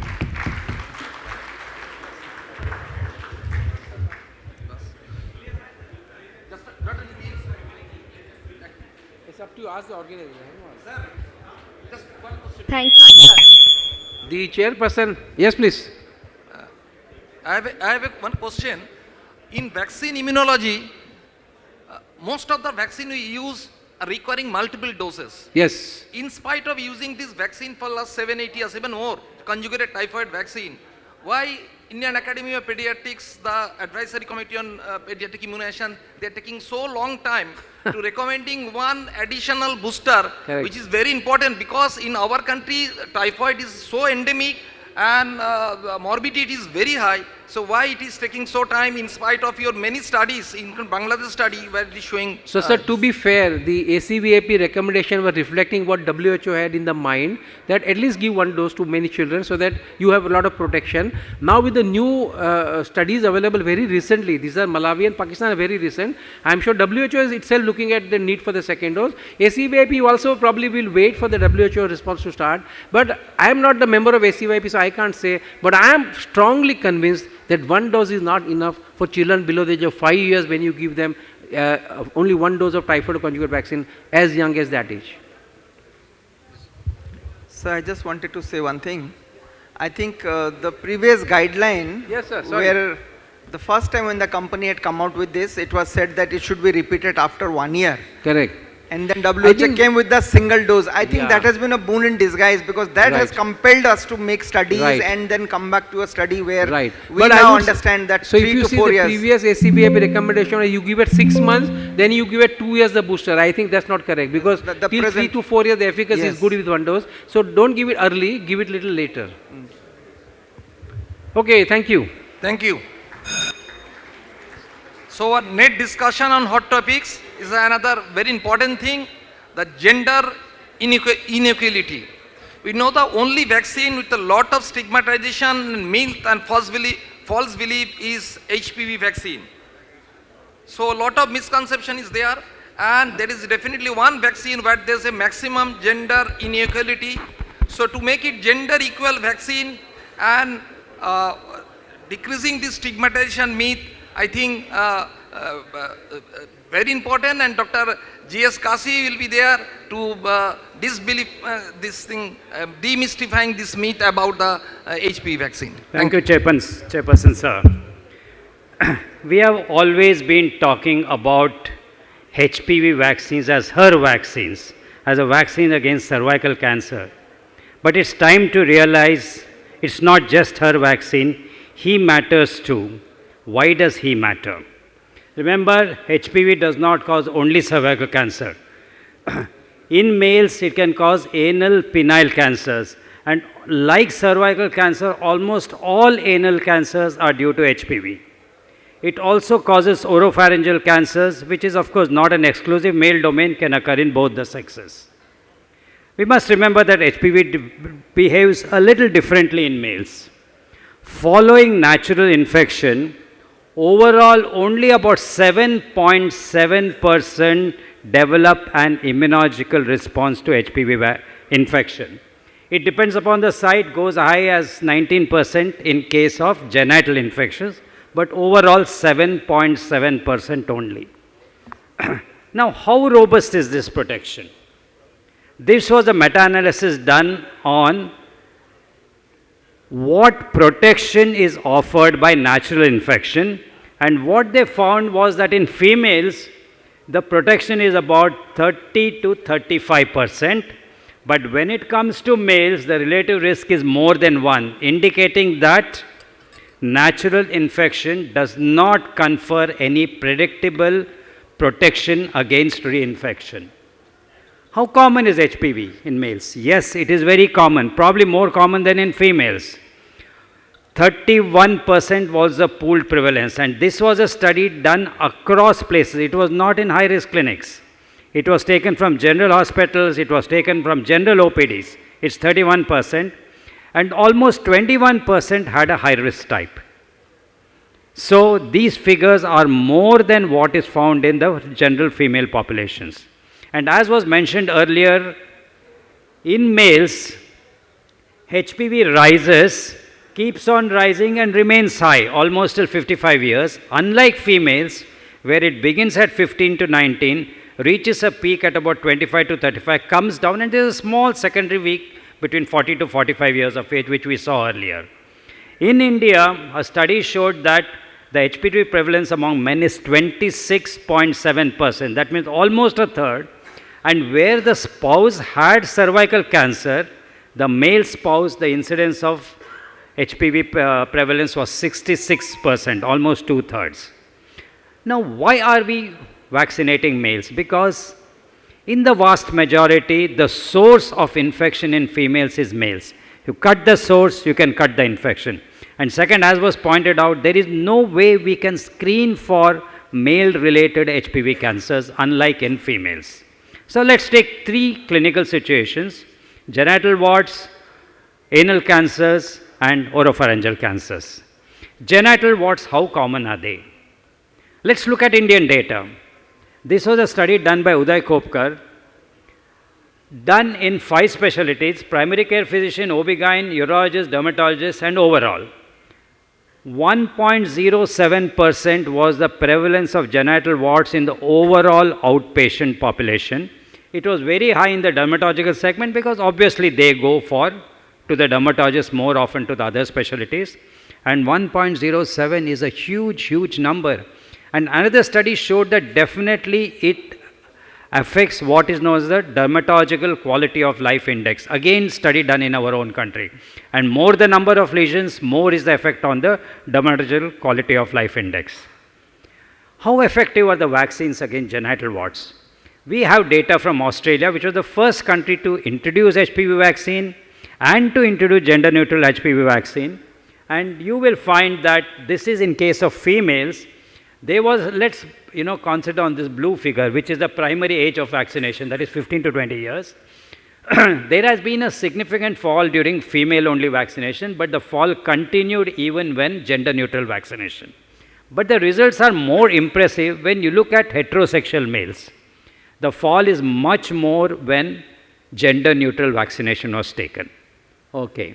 Let's come to the second situation, that is anal and cancers and anal intraepithelial neoplasia. In these conditions, the overall DNA positivity like cervical cancer is almost 100%. Vast majority is caused by HPV-16, 17.3%, and around 5% by HPV-18. In case of anal intraepithelial neoplasia, 91%, 2 by 3, that is a high level, they are 94%. Globally, over 30,000 cases of anal cancers reported in the Globocon report, predominantly squamous cell carcinoma. In India, in the year 2020, there were an estimated 5,500 new cases with almost 2,700 deaths. Good burden. What happens on anal cancers when you vaccinate? Study has shown that HPV vaccination is 91 to 93% effective against AIN1, 89.6 to 91.7 against anal cancer, 90% against genital warts. There is not much of data both at the national and international level regarding what happens to penile cancers and precancers when you give HPV vaccines. Now let's come to the next situation, oropharyngeal cancer. Oropharyngeal cancer is definitely quite common and is rising, as Dr. Ritarbatu pointed out in his panel discussion. 80,000 with 40,000 deaths, almost half die. More common in men compared to women.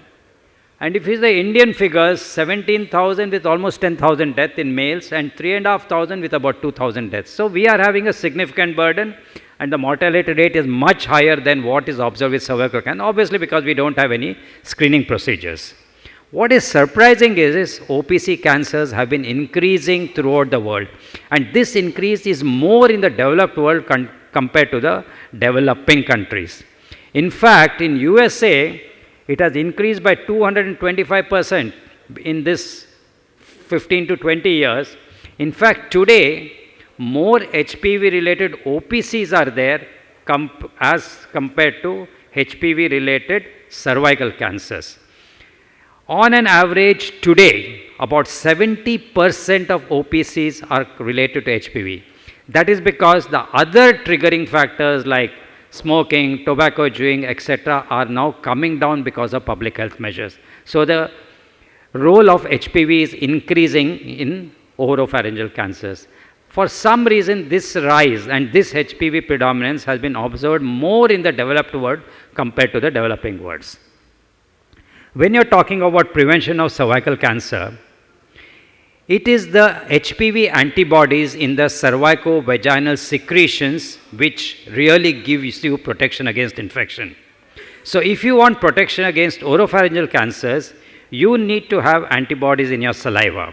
So this study looked at what happens to the antibodies in the saliva following HPV vaccination. They collected by two methods, what is known as sponge method and a mouthwash method, and they compared it to the antibodies in the serum. HPV-16 seroconversion is very high, 95%, compared to serum which was 100. The seroconversion HPV-18 is slightly lower. If you look at the GMTs, they are very high following the parenteral vaccination, whereas in the saliva, the levels are much lower. But please remember, presence of any level is associated with protection, and fairly persistence of antibodies has been demonstrated till almost 30 months, implying that you can look at HPV antibodies in the salivary secretion as a marker of protection against HPV following vaccination. How protective is HPV vaccine against oropharyngeal cancer? Now, a very interesting study where they look at all the patients who were admitted in a series of hospitals in Sweden. 1.76 patients were vaccinated against HPV.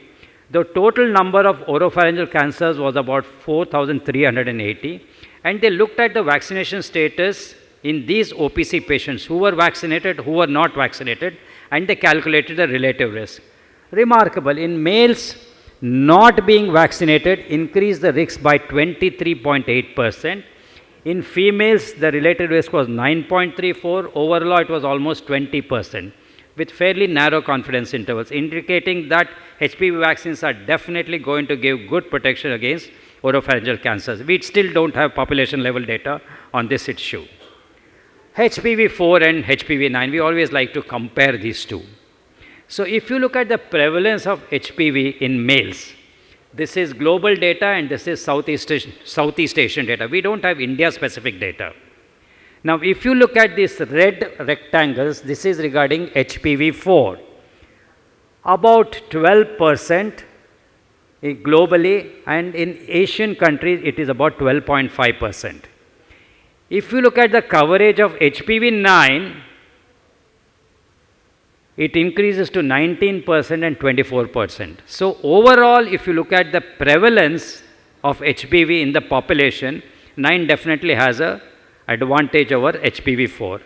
But there is some data from our own country which looked at the figures of anal cancer, and they found that the coverage between 4-valent and the 9-valent was not significant, but somehow this did not duplicate when the world was taken as a whole. It is open to interpretation why this difference has been seen.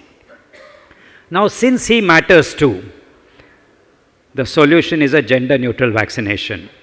And for this today we have a vaccine made in India, that is Servavac, which is basically aligned with the motto of supplying essential vaccines at an affordable cost. Development began in 2010 and in 2022. After 12 years of development process, it has received marketing authorization. The phase 2-3 studies were done in 2 cohorts, 9 to 14 and 15 to 26. Each had 3 subcohorts, male HPV4, female HPV4 and only female Gardasil. There was no male Gardasil because there was no male indication in our country. Remember, HPV4 and HPV9 have male indications, female indications till 45 years internationally. This was done in prestigious institutes all over the country. The immunogenicity summary shows almost 100% seroconversion at 7 months in both the cohorts. The phase 3 study of the 9 to 14 years has been published in Lancet.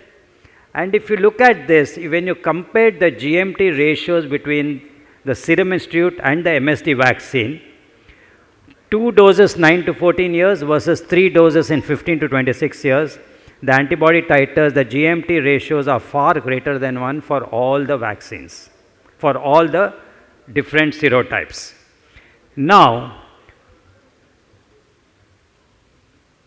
so most of the times the rise in antibody titers, sorry, I just missed this. But when you compared 9 to 14 years 2 doses versus 9 to 14 years 2 doses of the comparator vaccine of MSD, and if you see the GMT ratios, all of them are less than 1, indicating that the absolute values of GMT titers are better with the MSD vaccine. But if you look at the confidence intervals, nowhere is it less than 0.5. And 0.5 was taken as the criteria for non-inferiority in that particular study. This vaccine has given more than 1,000-fold rise following vaccination, long-term protection.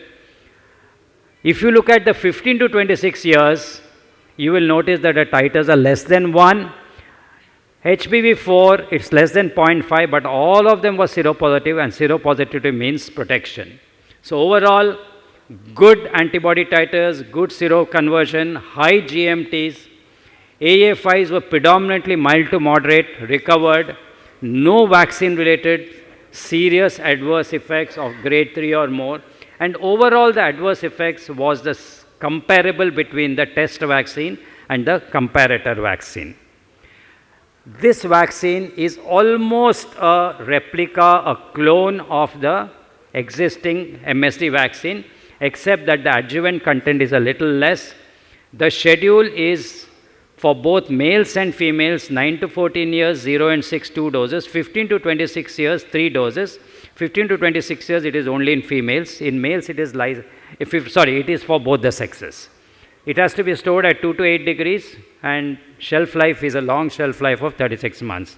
In conclusion, gender neutral, this talk is for promoting gender neutral vaccination, broader protection, reduced transmission because you're cutting the source, enhancing herd immunity. Studies have shown when the female coverage is less than 60%, when you have gender neutral vaccination, you achieve herd immunity much earlier, cost effective because it's much less than the comparator brand, and with gender neutral vaccination, the stigma of having a sex specific vaccine is not there.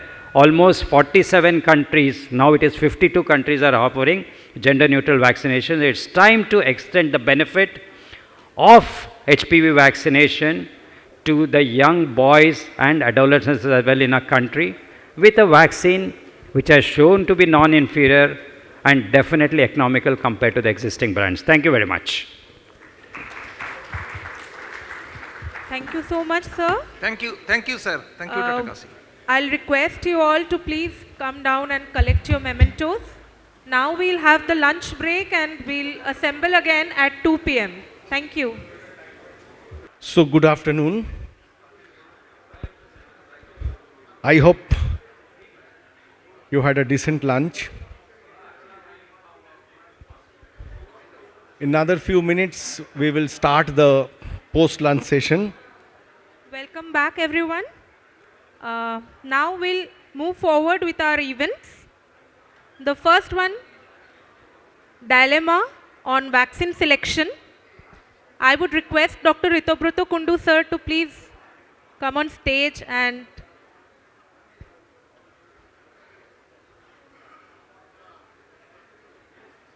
sir, we continue with the events. Please welcome Dr. Ritobroto Kundu sir on stage.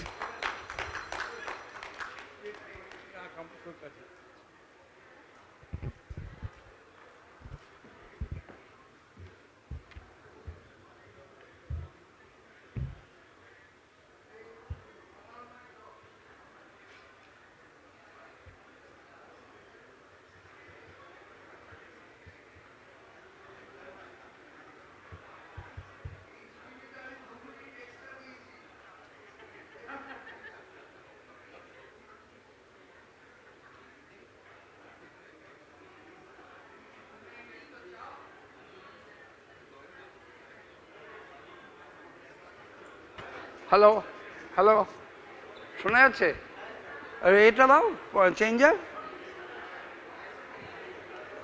না changer না sorry আমি এই চাই pointer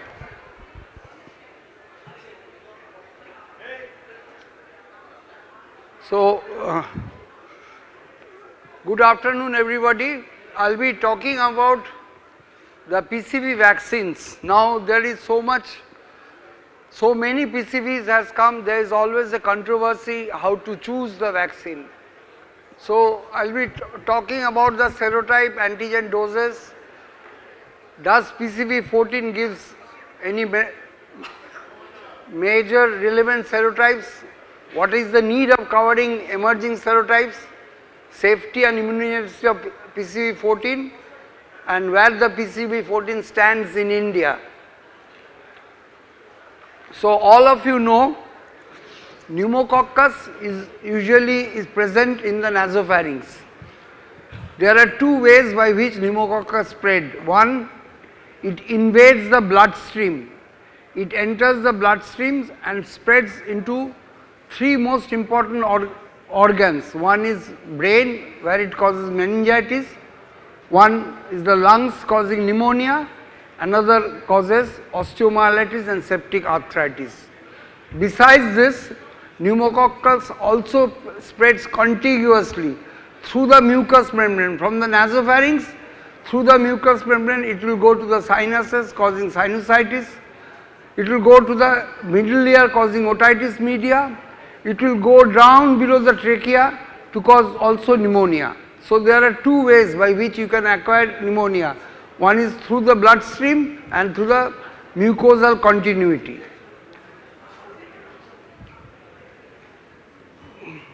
So there are more than 100 serotypes of pneumococcus, which is mainly the 15 serotypes which causes the problem. But the problem is somewhere else. Whenever a new pneumococcal vaccine is introduced, there is emergence of a few additional serotypes. And it is very important to cover these additional serotypes. Otherwise, your child is not going to be protected properly. So to understand pneumococcus, a good vaccine, what should a good vaccine have? The good vaccine should be able to cover the invasive disease, that is, those who spread through blood, pneumonia, meningitis, osteomyelitis. A good vaccine will be also able to cover mucosal or contagious spread, otitis media, sinusitis, pneumonitis. A good vaccine will prevent nasopharyngeal carriage. If you can prevent nasopharyngeal carriage, then you can get herd immunity because the transmission of the virus will be interrupted. So a good vaccine should have cover against invasive disease, contiguous spread, nasopharyngeal carriage, and if these three conditions are met, then herd immunity will develop. Now let's see. So leaving aside, I will compare only two pneumococcal vaccine. One is the 13-valent pneumococcal vaccine, another is the 14-valent. The first figures are the serotypes. In 13-valent pneumococcal vaccines and the 14-valent pneumococcal vaccine, there is only two difference. One is 6A is not there and two additional serotypes are there, 22F and 33F. Now I would like to discuss omission of 6A, does it cause any problem?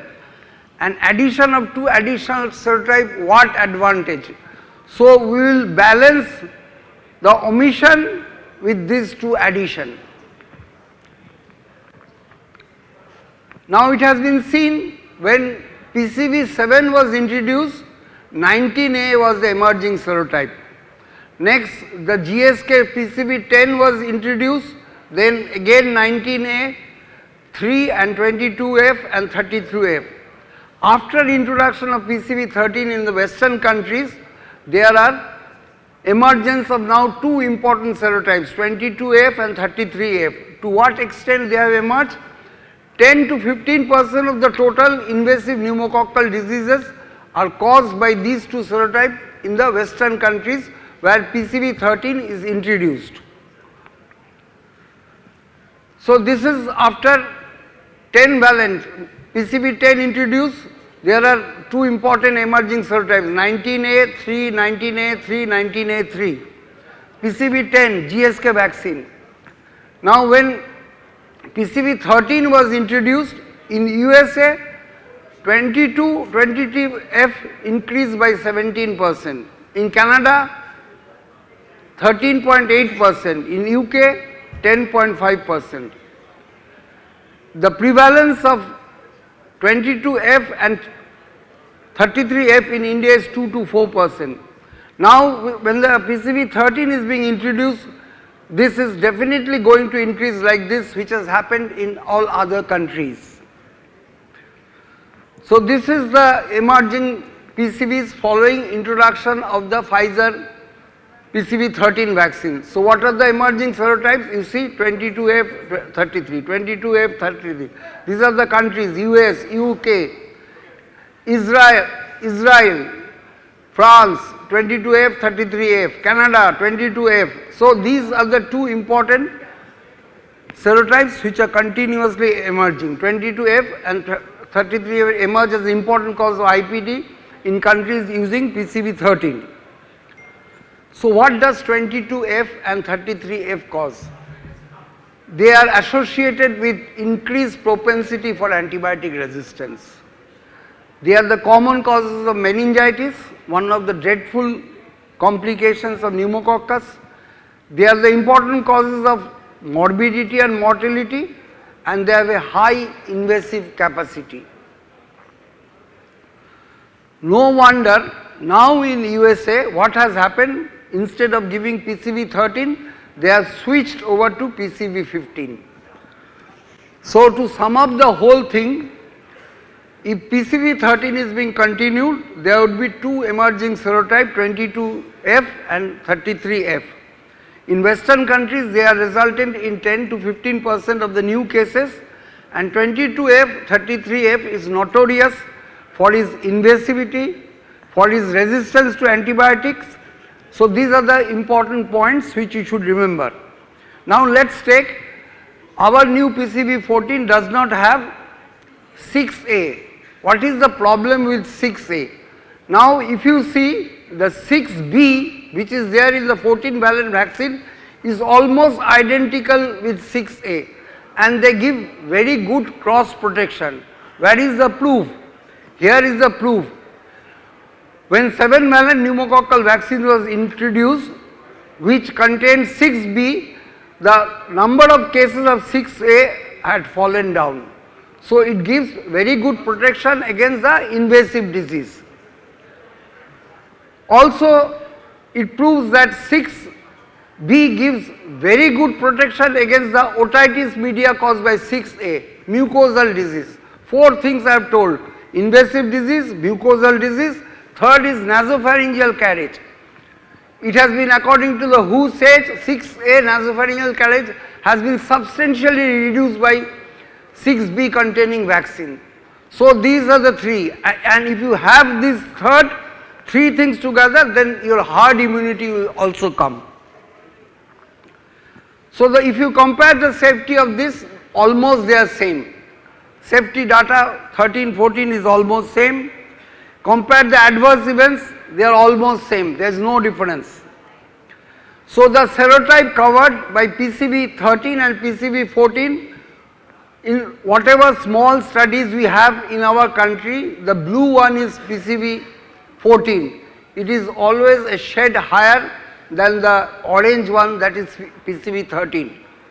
So the serotype coverage is good, and this is the safety and immunogenicity study which was done in India only, and it shows that 14-valent vaccine has almost nearly equal immunogenicity data as compared to the 13-valent vaccine.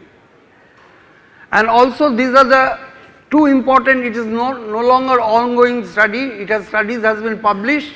Now 2+1 dosing, that is at the age of 6 to 8 weeks, and again after 8 weeks, and then a booster dose of 9 months, it has been already done, and I will tell little bit about this dosing in the second year of life, so that the booster dose can be given, and hopefully by July this year it is going to come. Now if you see the comparison rate, leave aside the other rate. Day 300 post booster, let us take the 6A. 6A, it is 93, 95. PCV 14 93, PCV 8 93. Seroconversion is almost identical with these 2 vaccines. In spite of not having 6A, 6B gives a very good seroconversion. Now look at the GMC titer. Let us take the 6A. We know the cutoff level to say whether the protection is given is 0.35. GMC titer about in 6A in 14-valent vaccine is 2.19 and 0.3, so it is nearly 7 times higher as what is required. So these 2 important facts, that one, the seroconversion rate is very high, more than 4%, and the GMC titer is more than 7. So this vaccine, though does not contain 6A, gives a very good all-out protection against invasive disease, mucosal disease, prevents nasopharyngeal carriage, and this will also ensure herd immunity. And if you see the MRP is 3195, about 800 rupees less. This is a very important thing. MRP 800 rupees less, and the range of cover is almost identical. To go a little further, it is a little bit higher, because it is going to give cover against 2 emerging strains, that is 22F and 33F. So PCV 14 provides similar protection to PCV 13. I would like to, not similar, a little better protection than PCV 13 at lesser cost. And PCV 14 is approved in 6, 10 and 14 week schedule. And hopefully by July this year, we will have the license to be the vaccine be used in the second year of life. And that is the reason why Government of India has now taken the green color of the states which are switching over to PCV 14. What is the reason behind it? The reason is simple. At a much lesser cost, we are going to give a high protection. So all these states in green color, which currently have PCV 10 and PCV 14 will be supplied henceforth, and till now 13.5 million doses has supplied. So to get a similar or a shade better protection in a cost which is nearly 1000 rupees less, you should always go for a vaccine which is India made, and I request you, here lies the importance of PCV 14. And so to sum up the whole thing, PCV 14 contains 14 serotypes, of which 12 are common to PCV 13. Antigen contents are similar, so also the conjugation, both are same. So the manufacturing of the vaccine is identical. PCV 14 serotypes are important cause of IPD in India and globally. And PCV 14 has shown to be immunogenic against all the important serotypes. PCV 14 demonstrates non-inferiority to PCV 13 with common serotypes. Functional antibodies are comparable. PCV 14 is safe and well tolerated, and PCV 14 is made in India, extended coverage against major existing and emerging. And the most important point, it is much more economical compared to PCV 13. So with this, I thank you for your patient hearing. Thank you so much, sir. Now, before moving forward to the other events, we'd like to call upon stage the recipients of the prizes, second prize and third prize on e-poster. Sir, I would like to request you to give out the prizes. The prizes, sir, for the e-poster, please be on the dais, sir. Dr. Bala Murugan, second prize, he made the e-poster on masquerading encephalitis, the many faces of a deadly virus.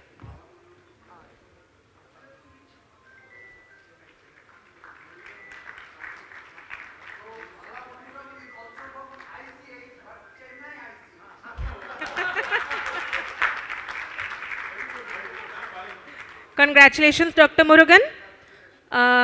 Third prize goes to Dr. Ajita Jyoti. Bone pain is just a tip of an iceberg. Unraveling the enigma, CRMO unveils unexpected genetic twist.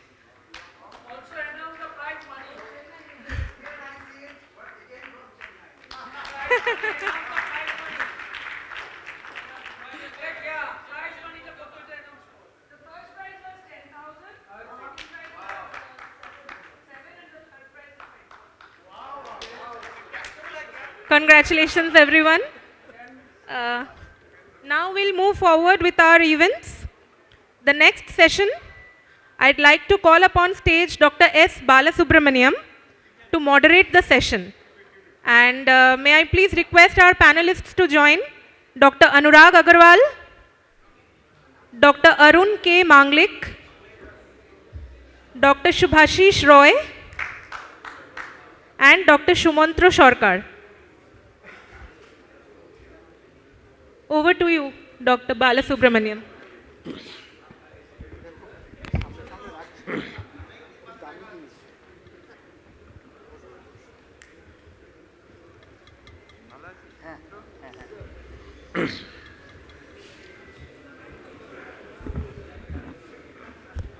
This is working? Not working. Okay. A very good afternoon to all of you.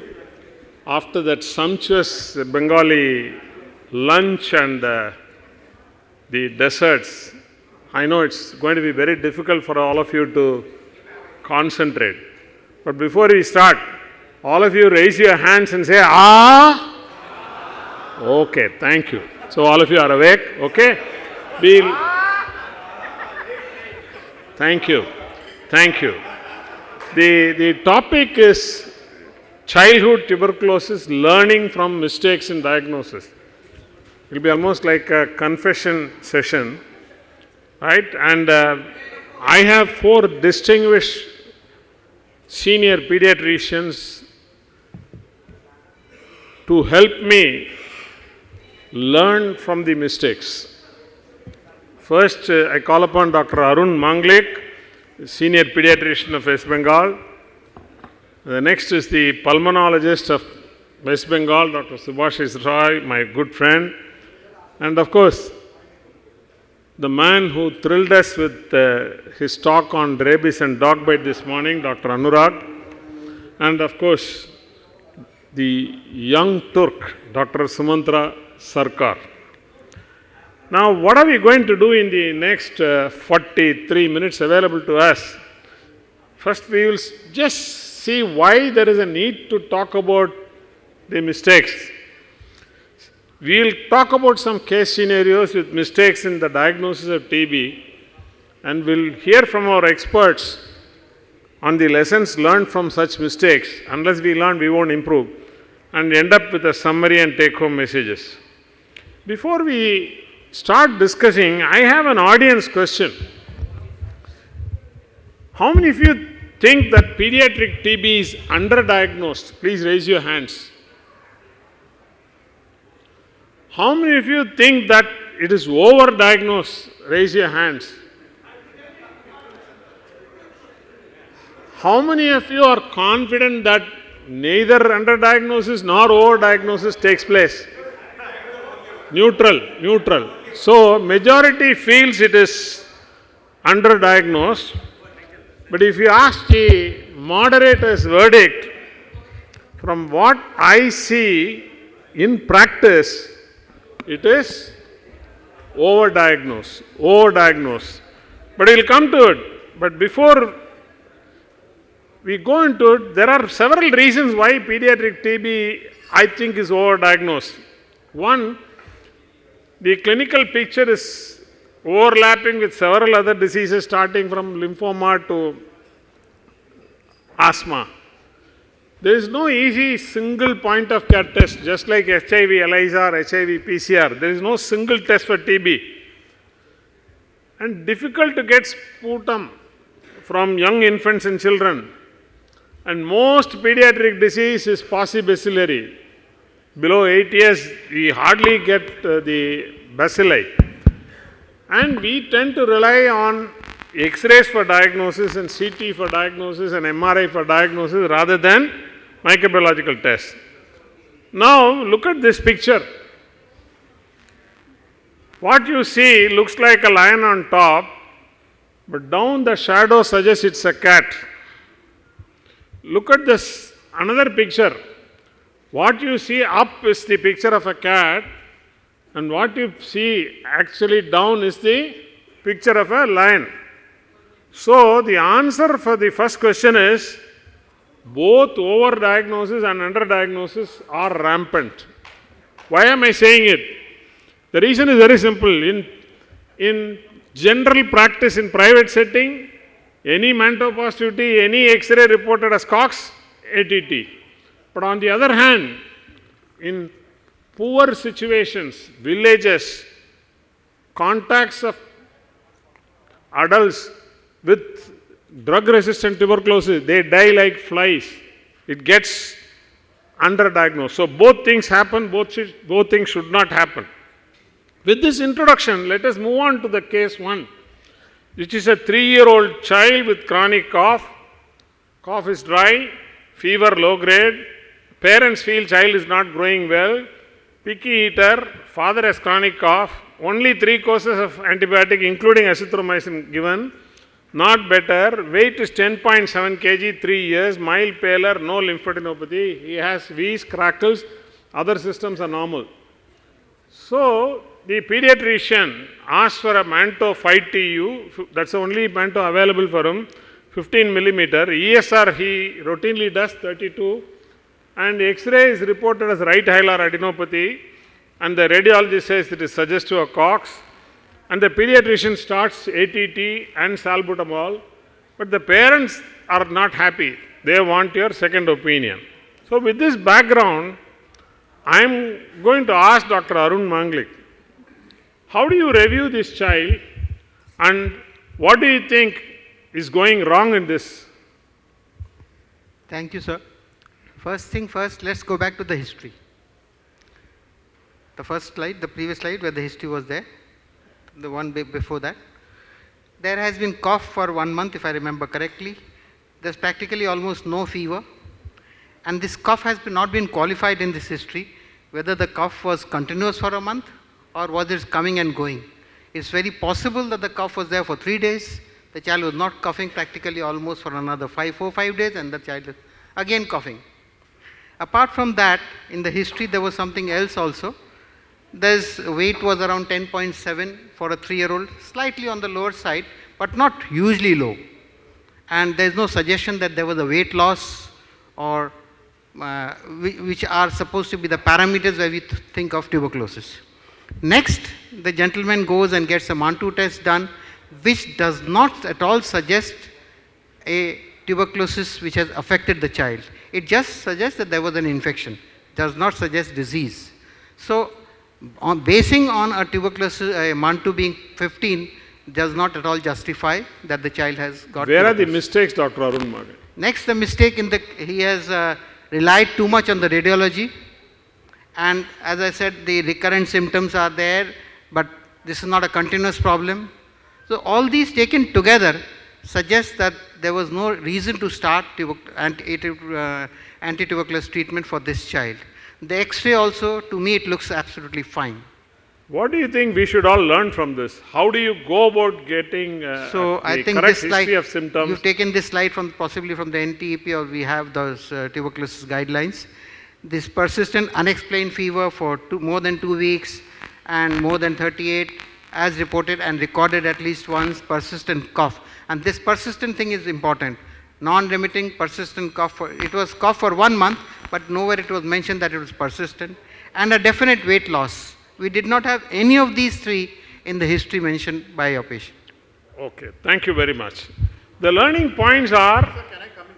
Yeah, please, One please. line, just go back to the previous slide. Yeah. One line in the last part, that is definitive weight loss or failure to thrive. One point should be added, that failure of nutritional rehabilitation in severe acute malnourished children. Correct. That is another pointer for TB also. Okay, agreed. The learning points are basically extrapulmonary TB is more common. Cough, if you ask me, cough is not a common symptom of pediatric tuberculosis. Most TB is now extrapulmonary. These children don't cough. And recurrent symptoms are not due to TB, only persistent symptoms. Mantoux is on the way out. Soon we will be stopping to do. Already it is not available to TU. And we are waiting for the launch of the new test called CTB. That's the only solution which may come. Even that should be used for detection of infection and not for detection of activity of disease. That holds good for your quantiferon gold TB test also. Let us move on to case 2. This is a 10-year-old boy who had cervical adenopathy like this, as seen in the picture. Low-grade fever for a month, no weight loss, night sweats. The nodes have been increasing in size, and labs were done. Mild leukopenia, lymphocytosis, platelets were okay, CRP was negative, uric acid is 2 milligram, LDH was 2000, Mantoux was negative. And promptly the pediatrician did an X-ray, and it was reported as right hilar adenopathy, as shown in the arrow, probable TB reported by the radiologist, and the pediatrician does an FNAC with the help of his assistant, and he sends it to a lab, and the lab reports epithelioid granuloma consistent with COX. And he also sends the portion of the FNAC in formalin for CB-NAT, which comes as negative, and he starts 2HR ECD as per the RNTCP program. And the child comes to you for a second opinion. You do a biopsy, and outside giant cells, lymphoma is diagnosed. Now, where is the problem? What has the mistake done? Please go ahead. So let's go back to the first slide of the case. if you look at the history and the examination, the lymph nodes were enlarged 4 centimeters. They were pathologic, but they were not matted. So the consistency of lymph node should have been seen and matting should have been looked at. Montu was negative. Negative has slightly more value than a positive Mantu. Then LDH was 2000. That shows there was some kind of a severe inflammation pointing towards something else other than TB, right? And after that, when the FNAC was done, the FNAC showed epithelioid granuloma. So there are multiple conditions in which you can get granulomas. For TB or NTM, you have to have a caseating granuloma. Epithelioid granulomas can be seen in cat scratch disease, can be seen in tularemia, can be seen in brucellosis, can be seen in Hodgkin's. Okay. So there are a lot of reasons for seeing granulomas. Then necrotizing granulomas are another entity not seen here. They are also seen, but they are in different entities. Then necrotizing lymph nodes again, they are not suggestive of tuberculosis. So all these points should have been kept in mind. Now suppose you have done a FNAC. The problem with FNAC is that if you hit the right point, you get the right sample and you get a diagnosis. But a negative FNAC does not rule out TB. So you have hit the wrong side, nothing will come. It will come normal or reactive lymphadenitis. So a better way would be that you go for a core biopsy, USG guided. That is similar to excision biopsy. Either you do that, if that expertise is not there and you are not sure, go in for a biopsy like the second pediatrician did, and therein you will have a diagnosis. So lessons learned should be, every effort should be made to obtain microbiological confirmation of TB. Yes, definitely. And FNAC is not reliable. And CBNAT, acha haan, ye bhi miss ho gaya. Saline, it should be saline. Whenever you send for MJIT or CBNAT, the sample should be stored in saline. If you, for formalin, you send a sample in formalin for a simple slide viewing, that is for looking for granulomas. Okay, very well said, Dr. Agrawal. I think now gone are the days when you start ATT without proof. You know, you look at the Pakistanis. For 2611, even today they are asking for evidence. They will continue to ask for evidence for the next 100 years. Okay? Like that, in TB, unfortunately, we have to follow the Pakistani model in asking for evidence before starting treatment. You must have evidence, microbiological evidence, and FNAC is not reliable, particularly if you have a pathologist who is not experienced, absolutely not reliable, and wasting the specimen of FNAC by putting it in formalin is a criminal mistake. Let us move on to case 3. I want to add one thing, sir. Sir, in case of doing FNAC, we can do it through USG guided FNAC. So USG can guide us which gland is having the central hypolucency. So that gland can be picked up to increase the yield. Agreed, agreed. Well. We will come to that later on. We'll come to that. Sir, I have 2 clinical pointers. One for the previous case. Rarely in a TB case, we get crepitations and rhonchi bilaterally. This is very rare. If I get a child with a bilateral rhonchi and crepitation, unlikely to be tuberculosis. This is number 1. Number 2, excision biopsy has a greater role than FNAC in 4 conditions. 1, if there is a relentless progress of the gland size in 4 to 6 weeks. If the size of the gland is more than 2 centimeter, if you are seriously suspecting malignancy, and the last, if it is a supraclavicular gland, do not do FNAC, straight away go for excision biopsy. You can add the 5th one, 2 weeks of antibiotics you are given, the lymph node doesn't respond. Right, Yeah, yes. Fine. Thank you. Case 3.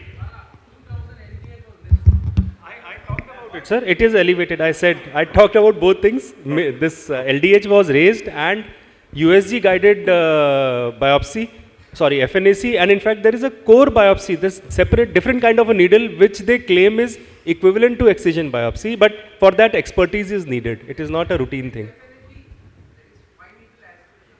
Yeah, so for that a little bit of expertise and experience is needed. Sir, talk to your radiologist if he's doing it.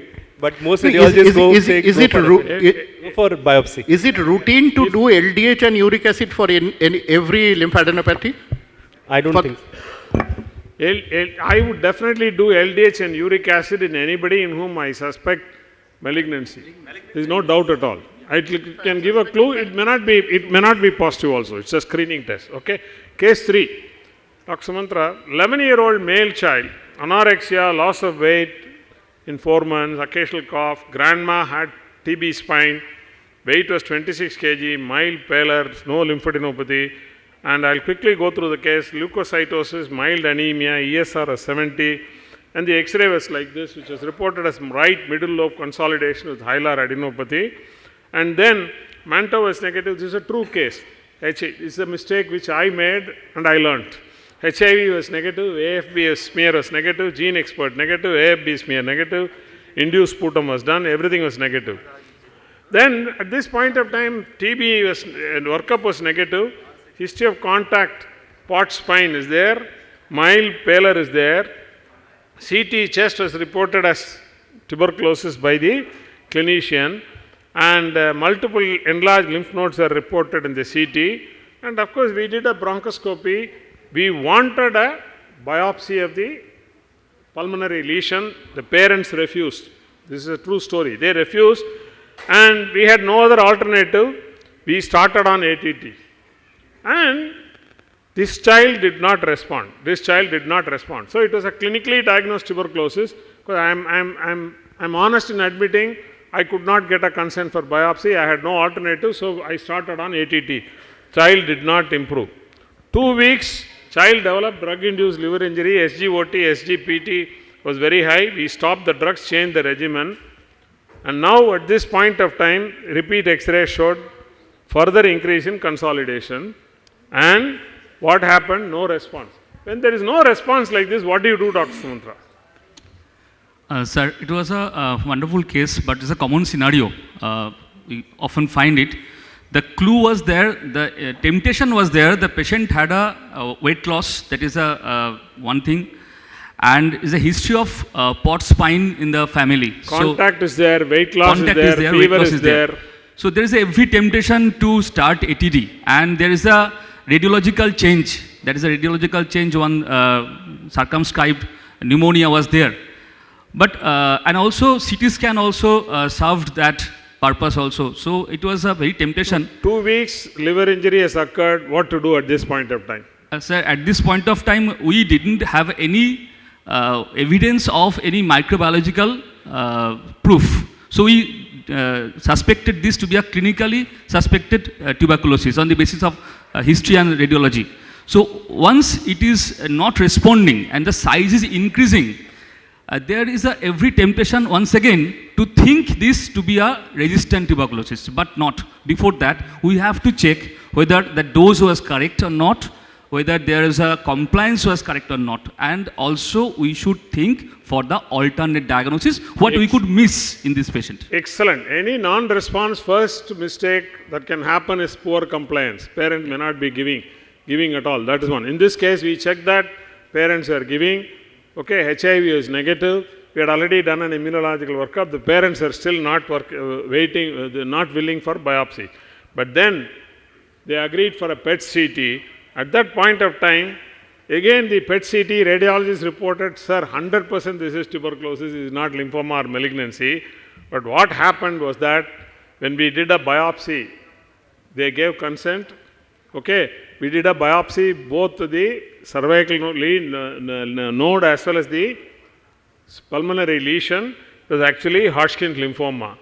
And the lessons that we learned from this, Dr. Sumantra, you want to highlight the lessons from this case? So always attempt to make a microbiological diagnosis before jumping it to start ATD, number one. Number two, the drug response should be monitored and the clinical betterment should be monitored. Whenever there is no response to ATD, please search for the good compliance was there or not, and don't think that it is going to be a resistant firstly. And alternate diagnosis should be kept in mind, and don't forget that even the pneumonia like presentation could be a masquerading event by the Hodgkin's lymphoma, which is quite common in pediatric age group. So that is also should be kept in mind. When tuberculosis does not respond, you should think of problems with the doctor who is making a wrong diagnosis. Exactly. Think of problems with the drug resistance. You should think of problems with the difficult family. poor compliance, or it may be a paradoxical response, or it may be immunodeficiency, or maybe a surgical complication. These are all the points you have to consider when there is no response. We all are familiar with the algorithm for lymph node TB. You want to comment on this, Dr. Sumantra? No, I want to make one point. Pot spine is not an infectious condition. Yeah. It cannot transmit the bacteria. This is number one. And number two, it is a non-responding pneumonia. So non-responding pneumonia, despite of adequate antibacterial therapy, and when you have not excluded, not getting any evidence of tuberculosis, solid evidence of tuberculosis, very high suspicion should be there for malignancy. Agreed. Agreed. Okay. Right. Let us move on to the case 4. This is a 7-year-old girl who had cough for 15 days. X-ray was reported as left upper lobe cox. Pediatrician starts ATT. Manto is negative. Sputum CB nat is negative. All the other criteria, clinical criteria, were not there in this child. This was the X-ray. This was the X-ray. And the pediatrician had already started ATT. Where do you think is the problem, Dr. Arun? Well, again, the X-ray, coming to the X-ray proper, the tuberculosis X-rays usually have, as the teaching goes, specific and non-specific. Do you see signs. AFB in the X-ray, Dr. No, Arun? No, not at all. We can't. So the X-ray can always be suggestive. It does not give you a microbiological diagnosis at all. There seems to be an opacity over there, which definitely can't be a lymph node. Okay, it is, and that opacity doesn't suggest that it's a primary disease. Neither it suggests it's a progressive condition. So what do you think is the left upper lobe shadow? Well, if you just go back, yeah. Oh, so you pointed out there. So that possibly was an artifact, a tuft of hair the child was having. If you repeat the X-ray with separating out that, then you could come to a definite thing that this is something, an error which we were making on reading the X-ray. So this is the radiology we have. As we were talking about, the highly suggestive imaging findings could be patterns like hilar or mediastinal lymph nodes, cavities, and miliary pattern, and the non-specific signs could be consolidations, non-homogeneous opacities, or ground glassing, thin wall cavities.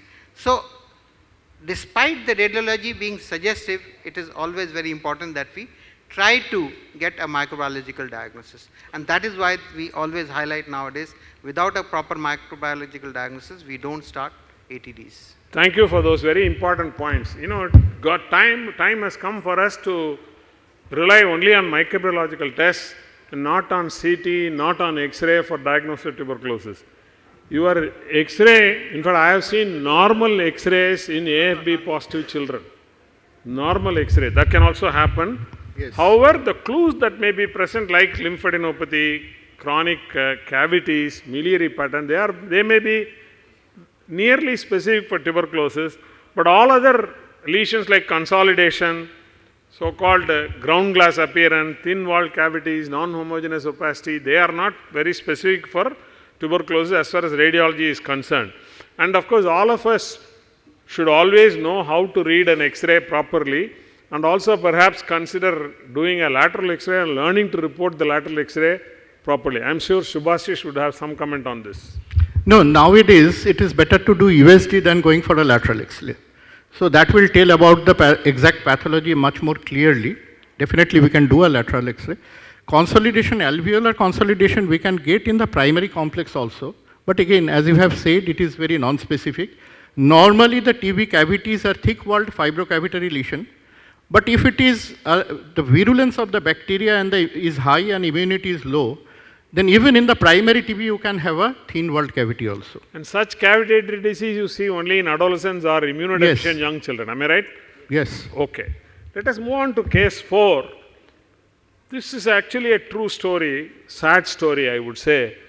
This 5-year-old boy had a long story. He had BCG adenitis in infancy. He was treated with 6HR. He had recurrent hospitalizations for VEs and LRI. Name any antibiotic, everything had been given. ATT restarted again empirically, another 6 months, no improvement. X-ray reported as bronchiectasis, both lower lobes. Consider Cox, that was the radiology report. And an examination, this is what we found. What is it? Can I say, somebody in the audience tell what is significant? Bilateral, significant, clubbing. And this was the boy, he is actually no more. This was the boy, he had tachypnea, you can see the barrel-shaped chest, malnutrition, well from an upper middle class family. Actually, what are the mistakes that have happened in starting ATT in this case? Should I respond? Yeah. So, can you go to the history, please? So, the first ATT that was given in the 6 months for BCG adenitis, that was a mistake. That should not be. So, TB, BCG adenitis, we have stopped giving ATT, isn't it? Yeah. Needs no treatment. Second thing, a child who is repeatedly falling sick, requiring admission, requiring antibiotic, and having clubbing. So, I will think suppurative lung disease first. And definitely they are... Subhashish, how often you see clubbing in pediatric tuberculosis? It's very rare. Very rare. Very rare. Much more common. If you find clubbing in a child with suspected tuberculosis, your diagnosis of tuberculosis is likely to be wrong rather than right. Right. And this child is having a barrel chest, recurrent infection. So I will think about cystic fibrosis with weight loss, and the child is not thriving well.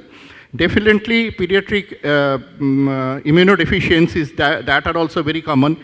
Iris, I don't think is a very important DD in this case, but I will try to exclude the bronchiectasis or cystic fibrosis, primary ciliary dyskinesia, or causes of non-CF bronchiectasis in this child. Tuberculosis does not cause recurrent respiratory symptoms. It causes only persistent respiratory symptoms. And think of tuberculosis, if the symptoms are recurrent, only in the case of paradoxical response or immunodeficiency or drug resistance or poor compliance. Otherwise, TB doesn't cause a recurrent symptom. Again, bronchiectasis in pediatric tuberculosis is very unusual. These are the points from this case. One thing has not been done in this case, that is echo should have been done in this child. This boy had proven cystic fibrosis. He died of Pseudomonas sepsis at the age of 4 years. The sibling is surviving with cystic fibrosis in the United States, the recent molecules, and the sibling girl is now 20 years old and doing well. Okay. Next case. This is a boy who had fever, diarrhea and abdominal pain. 10-year-old, fever, abdominal pain, diarrhea, toxic ileus 10 days. Counts are normal, ESR is 100. Cultures were negative, occult blood was positive in the stool. Multiple antibiotics we gave, ceftriaxone, metronidazole, not better. And he developed ulcers in the mouth on day 11. We were wondering what is happening, and he developed lesions like this, erythema nodosum. The erythema nodosum, always, we start thinking of tuberculosis. Ultrasound is done, mesenteric lymphadenopathy, 4 to 5 nodes. Manto test was 10 millimeter, 2 TU. X-ray test was normal, CB-NAT negative, and the pediatrician has already started on ATT. Erythema nodosum, Manto positivity, mesenteric adenopathy, TB diagnosis was made and started. What do you think is a likely diagnosis? And the most common differential diagnosis for TB abdomen is an inflammatory bowel disease. How do you solve this puzzle, Anurag? So first of all, development of some ulcers in the mouth. Then, so can we go back to the case, sir? Previous slide. Slide पीछे ले लें. Yeah. Just एक और पीछे. So, if you look at it, occult blood positive, not very common in TB. Sore mouth on day 11. Something goes against TB. Yes, you can have vitamin deficiencies leading to some kind of stomatitis.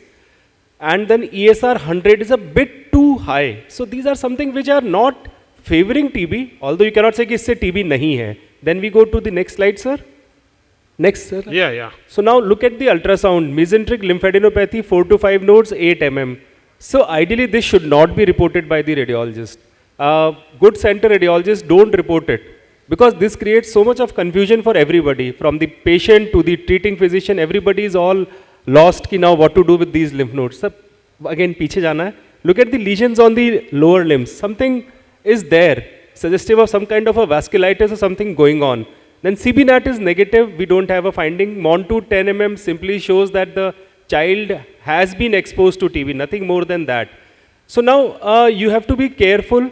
you have to decide the diagnosis. Calprotectin, as sir had showed, was 2000. So that is a pretty high level. This is something which is secreted by neutrophils, seen in inflammatory bowel diseases commonly. So when calprotectin is so high, you have to think of something else other than TB. Maybe you can get some antibodies like ANCA or ASCA, anti-Saccharomyces cerevisiae antibody done. You can get your CRPs, look at inflammatory markers, ESR was so high. So all these point towards a inflammatory bowel disease. The best way out is you do a colonoscopy. Go for a colonoscopy and you will have your diagnosis, either tuberculosis or inflammatory bowel disease. So Crohn's was proven by biopsy, via colonoscopy, and the child of course developed uveitis later, which is again a pointer towards the inflammatory bowel disease, and the child improved with steroids and methotrexate. So you have to be careful when you diagnose GITB. Again, we do not say that out of 10, 6 cases will be Crohn's or inflammatory bowel disease or whatever. Yes, out of 100 GITBs, maybe 1 or 2 could be inflammatory bowel diseases, but you have to be careful when you diagnose these patients. We at MAMC, what we do is, we get a CT done, look at the terminal ileum. If there is thickening, we go for a colonoscopy, take a biopsy, start ATT, review after 2 months to reconfirm. If you have the antibody titers available with you, I talked about ASCA and ANCA, if they are positive, they point towards the inflammatory bowel disease. So you have to be careful when you are handling these patients. So, next slide. Okay, Dr. Sumantra, can you tell us what are the common mistakes in the diagnosis of abdominal TB, along with Dr. Anurag? Actually, we should look for the extra-intestinal symptoms. So, in case of Crohn's, we get extra-intestinal symptoms that are more common, but we often miss that. And number 2 is when you are dealing with this kind of patients, we always think that the mesenteric lymph nodes are of importance, but that is not at all important. So the important things which are really there differently, that is whether those are matted lymph nodes or there's a caked omentum or like that, those are the most important points we should look for. And one thing that we mostly rely on the patient symptom rather than the other investigations. That is also another important thing.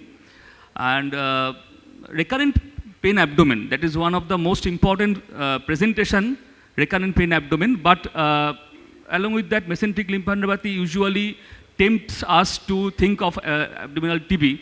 But most of the times what happens, we forget that Crohn's disease is most important. And one thing I add, sir, stool calprotectin level is very important differentiating point. Mostly that normal value is 50 microgram per milligram. So in certain laboratories it is 100. But normally if it is more than 200, don't think it is TB tuberculosis. It is usually inflammatory other diseases. So that is a thing we should always keep in mind. We miss usually. Okay, well, most important point we must all remember, we have to request our radiology friends not to report such lymph nodes at all. In fact, in our institution, we have 3 pediatric radiologists. If it is less than 1 centimeter, they will take history, and the history is not consistent with TB or malignancy, they will not report. You know, I always tell my students, if you don't find mesenteric lymph nodes, I'll be worried. It is like cervical lymph nodes in a 4 to 8 years old. If a child doesn't have neck nodes, 4 to 8 years, I'll think of immunodeficiency today. It is normal, lymphoid growth. Same way, right iliac fossa nodes are very common in 4 to 8 years, and this can cause pain for 4 to 6 weeks. And most of them are not tuberculosis. You should think of tuberculosis only if there are other features and not based on the so-called ultrasound finding.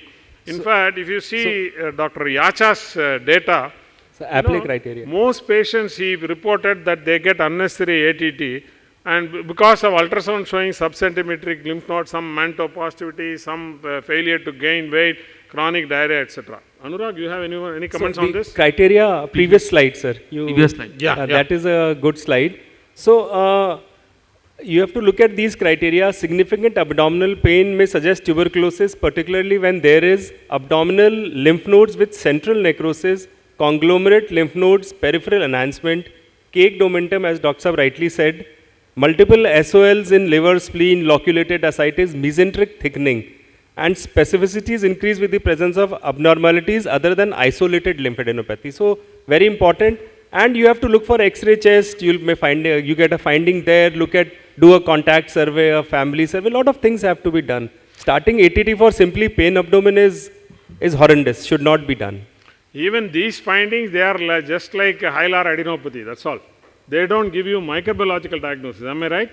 Okay. Sir, there is a guideline by ICMR on pediatric abdominal TB, which was framed by Professor Sushil Kabra and Varinder Singh.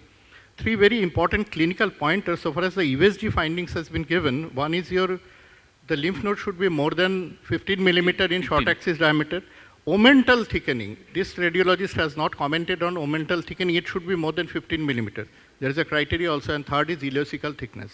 If these three are there, then it is a very serious pointer for abdominal TB. Okay, even if these small findings are there, the child is well, no contact, good weight gain, obese child, eating well, no symptoms, I wouldn't do anything at all. Am I right, Dr. Subhashish? Yeah. Okay, let us move on to the last case.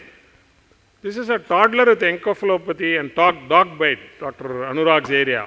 The 15 months old child had fever 15 days after dog bite. He developed drowsiness and lethargy, came with acute encephalopathy. He had received in the right way immunoglobulin and vaccine, 3 doses. He came in acute encephalopathy. MRI was reported as normal. We thought it could be meningoencephalitis, it could be rabies, and we started on ceftriaxone, acyclovir, doxycycline, worsened. MRI was repeated, and it was reported as leptomeningitis, could be viral encephalitis, to rule out tuberculous meningitis. That is what the radiologist gave a report as. At this point of time, we had a dilemma. Is this rabies? Is this ADEM due to the vaccine? Is it COVID-19? Is it the height of COVID epidemic? MIS-C. Is it TBM? Is it anything else? At this point of time, suppose all the tests are negative, how many of you would start empirical ATT? Please raise your hands. Not even one? I'm raising my hand. If everything is negative, CSF is going to show lymphocytosis. In the comatose child, Dr. Arun, you would start or not? Anurag? Yeah, obviously all of us would start. Now the point is, in this child, what happened is that CSF, 100 cells, lymphocytes, elevated protein and low sugar. How many of you would not give ATT to this child? Now raise your hands. Would not give? Very few. CSF biofever is negative. SARS-CoV-2 gene expert is negative. And corneal smear was sent for rabies to veterinary hospital. PCR was negative. And the repeat COVID PCR nasopharyngeal aspirate is negative. At this point of time, CSF autoimmune panel is done. You all listened to Chitkara's story. This is before Chitkara's days, right? Methyl prednisolone was started. It turned out to be actually autoimmune encephalitis. I think the bottom line of this case, to be very frank, it is emerging as a common entity. Even what Dr. Chitkara presented, 10 years back, I am sure everybody in the audience would have started empirical ATT with steroid. Child would have got better or died. One of the two things would have happened. Child had got better, we would have continued ATT for 1 year. And antibody testing nowadays we are recognized. I am honest in admitting the mistakes I have made the last 3 or 4 decades. Many of these autoimmune encephalitis, I would have given empirical ATT for 1 year. Now I am going to ask Dr. Manglik, sir, this CNS tuberculosis, the diagnosis is invariably delayed because you won't get culture easily. Gene expert positivity is not always there. Manto may be negative, contact history may be there. There may be other clues in the fundus, other clues in the MRI. They are not specific. Tuberculoma may be there. What are the common mistakes we all make in the diagnosis of CNS TB, Dr. Arun? Sir, I'm sure you agree that we do make mistakes in CNS TB. We make mistakes galore. I had been taught a few things by my teachers, and one was, or rather two, never miss a treatable condition and never miss a critical issue.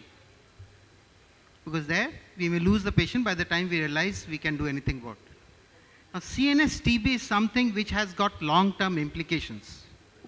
If my diagnosis is delayed I am going to land up with a long-term neurological problem for which the child will going to suffer, maybe convulsions, maybe paralysis, maybe eye issues, whatever. And starting as you asked the audience at that point of time, and practically almost nobody was willing to start ATD, fine. And my next comment would be, people may bombard me with bricks. Sometimes we don't practice what we preach. I personally would start ATD just on the assumption that this may be TB, and I'm always I'm free to stop it. Once I'm confirmed that this is autoimmune encephalitis, I'll stop it. It would do no harm. But if I missed tuberculosis, if I've delayed my diagnosis of CNS tuberculosis, I am doing harm to the patient. At least that's my take on it, sir. Okay, question to all panelists. Have you all had the sad experience of picking up tuberculosis in the CNS late? Definitely, sir, definitely. We have sometimes strived for microbiological diagnosis and we lost the patient. We got the diagnosis, we lost the patient. It has happened multiple times. Subhashish? Completely agree. No doubt. Okay. The common mistakes we all make is to overdiagnose tuberculous meningitis for all lymphocytosis in the CSF. Second, imaging. The radiology says consistent with tuberculous meningitis is the little dilatation of the ventricles, contrast enhancement, tuberculosis, TBM treatment. And if the child is not critically ill in these days where you have facilities for diagnosis, empirical ATT for CNS tuberculosis is not correct. And we should make every effort. In fact, we have made diagnosis using a brain biopsy also. We have been surprised. What we thought it is neuromyelioidosis or some malignancy, finally we could prove AFB in the brain biopsy. That can happen. And having discussed various cases, to sum up, I thought I should share with you what I think are the common mistakes I have made. Be honest in telling you this. One, reliance on chronic cough as a symptom of pediatric TB. That's not correct. Two, recurrent respiratory symptoms. Please think beyond TB. Three, in these days of CB NAT, LAMP assay, etc., there is no place for empirical ATT in cervical adenopathy, chronic meningitis, PUO, etc. Manto, I am afraid, please stop doing it. It's a useless test. Soon we will get CTB. Please make use of it intelligently. Please learn to interpret X-rays. Learn a bit of radiology. There are good sources from WHO. You can have a look at them and learn.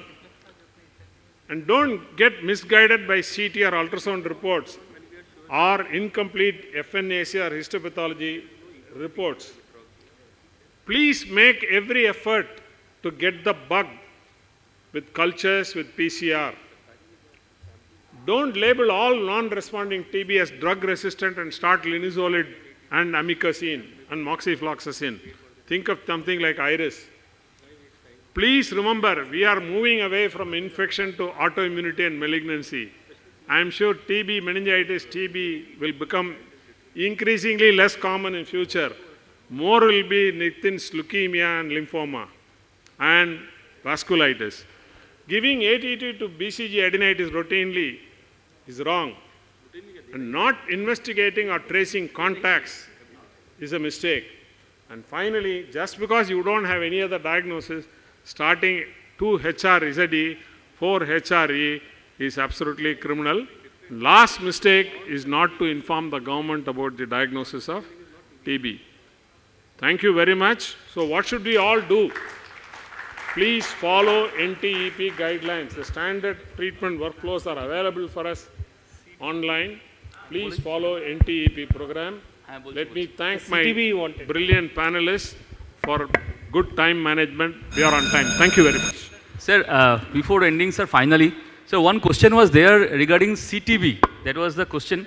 CTB test. Yes. CTB test is a better test than Manto for detection of infection. The kit is being supplied by Serum Institute of India.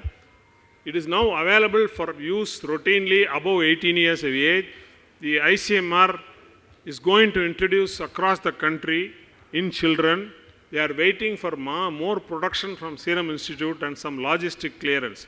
And three things are happening new in TB. One is CTB is going to be introduced. Two, we are going to see four-month course treatment. Three, we are going to see BCG revaccination very soon in children. Adult studies are on in Mumbai. Pediatric studies are on. We will very soon find revaccination with BCG, 4-month course and CTB. That's going to be the trend in pediatric TB for the coming years. Thank you very much. Sir, regarding CTB, sir, if I want to add 2 or more points, please correct me if I am wrong. CTB is actually developed by the Denmark in the Copenhagen, Staten Institute, Copenhagen. And that CTB actually, it acts like a IGRA. It also acts like with 2 antigens, particularly ESAT6 and CPF10 antigens are involved. Its cutoff is 5 millimeter, and it does not interfere with the BCG vaccination. That is one I know. Agreed. Please correct if I am wrong. So. Agreed. Yeah. Yeah.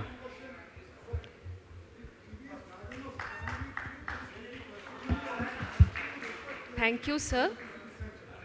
No, you can treat, but you have to inform the government portal. You have to inform. You have to give a diagnosis to them. Nowadays, I don't treat for the simple. I treat, but I always for drugs I send it to the nearest NTEP center where they give free of cost. They give also 500 rupees to you if you report the case. They give 500 rupees per month to the family for treatment, and they also follow up at the end of treatment whether you are given sputum, whether you are investigated, completed treatment, etc. And legally, if you don't report, you can be penalized. You have to report every case of TB diagnosed by you. Thank you so much, sir. It was a really interesting session. Now the last session will be another very interesting. It is the trivial infections that we very often get in our day-to-day practice, the treatment modalities. And again, this session will be a Mentimeter based session where you can interact, and as you know, you are well versed with it. It's the fastest finger fast. There will be discussions and there are prizes to be won by the winners. And this trivial infection session will be moderated by Parthopratim Haldar.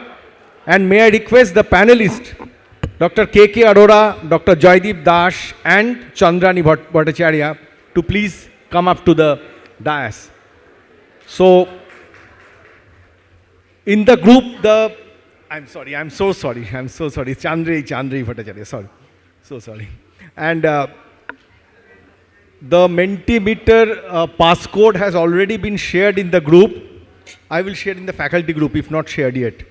So you can join the menti.com. I will just share the passcode.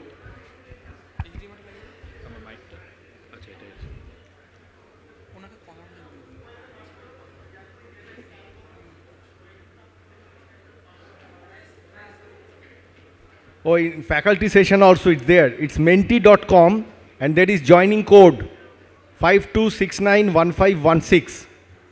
So you can join in the app.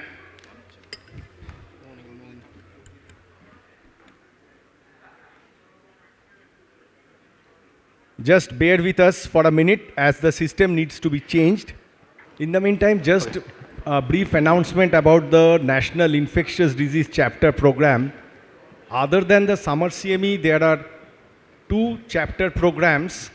One is the National Midterm CME, which will be this year in Jaipur on 5th and 6th July. And the NCPID, the National Conference of Pediatric Infectious Disease, will be in Bangalore on 10th, 11th and 12th October.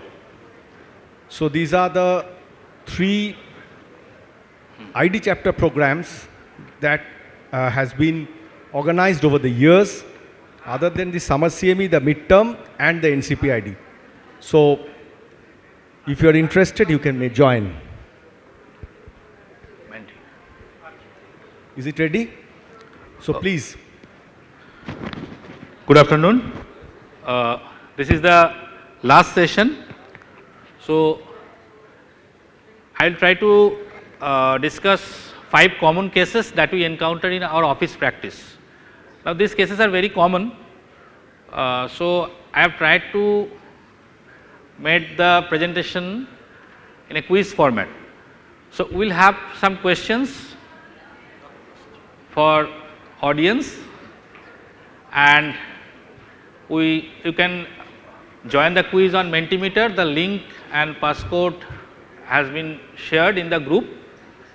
So, for each topic I have around 6-7 questions, and after that we will discuss with our panelists about the salient features of these conditions. So, I welcome my panelists Dr. K.K. Arora, Dr. Joydeep Das and Dr. Chandray Bhattacharya. So, as I move on, I think 77, huh? 79. Okay. So, almost 80 people have joined, so we can start. Okay. So, I am starting 90. Okay.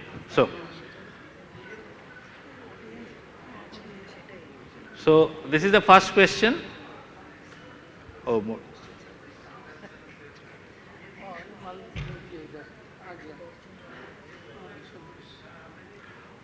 Which of the following is most common causative organism of acute paronychia? We have Candida albicans, Staph aureus, Pseudomonas and herpes simplex. Most common causative organism of acute paronychia.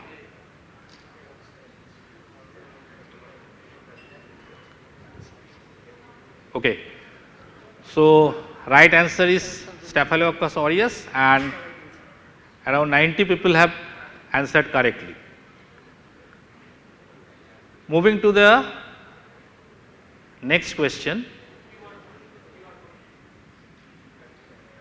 Chronic paronychia is most often associated with which type of infection? Viral, fungal, bacterial, parasitic. Viral, fungal, bacterial or parasitic.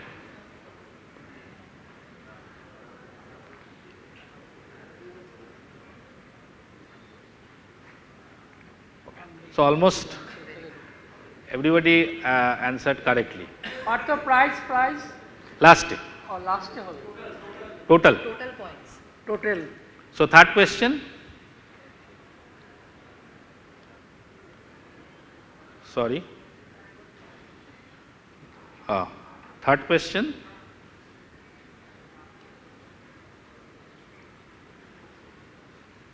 Six-year-old child, red swollen tender area around the fingernail with visible pus. Most appropriate first step in management. Prescribe oral antifungal, moisturizing cream, warm soak, consider drainage, do nothing, it will resolve on its own. 6-year child, tender fingernail with visible pus. Okay. So, almost everybody is correct. Fourth question.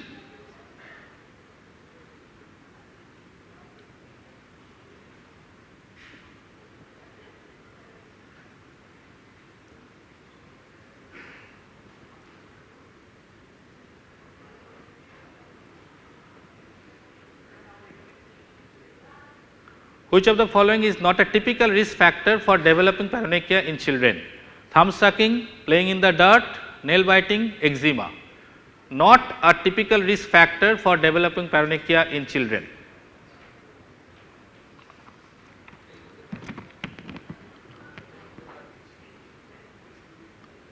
Okay. So, not a typical risk factor. Playing in the dirt is not a typical risk factor.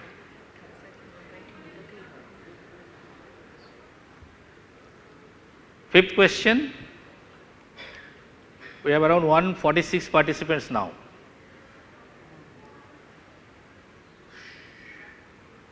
Which clinical feature is more suggestive of chronic rather than acute paronychia? Sudden onset of pain and swelling, presence of pus, nail discoloration and ridging, high grade fever.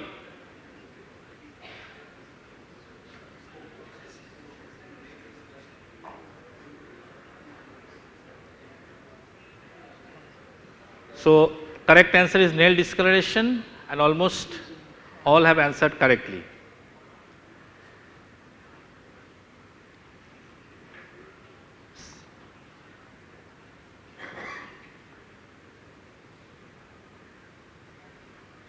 Which of the following is a contraindication to incision and drainage of a paronychia abscess in a child? Contraindication of drainage: presence of mature abscess, large abscess with overlying cellulitis, involvement of nail matrix, superficial abscess confined to the nail fold.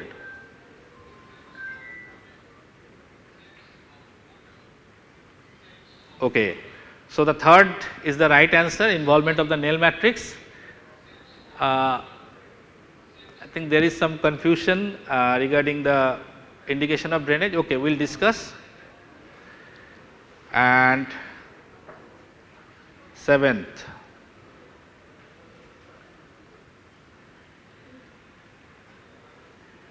child with chronic paronychia should be advised to choose the best recommendation: apply topical steroid, avoid irritants, increase hand washing frequency, start a course of oral antibiotic, use topical antiseptic daily. What is the best recommendation? Chronic paronychia in a child.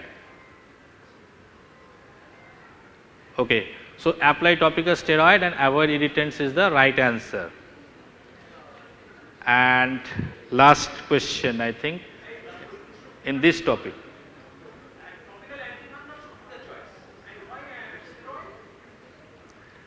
I am coming to that.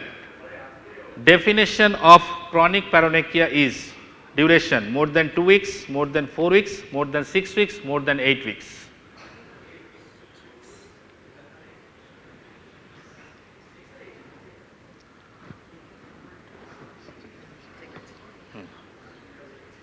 Okay, so around 50% has answered more than 6 weeks. Okay. Now, let us see what are the important points. So, paronychia is an acute inflammatory process with or without abscess formation that involves the proximal and lateral nail fold, and that has been present for less than 6 weeks. So, anything more than 6 weeks is chronic paronychia. Now, I would like to ask Dr. Arora to please discuss prominent features of acute and chronic paronychia and how we can differentiate clinically. So, here as the paronychia, the term itself suggests that there is an inflammation of the nail bed. So, here what in acute, something is happening acutely. So, what you will be finding is there that usually the most common cause of an acute paronychia is usually some infection, and more often these infection there will be a rapid onset within hours. Chronic condition, as we have seen while this question answer session also, anything which is beyond 6 weeks will be a chronic condition. Anything which is occurring immediately is an acute condition. Then whenever as there is an inflammation, there will be redness, there will be swelling around the nail. So we will there will be a swelling in the proximal and on the lateral sides. That is the characteristic here. And then in chronic there will be nail changes, like there will be ridges, there will be color change, and there will be presence of pus you can see in acute, but in chronic there will be no pus. The chronic is usually due to some cause of due to some irritation. So a constant soaking of hands, a history of constant soaking of hands in water or irritants. Chronic so the most important will lead to chronic paronychia. Okay. So the most important point is acute paronychia. There will be pus formation. It is painful. Chronic paronychia, there will be nail changes like thickening, discoloration, or ridges, minimal or no pus. So this is the classical picture. Now I would like to ask Dr. Jaydeep Das about what are the risk factors in children. So most common risk factor what we have seen in our day-to-day practice is nail biting, thumb sucking. So any process by which the innate immunity has to be broken, then your bacterial entry and acute inflammation. So your color, rubor, dolor, and loss of function. So and another is chronic skin condition like eczema. psoriasis, these are also inside the risk factors. And trauma, lastly trauma. Partho, just 1 second, Partho. Somebody has dropped this watch. I am keeping it here. Beautiful you may watch. please correct. Please continue, please. Okay. So, what about the diagnosis? Yes, so it is, the term itself says the acute inflammation. So, inspection itself tell you the diagnosis. If there is pus collection specially, then we have to remove the pus, and diagnosis is usually the morphological inspection. We do not need any investigation. Okay. So, most of the time diagnosis is usually clinical. Okay. Now, coming to the treatment part. What is the basic treatment and what is the difference between treatment in acute and chronic paranoia? Dr. Chandri. Well, to treat acute paronychia, basically the first thing is to aim comfort, because it's an acutely painful condition. So, doing warm soaks for around 10 to 15 minutes, around 3 to 4 times per day, helps to relieve symptoms very well. Topical antibiotics like mupirocin can be used. If the infection is spreading and there is cellulitis, then definitely oral antibiotics, but if it's a minor inflammation, please don't use it. And if a particular abscess has developed, then incision and then drainage should be advisable. And in chronic paronychia, the particular point is to basically keep the area clean and dry and to avoid irritants. If hand is getting wet repeatedly, then to ask to use gloves so that wet activities can be prevented. Antifungal creams can be used topically if fungal cause is suspected. Topical steroids are the mainstay of treatment to control the chronic inflammation, and if a chronic risk factor like nail biting, thumb sucking is there, to discourage it as far as possible. Okay. So, the basic treatment, topical antibiotic for acute cases and topical steroid. Now, coming to the part antifungal, yes, definitely antifungal has a very good role. If you suspect it's fungal cause, then you need to add antifungal also. So, you need to teach proper nail hygiene, keep nails trimmed and clean, discourage nail biting, thumb sucking, use gloves if hands are frequently in water, moisturize hands and nails to prevent cracking.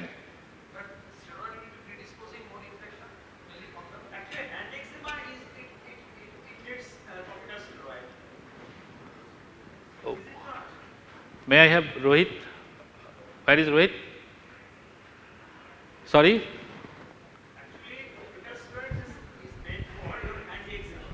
But actually, this chronic paronychia is more fungal etiology. It should be covered with Yes, definitely fungal. That's what I have mentioned in the treatment part.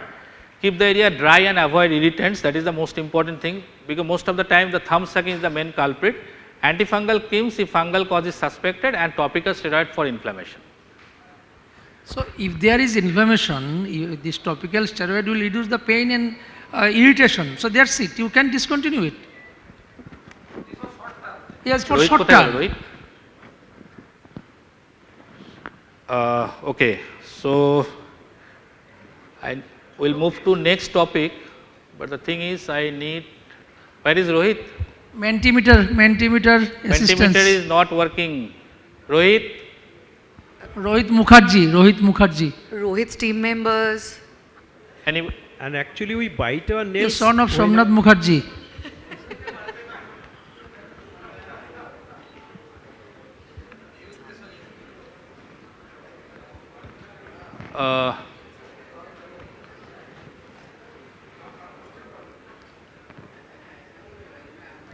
Just bear for 1 second. This Mentimeter. Yeah, Mentimeter.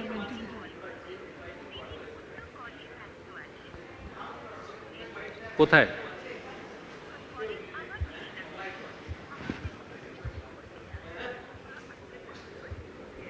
Is there anybody in Okay. the hall? Okay. Yes, come. Okay. Rohit, you please stay here. No, actually, I am not very much familiar with this Mentimeter and I am simultaneously switching between two tabs, so it's getting little difficult. Okay, so please stay there. Okay, so moving to our next topic. So ready with your button. Question 9.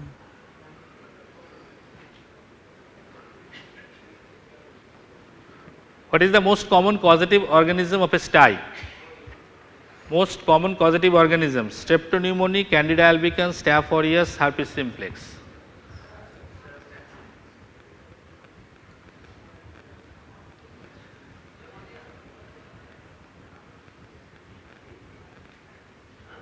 Okay. So most of us correct. Correct answer. Okay. Next is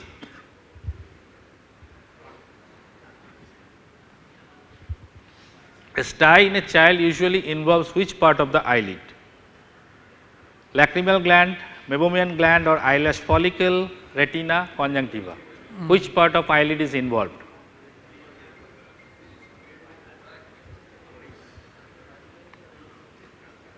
We have around 136 participants. Yes, correct. Okay. So almost everybody answered correctly. Next. Discued. No, make it more easier. Students are also here. Students. The first line treatment for an uncomplicated sty is oral antibiotics, topical steroid, warm compress, surgical excision.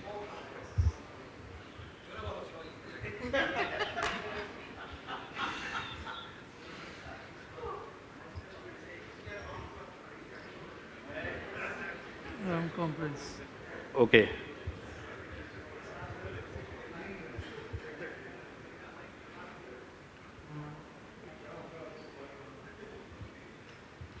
Which of the following is not a typical symptom of sty? Eyelid swelling, redness and pain near eyelash, conjunctival congestion, localized pus filled bump. Not a typical symptom of sty.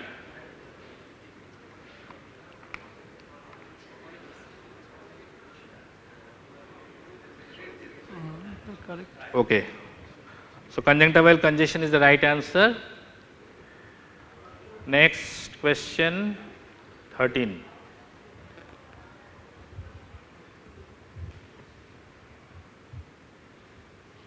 What is the difference between a sty and a chalazion? So chalazion is painful and infected, sty is chronic inflammation of the tear duct, sty is infectious, chalazion is not. There is no difference. Difference between sty and chalazion.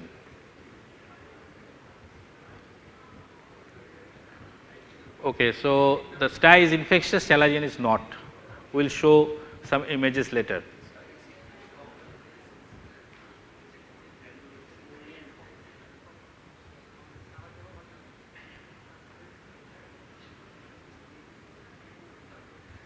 When should a child with sty be referred to an eye specialist? If the sty does not resolve in 3 days, if the child has mild tearing, if the sty is recurrent or does not improve after a week, if the child has a cough. When should be referred to an eye specialist? Okay. Question 15.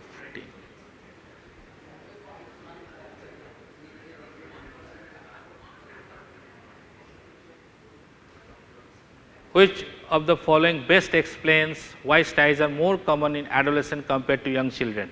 Hormonal changes increases meibomian gland secretion, adolescents are more exposed to allergen, increased eye rubbing due to screen use, decreased immune response in adolescents. Which best explains why styes are more common in adolescent? Okay, so hormonal changes increase meibomian gland secretion, that is the right answer. And I think this one is the last question regarding sty.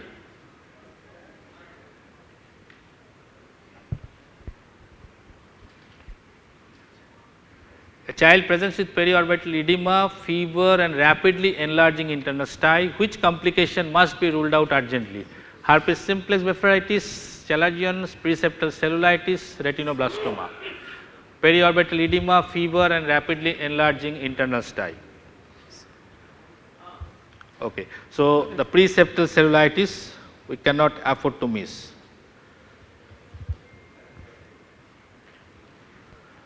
Okay.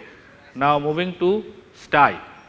So, sty is an acute inflammation of the eyelid that presents as localized painful and erythematous swelling or nodule caused by bacterial infection, usually of the meibomian glands or eyelash follicles. Now, I would request Dr. Arora to just to briefly describe types of sty.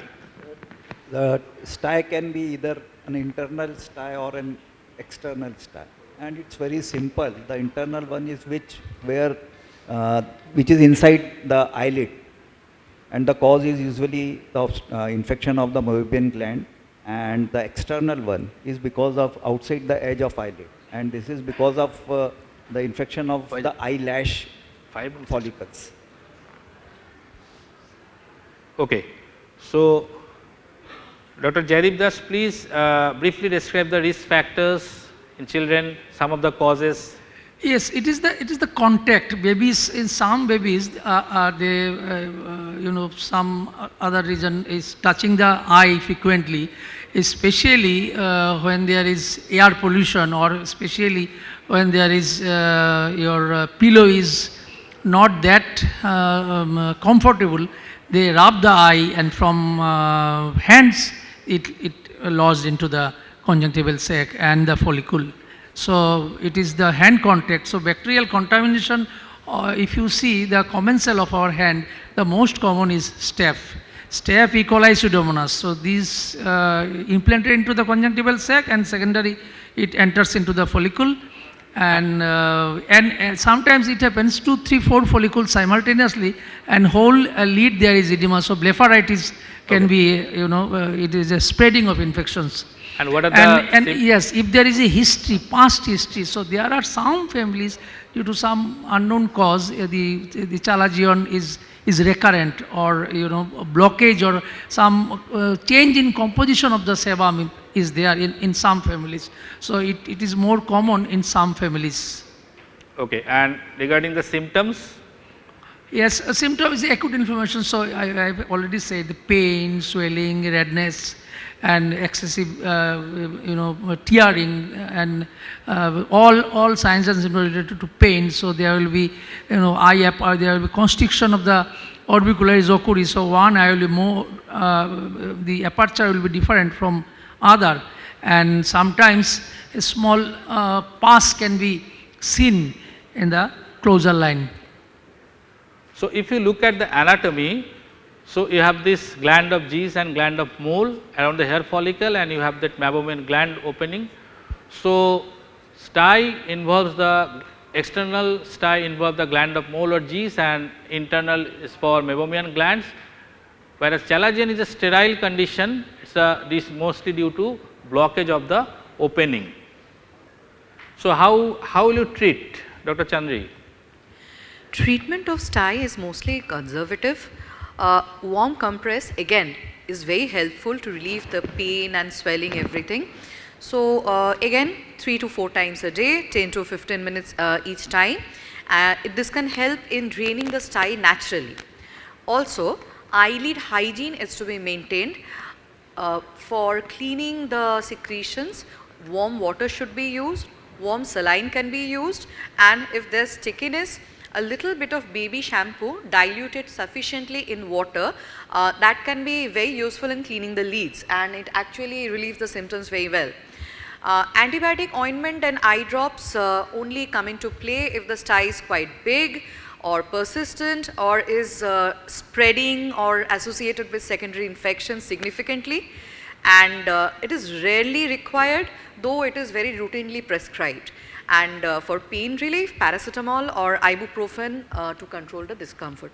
And the most important message, do not squeeze or pop the sty, it can make it worse. That is the biggest thing that people try to do. Yes. कुछ है उसको निकाल देते हैं. So tell them categorically, you do not try to drain. So teach kids not to rub. Baby shampoo you can use. Just simple baby shampoo is good enough. Wash hands regularly. Not here available. keep pillowcases, towel clean, encourage not sharing eye makeup or towels. Okay. So, next topic, we are moving to our next topic. Pediculosis, yes, pediculosis. Actually, dandruff also. If you have lot of dandruff in your hair, it causes Yes. blepharitis. Blepharitis causes itching. Itching causes vigorous rubbing, recurrent styes. Yes, often and related excessive with, screen use is also a refractive cause. error. They try That's- to focus on the that- games and keep on rubbing. We have a question in the MCQ, when to refer a child with stye to the ophthalmologist. So, if it is not resolving or it is recurrent, not resolving within 7 days. Okay. So, moving to our next topic, ready with your mobile.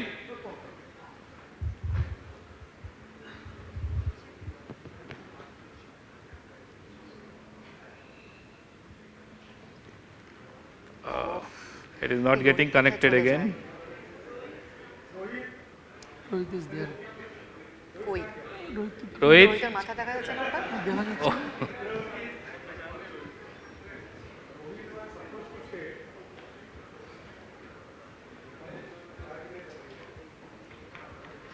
Rohit?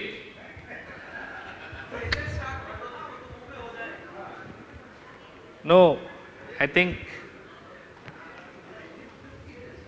na এই connection is লিংকটা lost. Click করে দেখো না। Oh, boss, he should stay there.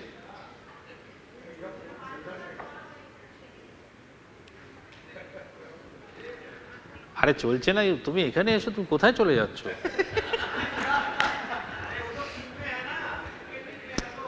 Oh, ওই যে রোহিত এসছে। so I have 3 more topics, 19 minutes. So I think I can skip 1 or 2 questions.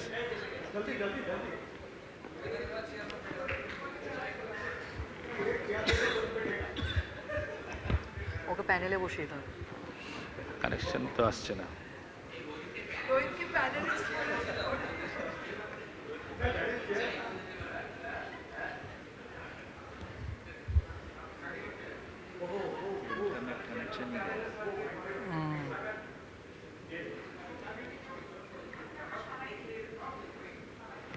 কটা slide হয়েছে? 16টা।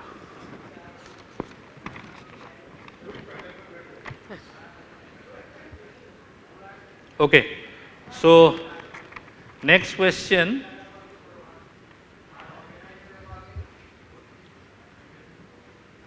Which of the following children is most at risk for developing acute balanoposthitis?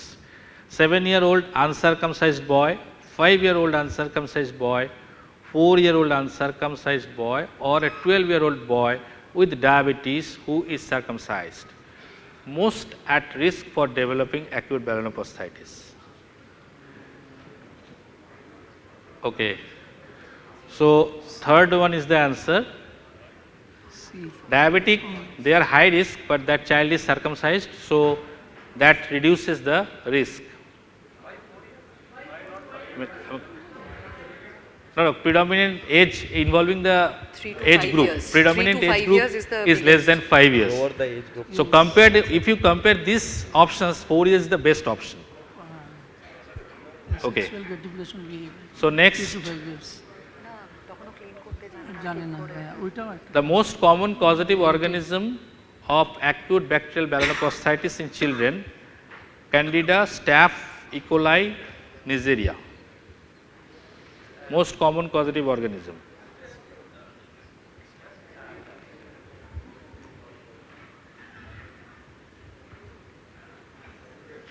Okay. So people who have answered Candida have asked for bacterial conditions. So Candida goes out. So these are very old MCQ tricks. No, this is whichever is the best option. So Candida automatically goes out. Okay. So next, which of the following is not a typical symptom of acute balanoposthitis? Redness, swelling of glands and foreskin, purulent discharge, painful urination, testicular swelling. Not a symptom, not a typical symptom.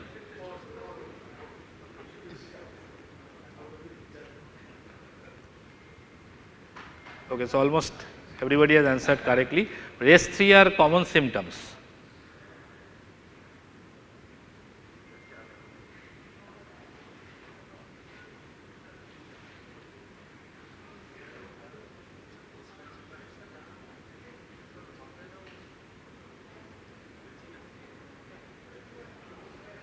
Which of the following is an indication for systemic antibiotic in a child with melanocytitis?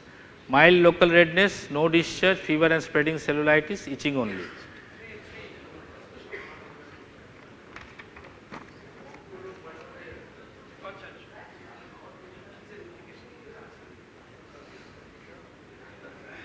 Okay.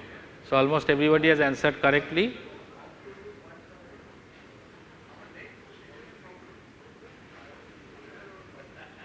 In which of the following condition melanocytitis is likely to present as part of a systemic syndrome? Ritter syndrome, HSP, Steven-Johnson, Kawasaki.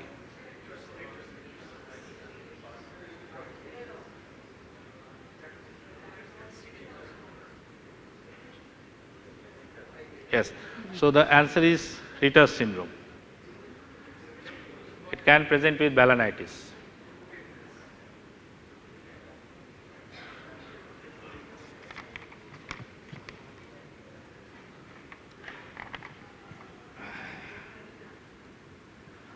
I think I have finished question. 24 out of 36. Okay.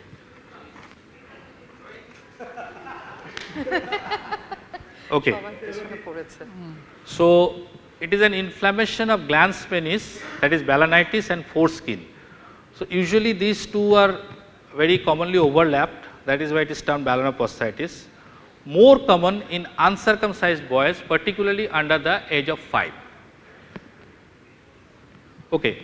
So, I would like to ask Dr. Jaideep Das, please discuss the clinical features. Very short time, we are running out of time. Yes, so is melanocytitis, we mean, it means that glands plus the foreskin is infected, the inflammation, and while passing urine there may be painful micturition or there may be continuous irritation, and we should remember that 3 to 5 years, the two points is very important. One is the age of sexual gratification behavior, and another is they cannot well adapted with the cleaning of this prepusal skin.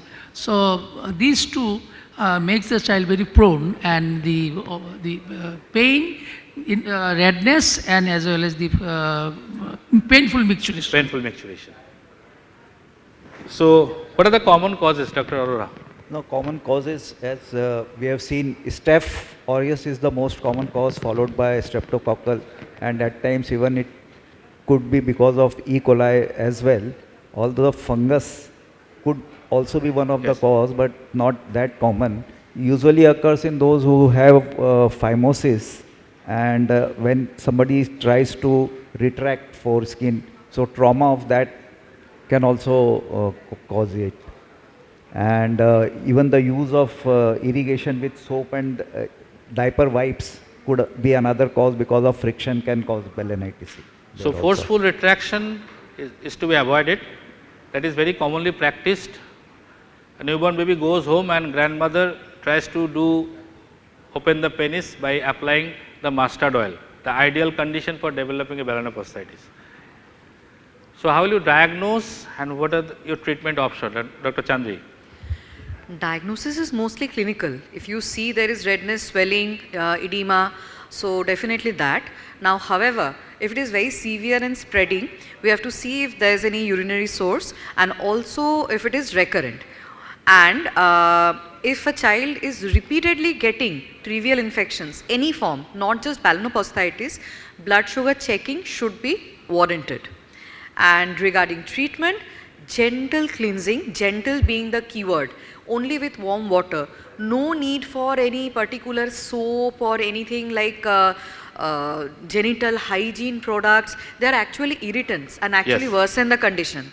And the ones suitable for adults are not to be used on a child's skin.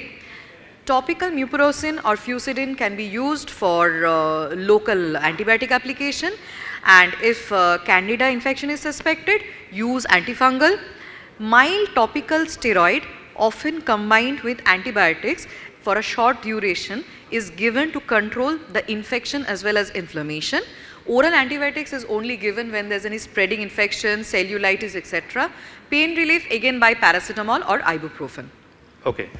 So, mainly is hygiene and mention don't use adult products. So, what not to do? Do not forcefully retract foreskin, do not use strong antiseptic, proper hygiene, teach child to retract foreskin and rinse with water as they grow older, and treat phimosis if it is contributing to recurrent infection. Avoid bubble baths and perfume soaps in young children. Okay. So, next topic, ready with your Sir Mentimeter? wants to say something. Yes.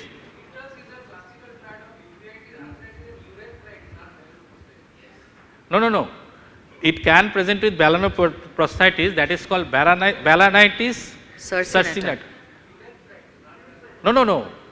Classical triad is different. What I am trying to say, it can have balanitis as part of systemic syndrome.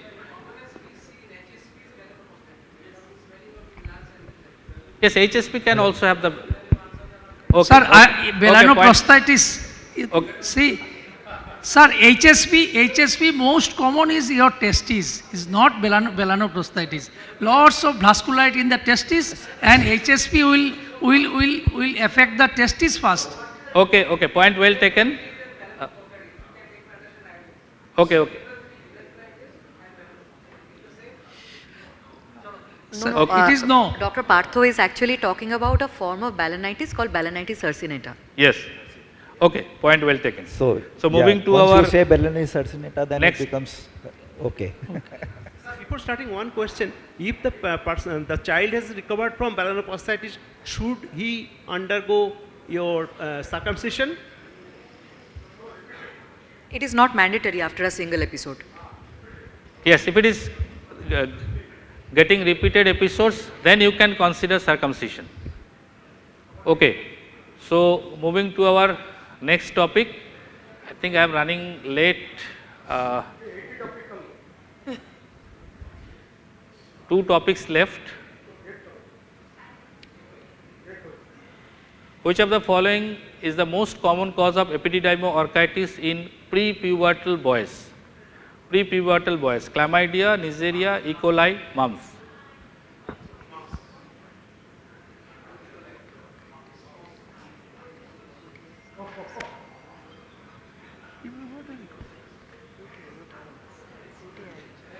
Yes. Though mumps is a very important cause, but E. coli is more common.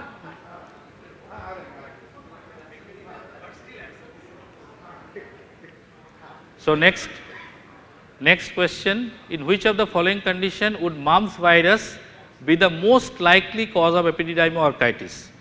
Infant under 6 months, prepubertal child, recent history of fever and parotitis, uncircumcised male child with urinary symptom, post-pubertal adolescent who is sexually active.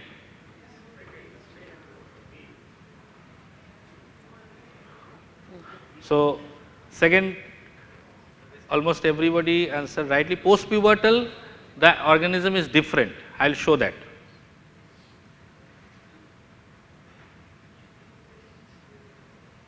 Now, just 5 minutes. So, which of the following is distinguishing feature between epididymoarthritis and testicular torsion? Scrotal swelling absent in testicular torsion, presence of cremasteric reflex is sign of torsion. Epididymoarthritis usually associated with fever and dysuria, shows negative result on ultrasound. Okay, so third is the answer, it is usually associated with fever and dysuria. Cremasteric reflex presence or absence is very vague sign and it cannot be taken in isolation, especially when the child is having pain. Next question: which of the following clinical findings may help to differentiate epididymoarthritis from testicular torsion? Degree of scrotal swelling, response to lifting the scrotum, fever and urinary symptoms, presence of nausea and vomiting. May help to differentiate epididymoarthritis from, yes. So, response to lifting the scrotum, Prenn sign, but again Prenn sign in isolation is never a diagnostic criteria for either epidermolysis or excluding testicular torsion. 10-year-old boy, acute scrotal pain, swelling for 24 hours, fever and dysuria, scrotum erythematous tender with positive Prenn sign, urinalysis, bacteriuria, USG Doppler, increased blood flow to the left testis.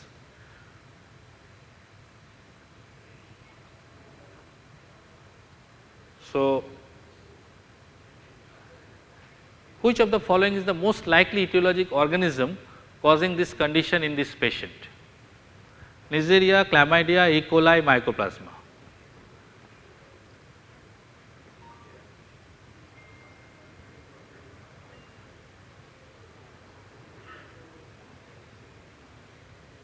Okay, so here E. coli is the answer. The child is 10 years, so unlikely to be sexually active. So most likely E. coli is the common organism.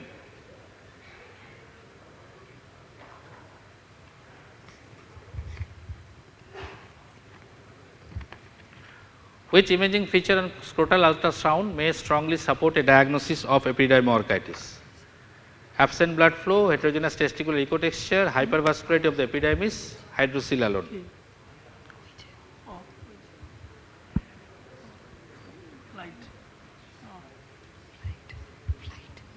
So, hypervascularity of the epidermis is the answer. So, I think yes, we have done with this. So, just have a quick review from our panelists. So, epidermolysis infection of both epidermis and testicle relatively uncommon in children compared to adults, relatively uncommon, not so it can be associated with range of causes, bacterial infection, UTI or anatomical abnormalities. Now, I would ask Dr. Arora, please briefly discuss the causes of epidermolysis, very briefly, we are running out of time. But the most important cause is E. coli.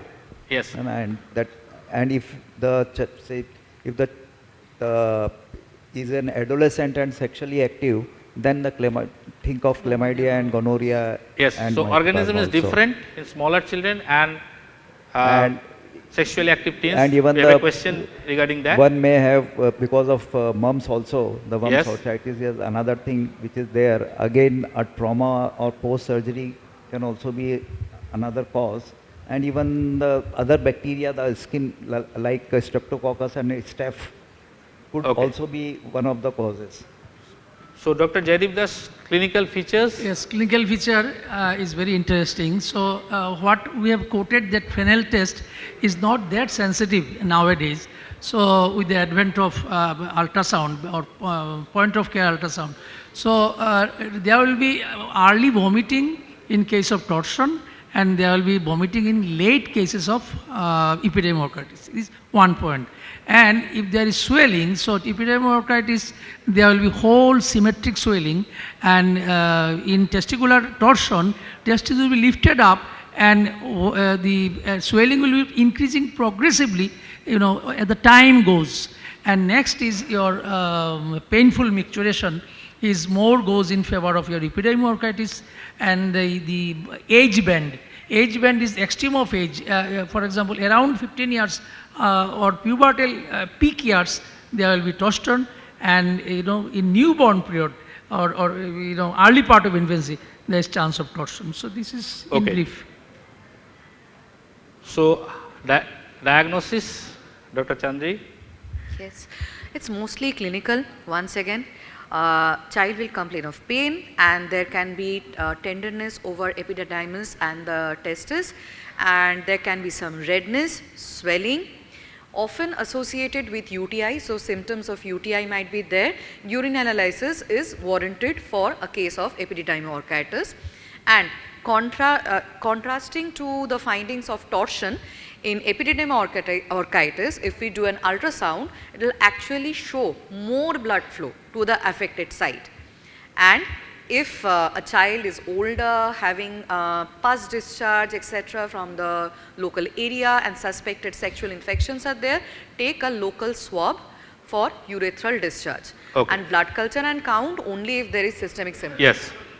So, not very detailed investigation required, but scrotal ultrasound you have to do. And Dr. Arora, treatment?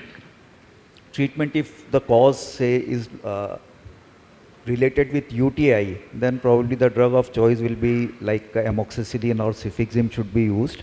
And if it is an, say, adolescent and where the sexually active and the cause is likely to be a chlamydia or gonorrhea, then the doxycycline should be the drug of choice. And for viral, only the symptomatic treatment is enough. And further supportive treatment is required. Okay. So for viral infection, only supportive treatment, NSAIDs and elevating the scrotum sometimes helps to reduce the pain. So good hygiene, UTI prevention, STI prevention, educate adolescents and vaccination. Mumps vaccine reduces the risk of epidermolysis. So this one, so last topic. So I have 5 or 6 questions. I will finish in 5 minutes. So this is regarding perianal streptococcal infection. 645. So first question I have given the answer, so I am skipping it. So bright red, sharply demarcated perianal rash and painful defecation. What is the most likely diagnosis? This is most likely perianal streptococcal infection. So almost everybody. Oh, okay. Still some people voted for other options. Okay, next question.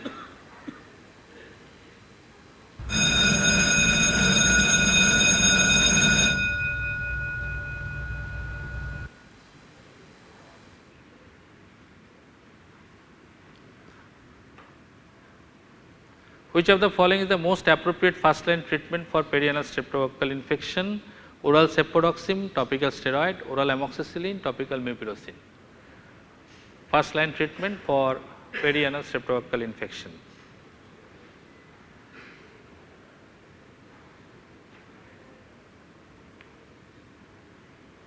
Oral amoxicillin for 10 days. Topical mupirocin alone is not sufficient in most of the cases.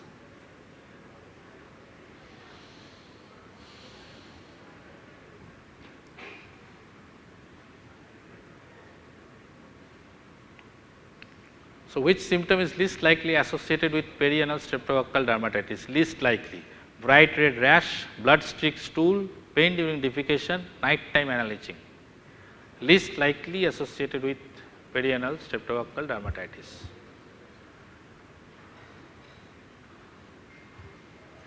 Blood streaked stool is present most of the time. Nighttime anal itching is more common for worm infestation. Blood streaked stool is present most of the time, and that gives a clue.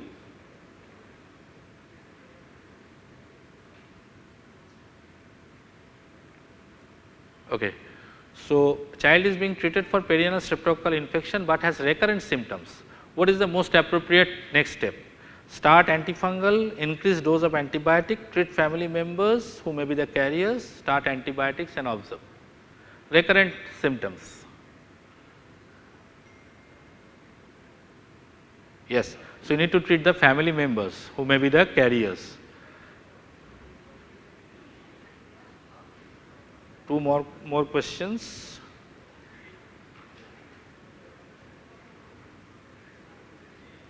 Which of the following tests can confirm the diagnosis of perianal streptococcal infection? So stool culture, perianal swab culture, tape test, blood culture. Though you can make a clinical diagnosis, but if you need to do any test, which test would you prefer? Yes, so swab culture is the answer. And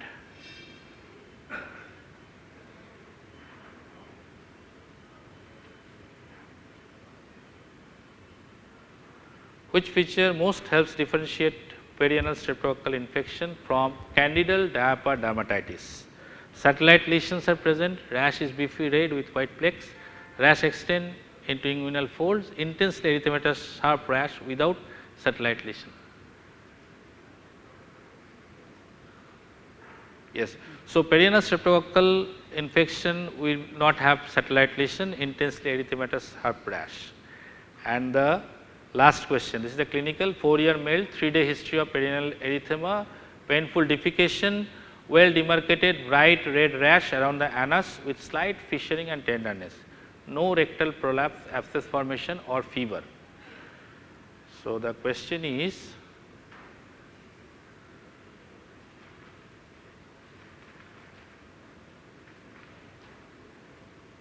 which of the following statement is most accurate regarding this condition? Causative organism streptopneumonia, infection is self-limiting, oral cephalexin superior to penicillin, misdiagnosed as candidiasis or pinworm, primarily affect immunocompromised adult rather than children. Most accurate regarding this condition.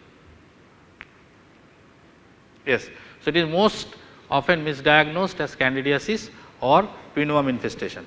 So, we are done with the quiz. I will just show 3 or 4 slides. I request the panelists to quickly just I have 3 slides only.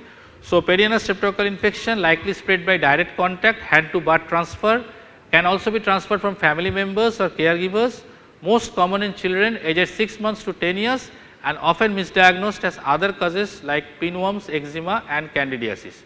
So, my question to Dr. Jaideep Das, so I have given 2 pictures simultaneously, Yes. the above one and below. You just describe briefly so that we have an idea. Yes, so it's very clear that redness and erythema around the anus within the 2 centimeter circumference of the anus, and especially age group is around 5 to 10 years or 5 to 15 years. So think of streptococcal sore anus, and infection is from hand to butt, and if you find the satellite lesions, punctate satellite lesion involving the flexures, flexure is warm and moist area, so that is candida in short. So, if you look at the second picture, there are some satellite lesions that is suggestive of candida infection. So, Dr. Chandri, diagnosis and treatment. Diagnosis again very clinical. If any one test required, as you have said, group A streptococcus can be grown from swab, and if there is any doubt between this and pinworm infestation also having overlapping symptoms, do a simple tape test to collect the eggs, that is all. So, that is basically diagnosis. And what about the treatment? And regarding the treatment, the first line treatment is oral amoxicillin for 10 days. If allergic to penicillin specifically, then cephalexin can be used or clindamycin. Topical mupirocin may help, but it is not sufficient as a single treatment. Symptomatic relief from pain. Sitz baths can be useful and comforting from children, and overall hygiene improvement will definitely help. And if there is any recurrence, please find if family members are carriers and we need to treat them as well, otherwise they will keep on having recurrent symptoms. So, the bottom line is topical mupirocin is not sufficient most of the time. Yes, most of the time we get confused, and sometimes we also prescribe steroid.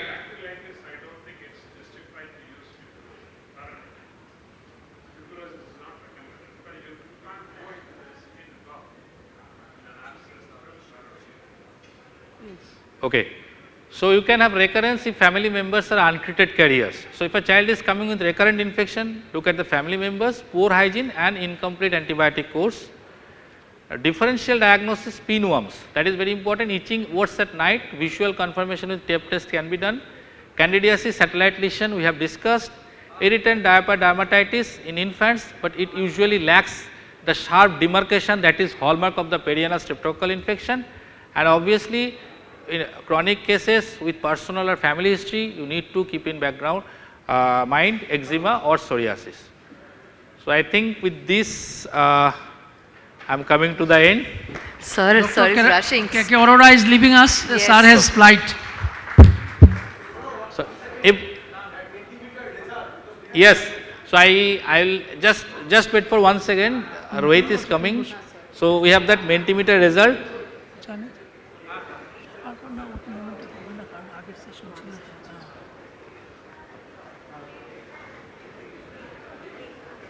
Wait, prize distribution for the Mentimeter quiz. Who has won? It will come now. Yes. I need Rohit. Thank you so much, sir. So we'll talk later. Thank you. Thank you. Are you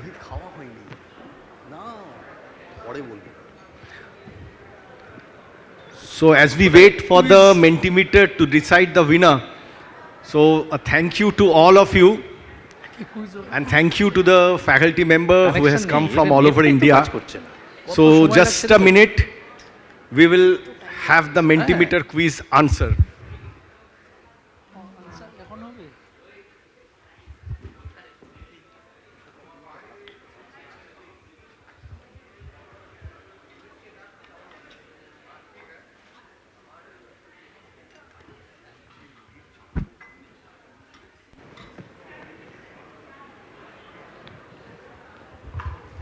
So,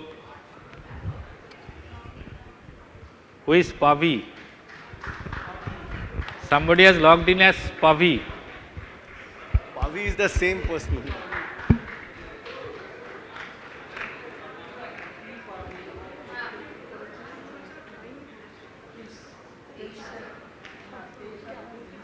So, sir, the winner. So, again, you yesterday also you were the first, no, isn't it? You won the first prize. Which hospital? So we will change the price this time. Which hospital? Pavi IC? Oh, I say Chennai. So please come. So in both the quizzes yesterday and today, please all of you, Partho, Pavitras. From Chennai. I say Chennai. Congratulations, very, very well done. So both the quizzes, she has won the first prize.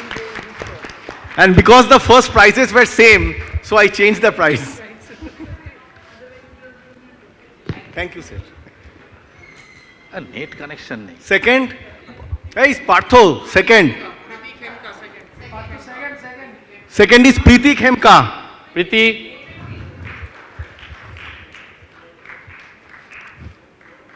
প্রীতি ও অরূপদা প্রীতিকে দিন কি করে করব 3 দিন আগে and disconnect হয়ে যাচ্ছে net oh third prize Somik জিজ্ঞেস করো net 3 bar disconnect from please come third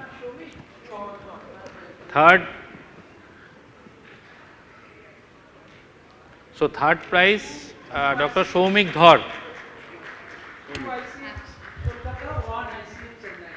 Dr. Somik Dhar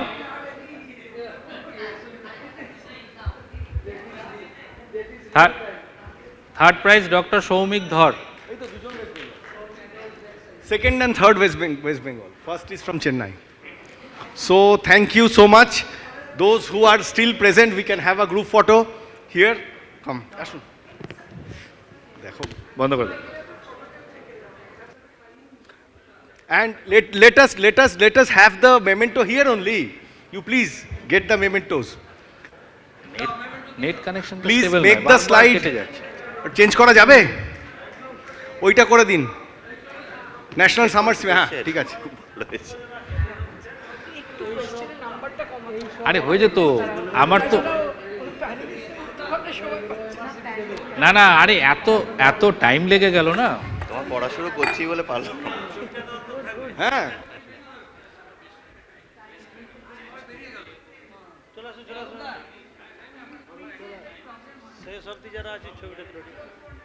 first কে পার্থ হালদার অরূপদা আপনি পার্থ হালদারকে কি দিয়ে দিন এই ফটোগ্রাফার কই চলে আসুন আপনি জয়দীপ দাসকে দিয়ে দিন ওই যে চলুন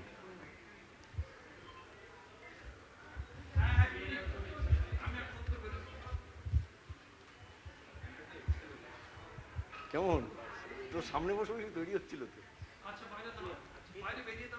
চাঞ্জয়কে চলুন আসুন